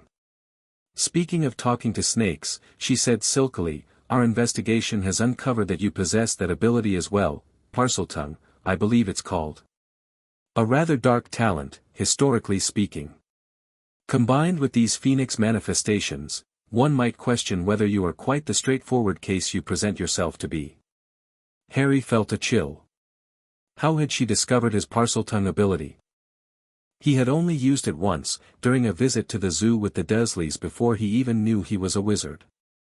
Madam Umbridge, Dumbledore said, his voice now distinctly cooler, if you are suggesting that Mr. Potter's magical gifts, regardless of their nature, somehow impugn his character or status, I must object most strongly. Many wizarding abilities have been unfairly maligned throughout history based on prejudice rather than factual assessment. No one is suggesting anything about character, Headmaster, Umbridge replied with faux innocence. Merely that an unusual constellation of abilities might require special consideration in terms of educational environment and ministry oversight. The implication was clear: she was building a case for removing Harry from Hogwarts, for placing him under direct ministry control. His phoenix fire stirred beneath his skin in response to the perceived threat, golden light briefly flickering in his eyes before he could suppress it. Umbridge caught the momentary glow, her expression triumphant. You see. Uncontrolled manifestations even now. I believe this demonstration, which Mr. Potter has provided voluntarily, supports our concerns. That was not a demonstration, Harry objected, finding his voice despite the fear churning in his stomach. And it wasn't uncontrolled. My phoenix abilities respond to perceived threats, they're protective in nature. The words escaped before he could consider their implications. Across the table, Umbridge's eyes narrowed dangerously. Threats? Are you suggesting, Mr. Potter, that this committee represents a threat to you? I believe, Madame Thornfield interjected smoothly, that Mr. Potter is simply explaining the defensive nature of Phoenix magic in general terms. The abilities respond to his perception of challenging situations, a common trait in many magical inheritances. The fact that he immediately controlled the response demonstrates precisely the mastery we have been describing. The debate continued for another hour, with questions growing increasingly technical and pointed. Throughout, Harry maintained the careful balance Dumbledore and Madame Thornfield had coached, acknowledging his abilities without allowing them to be framed as dangerous or unmanageable. Finally, Minister Fudge cleared his throat again. I believe we have gathered sufficient information for preliminary assessment. The committee will deliberate and issue findings within 30 days. In the meantime, Mr. Potter will remain classified as a wizard with noted special abilities, subject to standard educational protocols at Hogwarts School.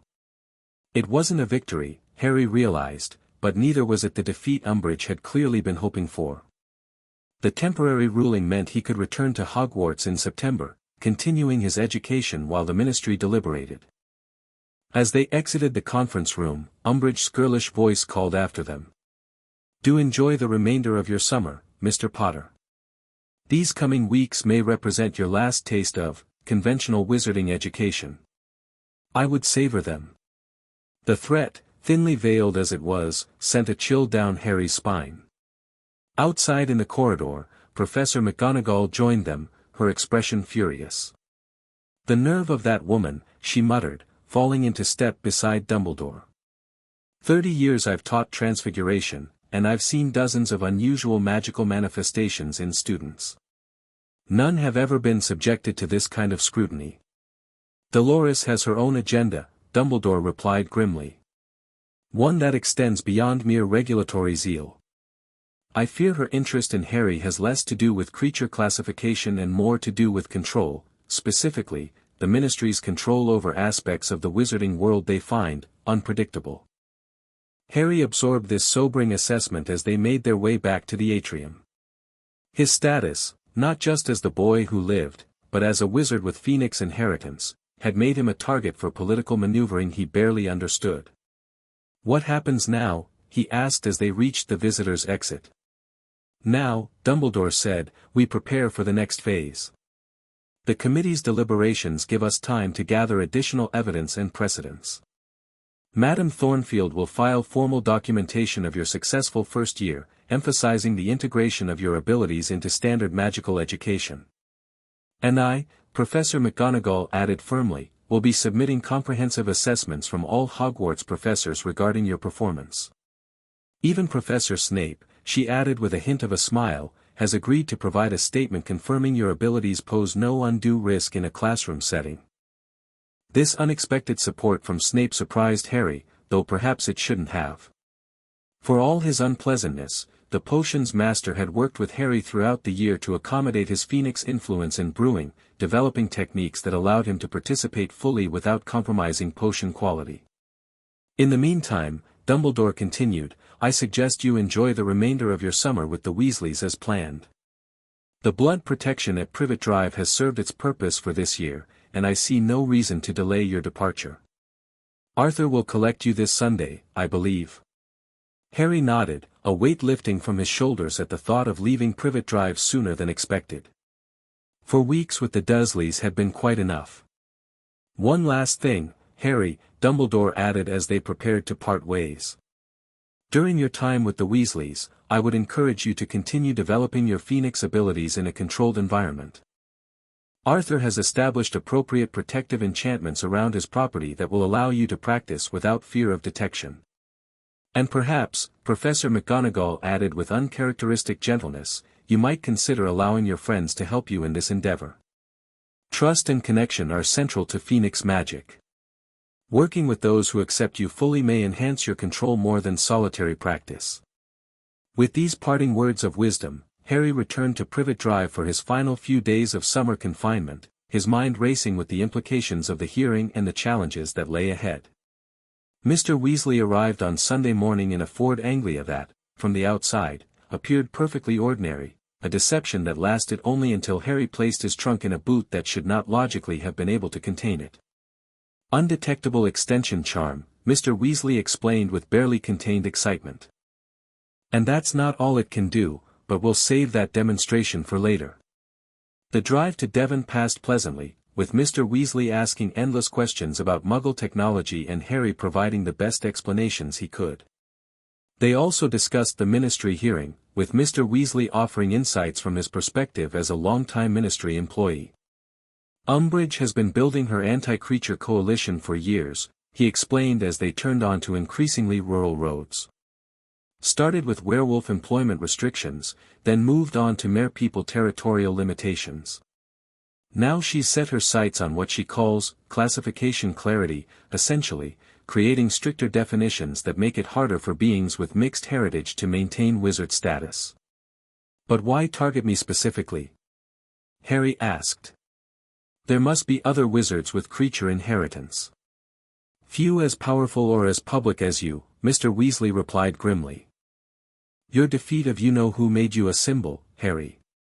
Controlling how people see you, as either a hero or a potentially dangerous hybrid, has political value beyond your individual case. The Burrow, when they finally arrived, was just as Harry remembered, a house that defied architectural logic, rooms added haphazardly until it resembled a stone pigpen with several extra floors stacked precariously on top, held together by what could only be magic. To Harry, it was the most wonderful building in the world. Mrs. Weasley emerged from the kitchen, wiping her hands on her apron as they pulled up. Harry, dear. How wonderful to see you.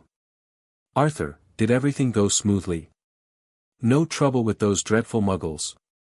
None at all, Mr. Weasley assured her. They seemed quite eager to see the back of him, actually.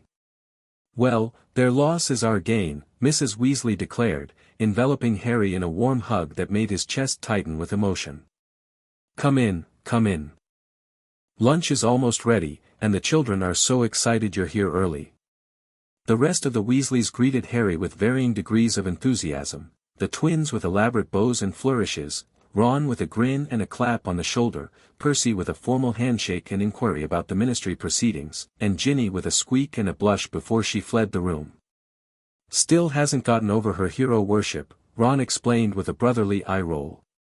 Though now it's Harry Potter, boy who lived and has Phoenix powers, so you're doubly impressive in her books. After lunch, Ron led Harry up to his attic bedroom, where an extra camp bed had been set up. The room was exactly as Harry remembered, small but cozy, with posters of the Chudley cannons covering nearly every inch of the orange walls. Dad says you can practice your Phoenix stuff here, Ron informed him, flopping onto his bed. The whole property's got anti-detection charms now, plus some special fire containment spells Bill sent from Egypt. Apparently, they use them for dragon research, but they work for Phoenix Fire too. That's brilliant, Harry said, genuinely touched by these preparations. I've been so careful at the Dursleys, barely even let myself glow, let alone practice properly. Well, you can go full flamey bird here, Ron assured him. Fred and George are dying to see it again, and Mum's curious too, though she'd never admit it. That evening after dinner, the Weasleys gathered in the garden to witness Harry's abilities. With the setting sun painting the sky in appropriate shades of red and gold, Harry stood in the center of a cleared space, closed his eyes, and reached for the warm core inside him that had become as familiar as his own heartbeat. The golden fire came easily, flowing from that inner well and spreading across his skin in rippling waves. Without the constraints of the Dursleys' home or the pressure of crisis, Harry could fully embrace the sensation, allowing the flames to form the now familiar wing-like patterns at his back. Gasps and murmurs of appreciation rose from the assembled Weasleys. Even Percy looked genuinely impressed, his usual pomposity momentarily forgotten in the face of such rare magic. "They're bigger than before," Fred observed. "More defined," George agreed. "Almost solid-looking at the base." Harry flexed the fiery appendages, finding that he could indeed control them with greater precision than he remembered. The wings moved as natural extensions of his body, responding to subtle shifts in his posture and intention. "Can you fly yet?" Ginny asked, finding her voice despite her shyness, her brown eyes wide with wonder in the golden light. "Not really," Harry admitted. "They're still not physical enough for actual flight. More like, magical manifestations of what they might become someday." "But you can do other things," Hermione's voice came from behind them, causing Harry to turn in surprise. She stood at the garden gate, a trunk beside her and a broad smile on her face. "Hermione!" Ron exclaimed. "What are you doing here? I thought you were in France until term started." "Change of plans," she replied, stepping into the circle of golden light cast by Harry's fire. "My parents agreed I could spend the last 2 weeks here. Mrs. Weasley arranged it, I wanted it to be a surprise." Harry's phoenix fire seemed to respond to his joy at seeing his friend, the flames burning brighter and dancing with renewed energy. Hermione watched, fascinated. "It really does react to your emotions," she observed. "The intensity shifts with your mood. That's why control is so important," Harry explained, demonstrating by deliberately dimming the flames, then brightening them again. "Strong feelings can trigger unintended manifestations if I'm not careful. Like when Malfoy insults your friends," Ron recalled with a grin. "Or when you're in danger," Hermione added more soberly. "With Quirrell and the stone." The mention of those events sobered the gathering slightly. Mr. Weasley cleared his throat. "Perhaps, Harry, you could show us some of the more practical applications Dumbledore mentioned you've been developing? The protective aspects?" Harry nodded, grateful for the suggestion. "I'll need a volunteer. It's easier to demonstrate than explain." "I'll do it," Hermione stepped forward without hesitation. "I've read about Phoenix protection magic, but experiencing it firsthand would be fascinating." "Stand still," Harry instructed, concentrating on extending his Phoenix fire beyond himself, one of the more advanced techniques Dumbledore had helped him develop. Golden flames stretched from his outstretched hands, reaching toward Hermione in tendrils that seemed to explore the air before making contact. The moment the fire touched her, Hermione gasped, her eyes widening in wonder. The golden light spread around her body, not burning but enveloping her in a protective cocoon of warmth and light. "It's incredible," she breathed. "I can feel everything. The magic, the warmth, but also, you, Harry. Your concern, your friendship. It's like being wrapped in pure positive emotion." "Now try something," Harry suggested to the twins. "Nothing dangerous, but something she should be protected from." Fred grinned and pulled out his wand. "Aguamenti." A jet of water shot toward Hermione, only to evaporate into steam before it could reach her, the golden shield flaring brighter at the point of impact. "Bloody brilliant," Ron whispered as Harry carefully withdrew the protection, the golden light retreating back into his body. "That's enough for tonight, I think," Mrs. Weasley declared, though her expression was soft with wonder rather than stern. "Harry, dear, that was remarkable, but don't overexert yourself. You all have plenty of time to practice and explore these abilities over the coming weeks. As the gathering broke up, Harry noticed Mr. Weasley watching him with a thoughtful expression. "Everything all right, Mr. Weasley?" he asked as they walked back toward the house. "More than all right, Harry," Mr. Weasley replied, placing a gentle hand on his shoulder. "I was just thinking. Dumbledore told me that Phoenix magic responds most powerfully to love and loyalty, the things Voldemort never understood. Watching you share your gift with Hermione just now, seeing the trust between you, it reminded me that your greatest strength may not be the fire itself, but the heart that guides it." These words stayed with Harry as he settled into life at the Burrow. Over the following days, he established a routine. Mornings were spent practicing controlled manifestations of his Phoenix abilities, often with Ron, Hermione, and occasionally the twins as audience and assistants. Afternoons were dedicated to various Weasley family activities, Quidditch in the orchard, degnoming the garden, or expeditions to the village. Evenings were for relaxation and, increasingly, discussions about the upcoming term at Hogwarts and strategies for dealing with the Ministry's ongoing investigation. Hermione, true to form, had arrived with several books on magical inheritance law and Phoenix lore, which she studied with characteristic intensity.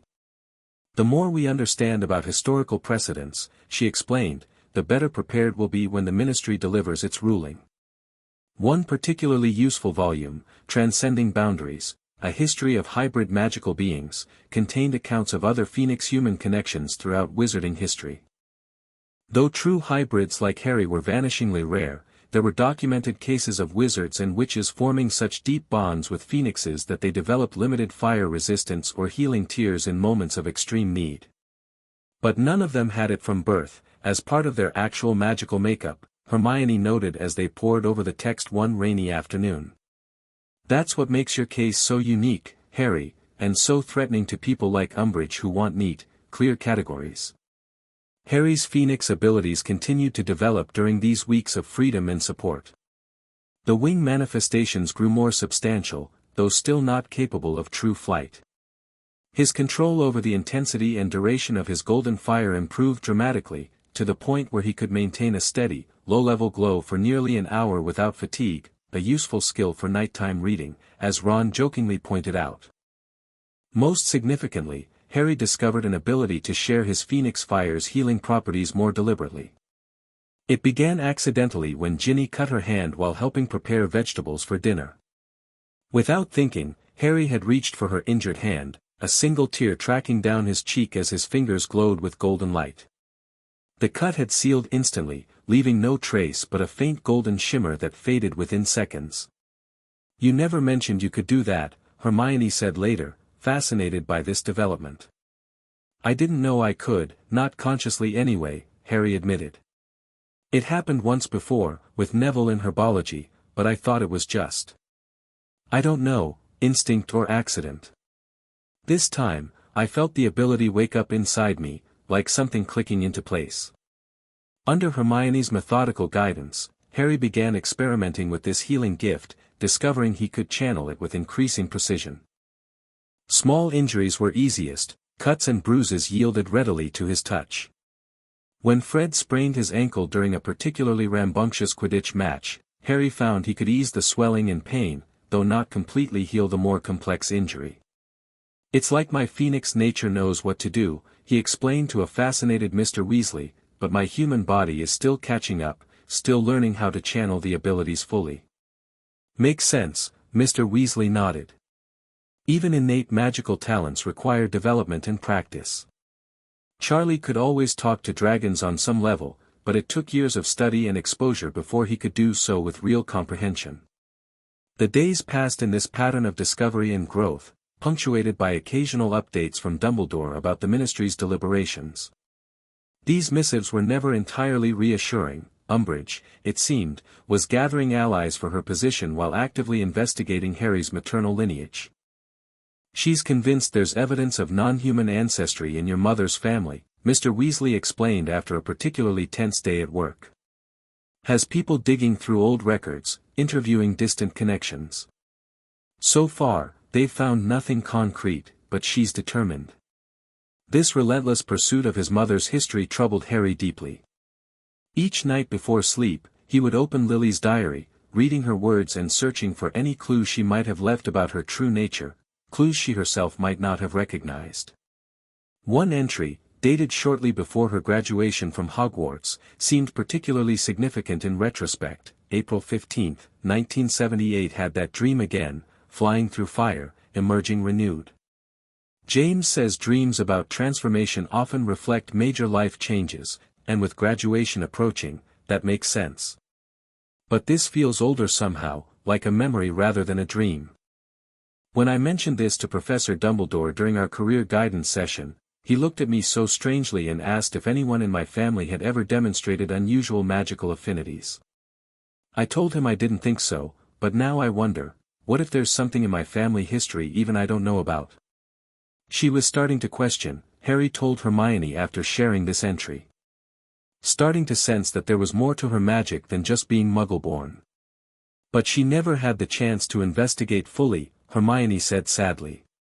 With the war against Voldemort intensifying, then going into hiding, then, everything that happened. Which means the answers might still be out there, Harry realized. Somewhere in my mother's family history, there must be evidence of where the Phoenix blood originated. This thought sparked a new line of inquiry. With Mr. Weasley's help, they sent owls to various magical record repositories, requesting information about the Evans family and any possible connections to wizarding bloodlines. Most responses were unhelpful, as a presumed Muggle-born witch, Lily Evans Potter's ancestry hadn't been documented beyond standard Hogwarts enrollment records. A breakthrough came unexpectedly, not through official channels but via an aging photograph album Mrs. Weasley discovered while clearing out their attic.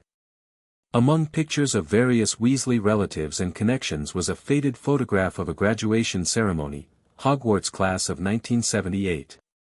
"That's my mum," Harry whispered, pointing to a beautiful young witch with flowing red hair and his own green eyes, standing arm in arm with a messy-haired young man who could only be his father.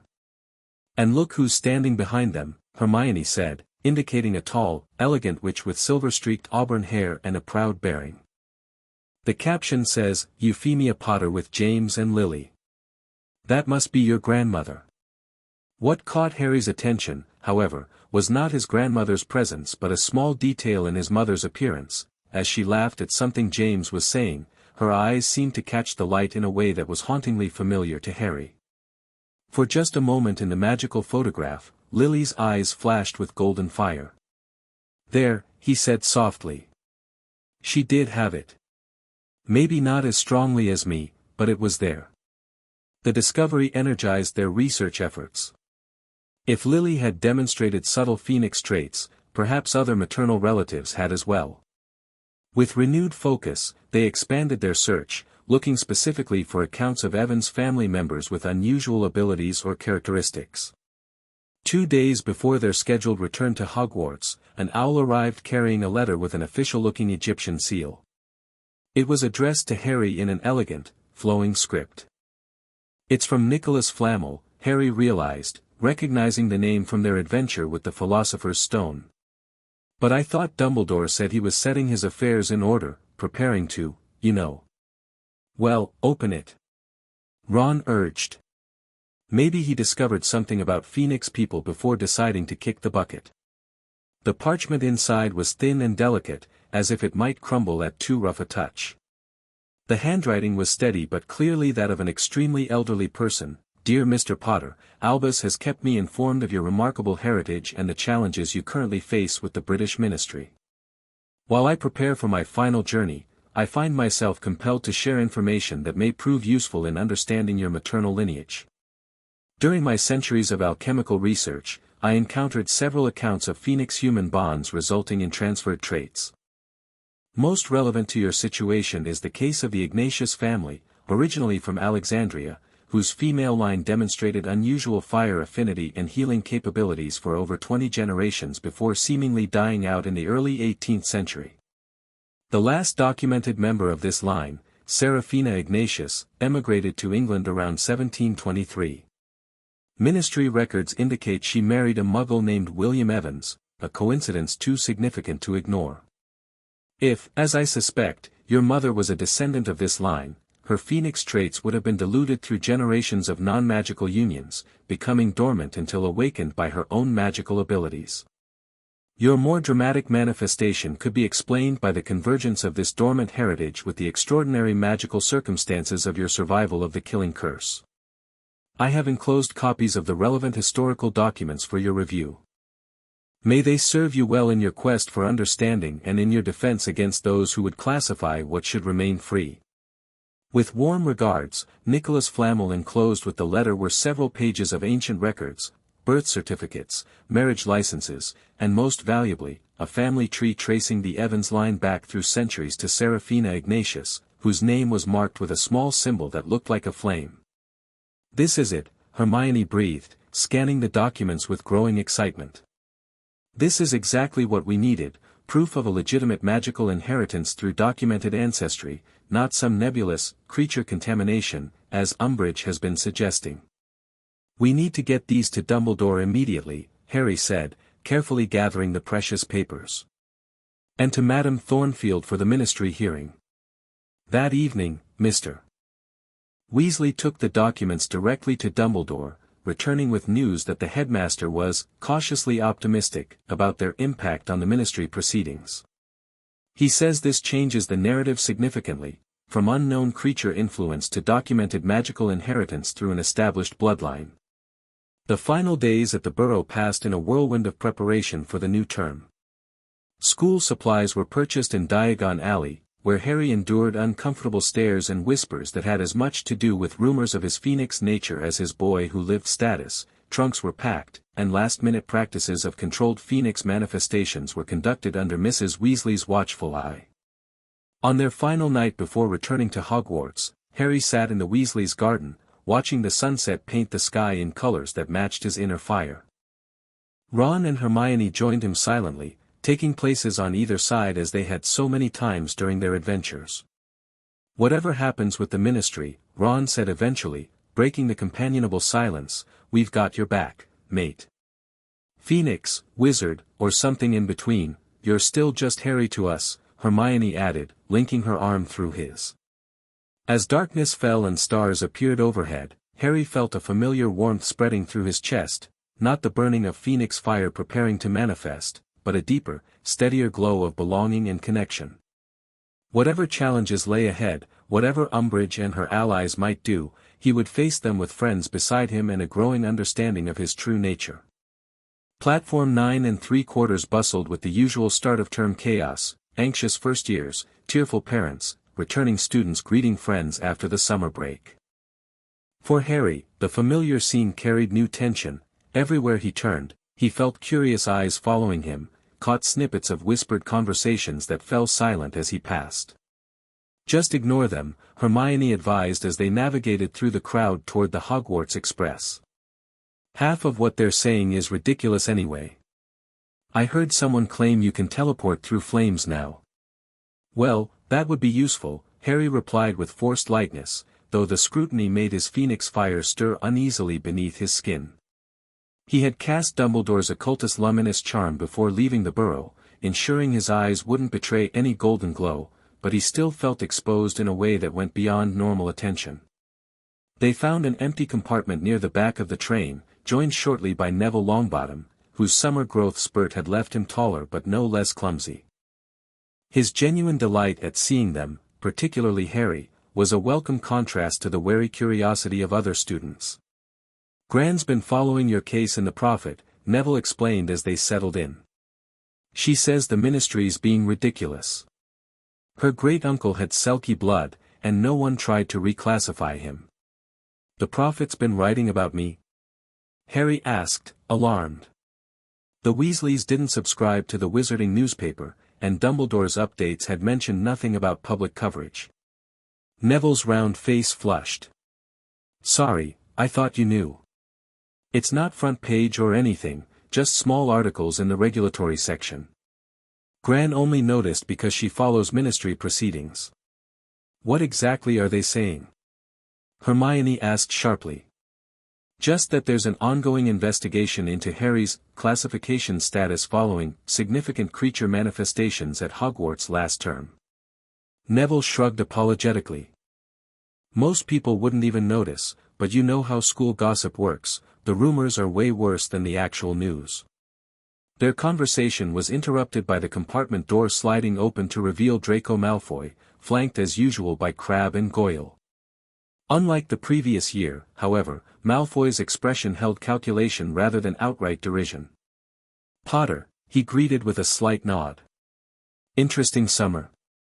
"Riveting," Harry replied coolly. "Something you wanted, Malfoy?"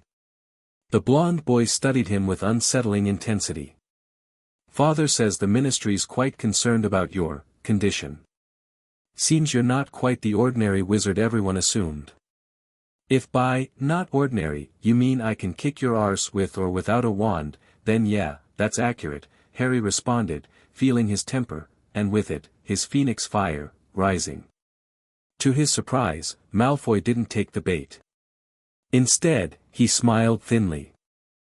"Magical inheritance is actually respected in certain circles, Potter, whatever that Umbridge woman might say.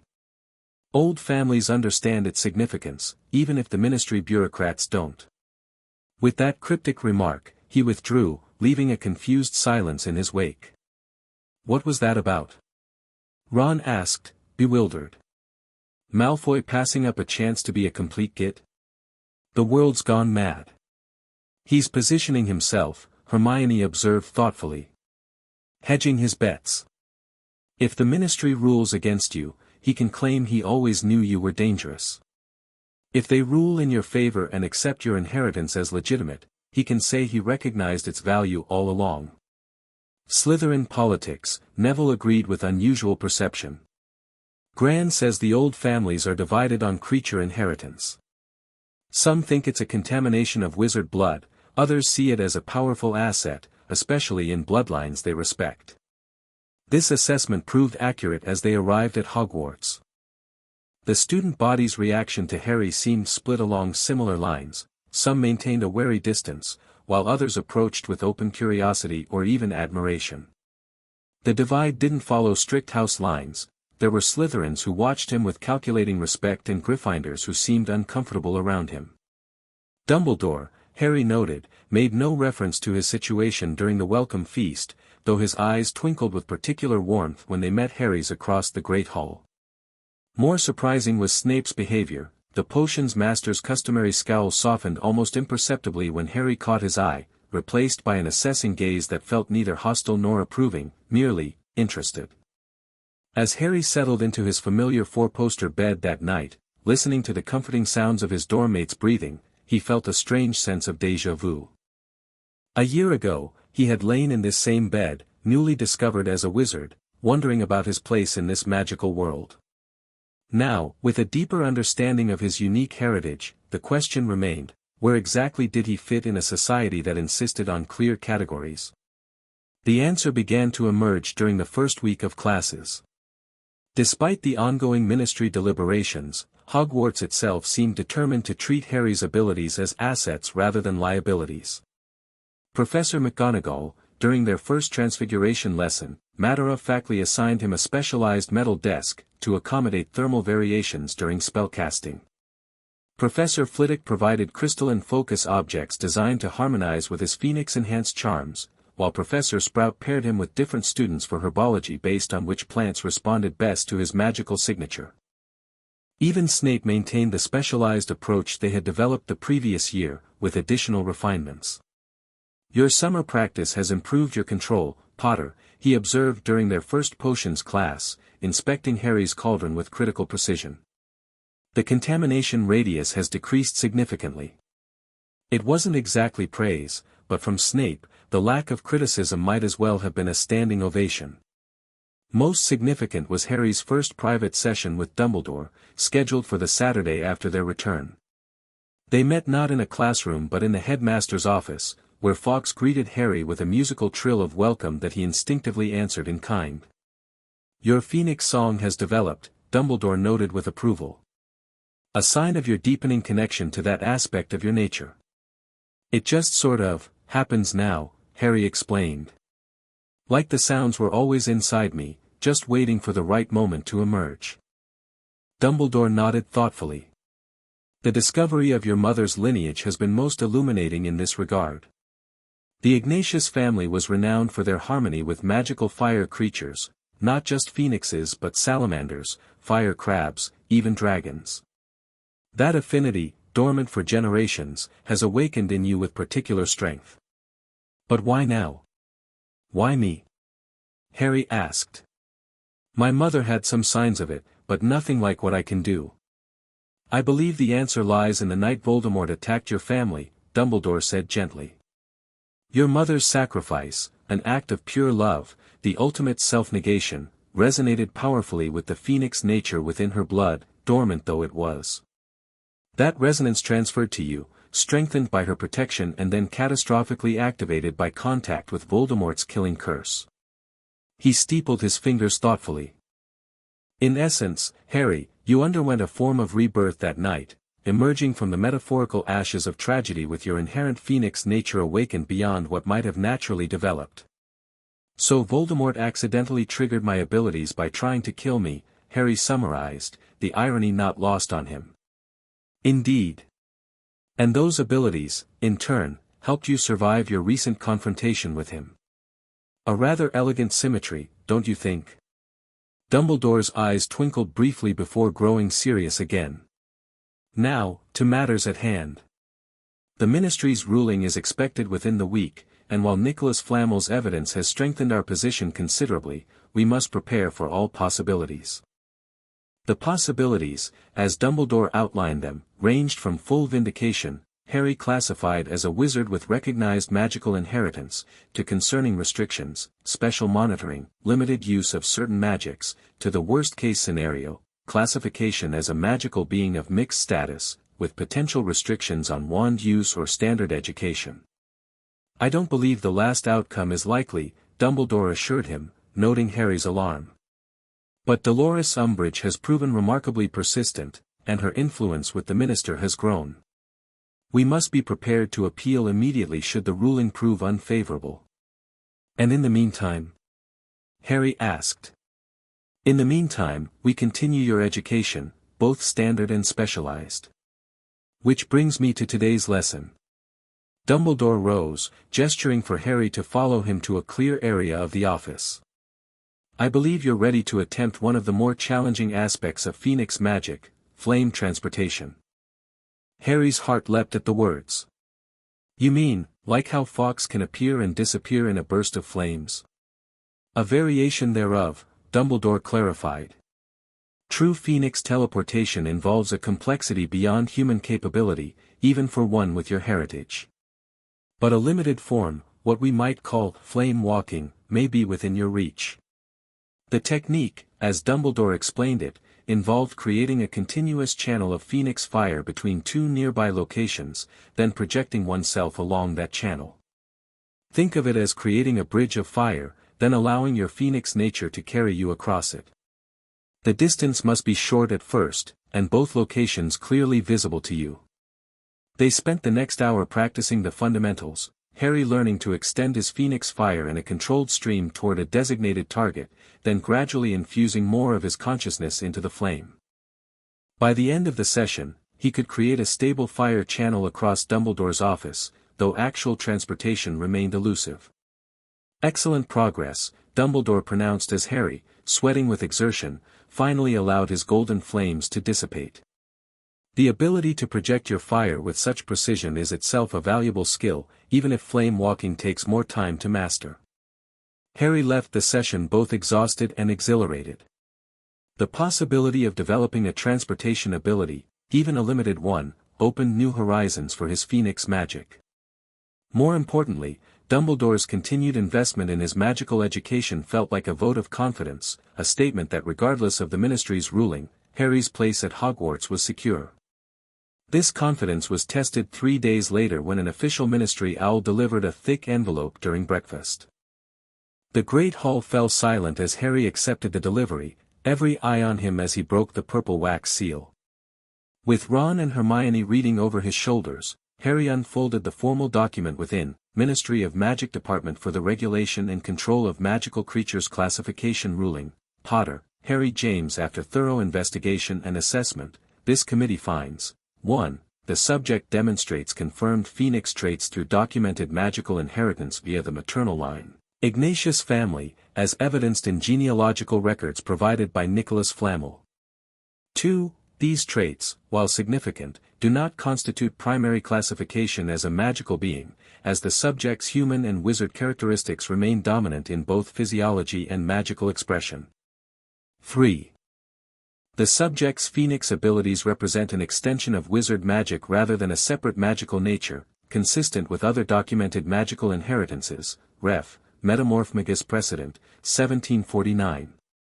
Therefore, it is the ruling of this committee that Harry James Potter shall maintain classification as wizard with special abilities, subject to the following conditions: a. Annual assessment of ability development and control to be conducted jointly by Hogwarts staff and ministry representatives. B. Registration of Phoenix abilities with the ministry's Rare Magical Gifts Registry. C. Compliance with standard safety protocols for flame-producing magic while in public spaces. This ruling may be reviewed upon petition from any interested party presenting significant new evidence. Cornelius Fudge, Minister for Magic. Minority opinion. Dolores Jane Umbridge, formally register my dissent from this ruling. The subject's phoenix traits represent a clear case of non-human magical contamination requiring stricter classification and monitoring. I recommend continued investigation into the full extent of these abilities and their potential risks to the wizarding community. Harry released a breath he hadn't realized he was holding. Despite Umbridge's ominous, minority opinion, the ruling was essentially a victory. He remained classified as a wizard, could continue his education at Hogwarts, and faced only reasonable safety requirements. They had to give in, Hermione said triumphantly. Flamel's evidence was too strong to ignore. They couldn't classify you as anything but a wizard without undermining centuries of precedent about magical inheritance. Still, that Umbridge woman isn't giving up, Ron pointed out, frowning at the minority opinion. Annual assessments? Registration? Sounds like she's keeping tabs on you. Better than being reclassified entirely, Harry replied, relief making him pragmatic. And Dumbledore will make sure the assessments are fair. News of the ruling spread quickly through the school, and with it came a subtle shift in how students and staff approached Harry. The uncertainty that had surrounded his status resolved into a new understanding. Harry Potter was unusual even by wizarding standards, but officially recognized as one of them, his phoenix abilities acknowledged as a legitimate magical inheritance rather than an alien intrusion. This settled status allowed Harry to focus more fully on developing his abilities. The specialized training with Dumbledore continued weekly, supplemented by practical applications in regular classes. In charms, Harry learned to harmonize his phoenix fire with standard spellwork, creating hybrid effects that fascinated Professor Flitwick. Defense against the dark arts, now taught by the vain but knowledgeable Gilderoy Lockhart, provided opportunities to test his protective capabilities, though Harry kept the full extent of these abilities private from the publicity-hungry professor. Most unexpected was his continued specialized instruction with Snape, who demonstrated a surprising depth of knowledge about magical inheritance. My research interests are not limited to potions, Potter, he explained during one such session, watching Harry carefully separate his phoenix influence from a particularly volatile brewing process. Magical hybridization has significant implications for ingredient interaction and potion efficacy. By mid-October, Harry had made significant progress in all aspects of his phoenix abilities.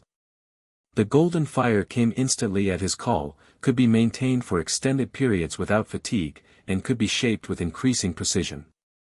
His healing touch had developed to the point where he could consciously direct it toward specific injuries or ailments, though complex healing still remained beyond his capability. The flame-walking technique Dumbledore had introduced progressed more slowly, but Harry could now project himself short distances along his fire channel, a disorienting but exhilarating experience like being momentarily transformed into pure energy. The wing manifestations, too, continued to evolve. What had begun as ethereal patterns of flame gradually developed more substance, the base connecting more solidly to Harry's shoulder blades while the extremities remained flame-like and insubstantial. Dumbledore theorized that true physical wings might eventually develop, but the process could take years, perhaps not completing until Harry reached full magical maturity. A phoenix's first flight typically occurs at a significant moment of transition or need, the headmaster explained during one of their sessions. Your wings may follow a similar pattern, manifesting fully when circumstances align with your inner development. This prediction proved more prophetic than either could have anticipated. As Halloween approached, a shadow fell over the previously peaceful term. First came the ominous message written in blood on a corridor wall: "The Chamber of Secrets has been opened. Enemies of the air, beware." Then Mrs. Norris, Filch's cat, was found petrified nearby, rigid as a statue and seemingly lifeless though not actually dead. Rumors and fear spread through Hogwarts like wildfire. Ancient legends of Salazar Slytherin's hidden chamber and the monster it supposedly contained were resurrected, debated, embellished. Suspicion fell on various students, with Harry unfortunately among them after an ill-timed discovery at the scene and a subsequent Parseltongue incident during Lockhart's disastrous dueling club. "Great," Ron groaned after this revelation. "As if being part Phoenix wasn't enough to make you stand out. Now everyone thinks you're Slytherin's heir too." "It doesn't even make sense," Hermione pointed out logically. "Why would Slytherin's heir have Phoenix blood? Phoenixes represent everything Slytherin supposedly rejected, they can't be controlled by dark magic and they're associated with rebirth and light." This reasonable argument did little to sway public opinion, however. As additional petrifications occurred, first Colin Creevey, then Justin Finch-Fletchley and nearly headless Nick, the fear intensified, and with it, suspicion toward anyone perceived as different. Despite the Ministry's ruling, Harry's Phoenix nature became, for some, another reason to fear him rather than a reassurance of his fundamental opposition to dark magic. The situation reached a breaking point in early December, when Harry overheard a group of Hufflepuffs speculating that his Phoenix abilities might be a cover for darker, more Slytherin-like powers. The accusation stung precisely because it inverted the truth so completely. His Phoenix nature represented the antithesis of the darkness people feared. That evening, frustrated and hurt, Harry retreated to an empty classroom to practice his flame control, an activity that had become meditative, helping him process difficult emotions. As golden fire danced between his fingers, taking shapes that reflected his turbulent thoughts, he didn't immediately notice the door opening behind him. "Impressive control," came Ginny Weasley's voice, startling him so badly that the flames flared briefly before he extinguished them. "Ginny! I didn't hear you come in." Harry turned to find Ron's sister watching him with an intensity that seemed out of character for the typically shy girl. "Is everything all right?" "I was going to ask you the same thing," she replied, moving further into the room with unusual confidence. "All these rumors must be difficult to bear." "I'm used to it," Harry shrugged, though the casual response belied his true feelings. "People have been whispering about me since I arrived at Hogwarts. Because they don't understand what you are." Ginny's voice had taken on a strange, almost dreamy quality. "How powerful you truly are. How special." Something about her manner set Harry's Phoenix senses on alert, a subtle wrongness he couldn't quite identify but that raised the hairs on the back of his neck. "Ginny, are you feeling okay? You seem different." She smiled, the expression not quite reaching her eyes. "I'm perfectly fine, Harry. Better than ever, actually. I've been learning things this year. About power, about magical gifts that others fear because they don't understand them." As she stepped closer, Harry noticed her eyes seemed darker than usual, almost black in the dim light of the classroom. His Phoenix fire stirred beneath his skin, responding to a perceived threat he couldn't consciously identify. "Your abilities," Ginny continued, her gaze fixed on him with uncomfortable intensity, "they're wasted defending mudbloods and blood traitors. You could be so much more, Harry. We could be more, together." The use of the slur jolted Harry like a physical blow. "Ginny would never say that word," he said quietly, golden light beginning to glow beneath his skin as his protective instincts activated. "Who are you? What have you done to her?" Ginny's face twisted into a smile that looked alien on her features. "Perceptive little phoenix," she, or whatever was speaking through her, said softly. "Most would never notice the difference. But you sense it, don't you?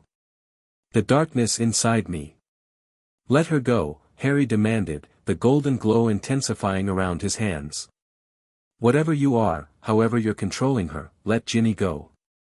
A cruel laugh emerged from Ginny's throat, a sound Harry knew instinctively she was incapable of producing herself. "I'm afraid I can't do that. The girl and I have become quite interdependent.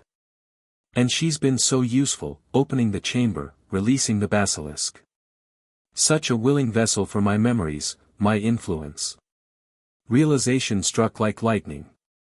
The diary Ginny had been writing in obsessively since the term began, the mysterious TM riddle whose name was inscribed on its cover, and now this possession, this darkness controlling her from within. "Voldemort," Harry whispered, the pieces falling into place. "Another piece of you, like with Quirrell." Ginny's body performed a mocking bow. "Tom Marvolo Riddle, at your service. Though I prefer my newer name among most company." Harry's mind raced. This wasn't the wraith-like Voldemort he had encountered with Quirrell, but some younger version, preserved in the diary and now working through Ginny. A memory or echo given form through dark magic, but powerful enough to control her completely. "The chamber, the basilisk, it's all you," Harry said, playing for time as he tried to determine how to save Ginny without harming her. His phoenix fire had burned Quirrell when Voldemort possessed him, but he couldn't risk that approach with Ginny.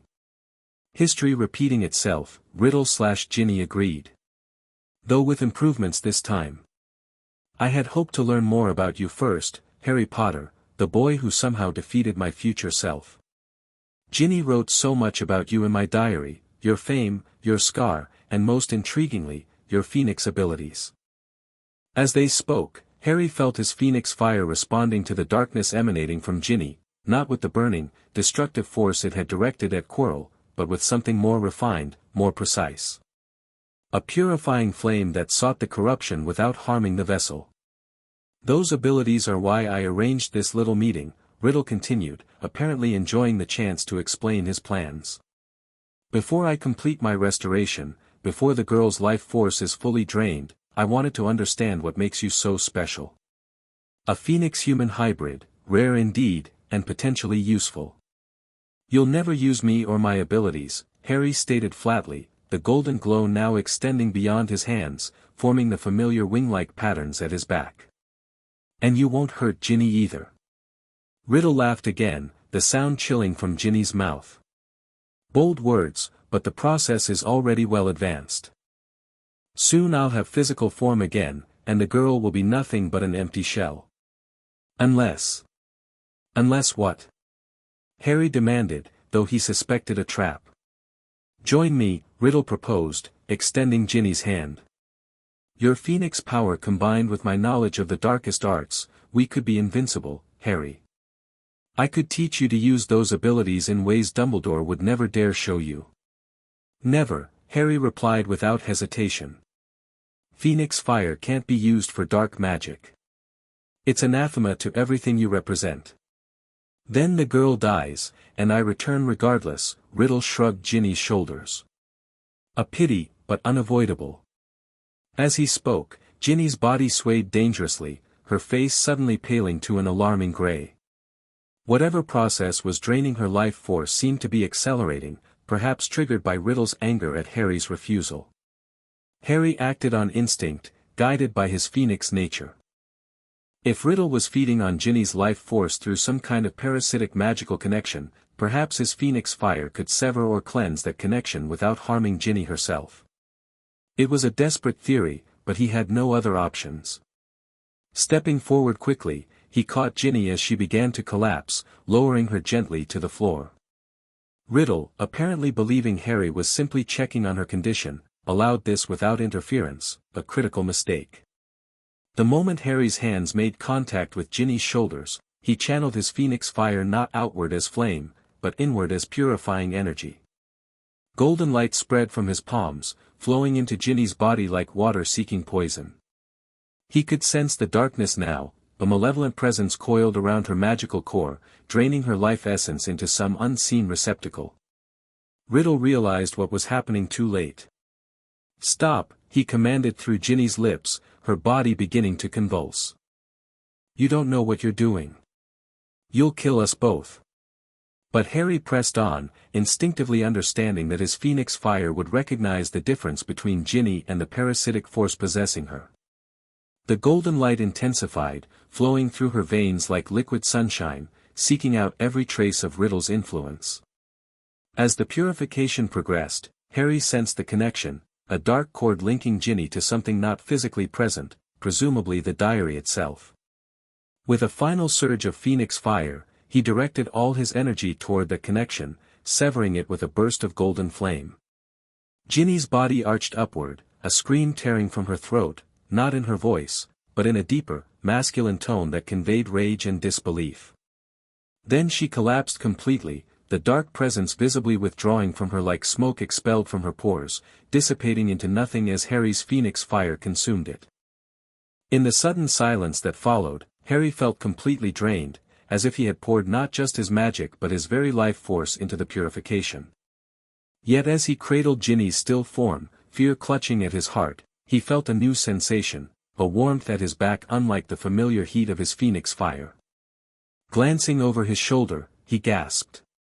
Where the ethereal flame wings had been, solid appendages now extended, actual physical wings of crimson and gold feathers, fully formed and radiating power.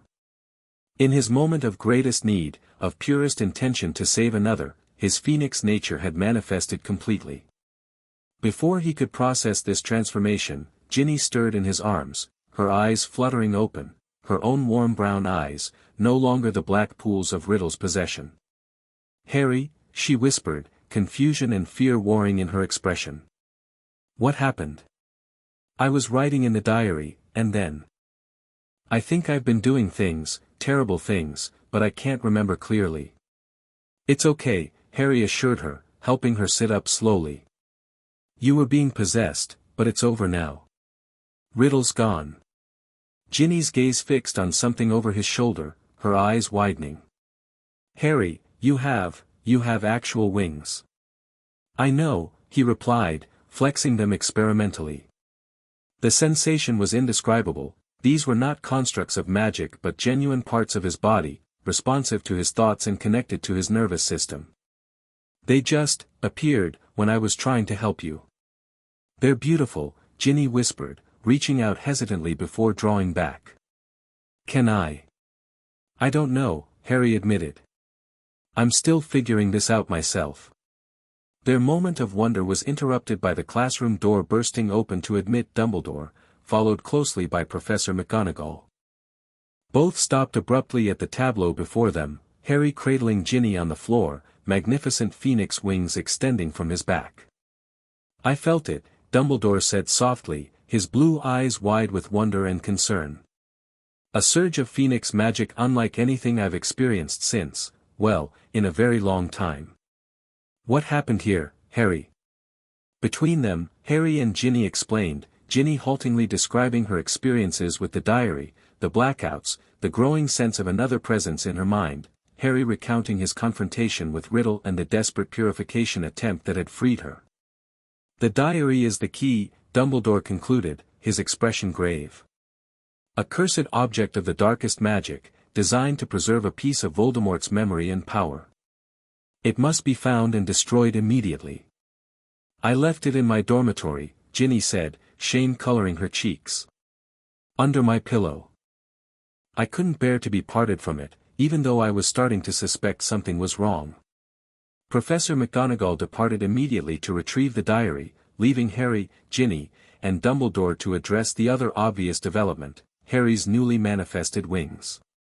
"They appeared during the purification," Harry explained, still adjusting to their weight and presence. "When I was trying to save Ginny, not thinking about myself at all, they just sort of became real."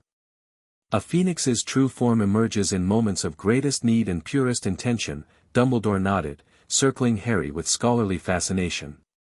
Your inherent phoenix nature responded to your desperate desire to save another, providing the means to channel the necessary power. But will they stay? Harry asked, both awed and concerned by this dramatic development. I can't exactly attend classes with 6-foot wings extending from my back. I suspect you'll develop the ability to retract them, to reabsorb them into your magical core when not needed, Dumbledore replied thoughtfully. But that may take time and practice to master. In the meantime, we shall have to make certain accommodations. These accommodations proved both practical and immediate. Harry spent the night in the hospital wing, where Madame Pomfrey examined both him and Ginny thoroughly, confirming that Harry's purification had completely removed Riddle's influence from the younger girl. Meanwhile, Dumbledore successfully located and contained the diary, promising to destroy it using methods specifically effective against such powerfully cursed objects. Word of Harry's fully manifested wings spread through the school with astonishing speed, as did a simplified version of how they had appeared, while saving Ginny Weasley from a cursed object. The timing couldn't have been better from a public relations perspective. Harry's phoenix nature, so recently viewed with suspicion by some students, was now inextricably linked with an act of heroism and protection. The practical challenges of having physical wings were considerable. Doorways became obstacles, classroom seating required modification, and sleeping arrangements needed complete reconfiguration. Robes had to be specially altered with vanishing panels that disappeared when his wings extended. Flying lessons took on new complexity as Harry learned to balance broomstick flight with his natural wings, though he could not yet achieve independent flight, the wings providing lift and glide capabilities but insufficient power for sustained aerial locomotion. Most significant, however, was the psychological adjustment. Harry's phoenix heritage, previously an internal reality with external manifestations, was now an unmistakable physical characteristic. There was no hiding or disguising his dual nature. The magnificent wings marked him visibly as something beyond a standard wizard, demanding acknowledgement from everyone who encountered him. "They're part of you now," Hermione observed a week after their appearance, watching Harry practice extending and folding them in the Gryffindor common room. "Not just magic you can call forth, but actual physical extensions of your body." "It's strange," Harry admitted, carefully navigating around a coffee table without knocking anything over, a skill he was still perfecting. "Sometimes I forget they're there until I try to go through a doorway. Other times, they feel so natural I can't imagine not having them." "Can you feel through them?" Ron asked curiously. "Like, if someone touches a feather, can you tell?" "Yes and no," Harry explained, extending one wing toward his friend in invitation. "The larger feathers have less sensation, I know when they're touched, but it's distant, like someone touching your hair. The smaller feathers and the wing itself are more sensitive." As Ron cautiously stroked the offered wing, Harry elaborated on the changes he'd been experiencing beyond the obvious physical addition. "My vision's sharper, especially at a distance. I can see details I never noticed before. And my hearing, certain sounds are clearer, while others seem less important." Phoenix sensory adaptations, Hermione nodded, making notes in a journal she dedicated to documenting Harry's transformation. "Your body is aligning more completely with your phoenix heritage." The wings proved to be just the beginning of these adaptations. Over the following weeks, Harry discovered numerous subtle changes. His body temperature ran consistently warmer, his reflexes had sharpened dramatically, minor injuries healed with remarkable speed, and most surprisingly, he found he needed significantly less sleep, often waking refreshed after just 4 or 5 hours. Dumbledore monitored these developments with careful attention, arranging additional private sessions to help Harry adjust to his enhanced capabilities. "Your phoenix nature is integrating more fully with your human form," he explained during one such session. "The physical manifestation of your wings seems to have triggered a more comprehensive transformation." "Am I becoming more phoenix than human?" Harry asked, voicing the concern that had lingered since the wings first appeared. "No," Dumbledore assured him firmly. "You remain fundamentally human, Harry, a wizard with phoenix attributes rather than a phoenix with human form. Think of it as your body achieving a more perfect balance between your dual inheritances." This balance became the focus of their training. Harry learned to cycle his Phoenix energy through his entire body, distributing it evenly rather than channeling it primarily through his hands or wings. The result was greater overall control and a more harmonious integration of his abilities. By the time the Christmas holidays arrived, Harry had achieved a significant milestone, the ability to retract his wings completely, reabsorbing them into his magical core until needed. The process wasn't instantaneous, taking nearly a minute of concentrated effort, but it allowed him to navigate the castle more easily and interact with students without the constant reminder of his difference. Though I must admit, Dumbledore said with a twinkle in his eye, Hogwarts may miss the sight of you gliding down staircases rather than walking them. The first years in particular seemed to find it endlessly fascinating. The ability to manifest and retract his wings at will represented more than just practical convenience, it symbolized Harry's growing mastery of his dual nature. Rather than being controlled by his Phoenix inheritance or struggling against it, he had achieved partnership with this aspect of himself, calling it forth when needed, integrating its strengths with his wizard abilities, and finding balance between his human identity and his Phoenix gifts. This balance proved critical when, shortly after the new year, the Ministry's promised annual assessment of Harry's abilities arrived in the form of a 3-person delegation led by none other than Dolores Umbridge herself. Despite Dumbledore's assertion that the assessment should be conducted by Hogwarts staff with Ministry observation, Umbridge had apparently convinced Fudge to authorize a more direct evaluation. Mr. Potter, she greeted him with her false sweetness as he entered the classroom designated for the assessment. How dramatically you've developed since our last meeting. These physical manifestations were not disclosed in our previous discussions. They hadn't happened yet, Harry replied simply, standing tall despite his discomfort under her scrutinizing gaze. They manifested during an emergency situation where my abilities were needed to save another student. Yes, the Weasley girl. Most convenient timing, Umbridge remarked with barely veiled skepticism. Well, we are here to document and evaluate your current capabilities. The Ministry must maintain accurate records of potentially dangerous magical manifestations. My abilities aren't dangerous, Harry stated firmly. They're protective and healing in nature. Umbridge's smile tightened. That remains for us to determine, Mr. Potter. Now, I understand you can now physically manifest these appendages at will. Please demonstrate. With Dumbledore watching supportively from the corner, Harry complied, closing his eyes briefly to focus. The now familiar sensation of his wings emerging flowed through him, not the burning emergence of his early manifestations, but a smooth, natural extension of his body. Crimson and gold feathers unfurled behind him, stretching to their full impressive span before settling into a relaxed position. The Ministry officials, excluding Umbridge, gasped in genuine awe. One, a middle-aged wizard with kind eyes, actually applauded spontaneously before catching himself under Umbridge's glare. Most theatrical, she commented dryly. And you can retract them as well. Harry demonstrated this ability too, the wings gradually folding and diminishing until they disappeared completely into his back, leaving no visible trace of their existence. What followed was a grueling 3-hour examination of every aspect of his Phoenix abilities, from the basic manifestation of golden fire to his healing touch, from his enhanced senses to his partial flame-walking capability. Throughout, Harry maintained careful control, demonstrating both the power and the limitations of his gifts with transparent honesty. Your official classification remains wizard with special abilities, Umbridge concluded when the examination was complete, her tone suggesting she found this designation personally offensive. However, these physical manifestations represent a significant development that will be noted in your Ministry file. The department may require additional monitoring measures given the escalation of your condition.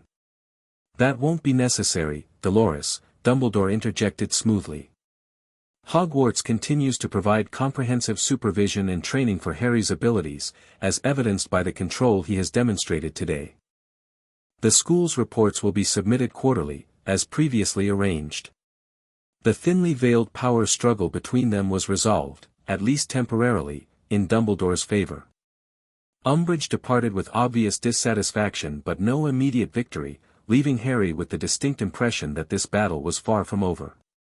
"She won't give up, will she?" he asked Dumbledore after the delegation had left. "No," the headmaster acknowledged. Dolores Umbridge represents a particular mindset within wizarding governance, one that prizes categorization, control, and the maintenance of traditional hierarchies.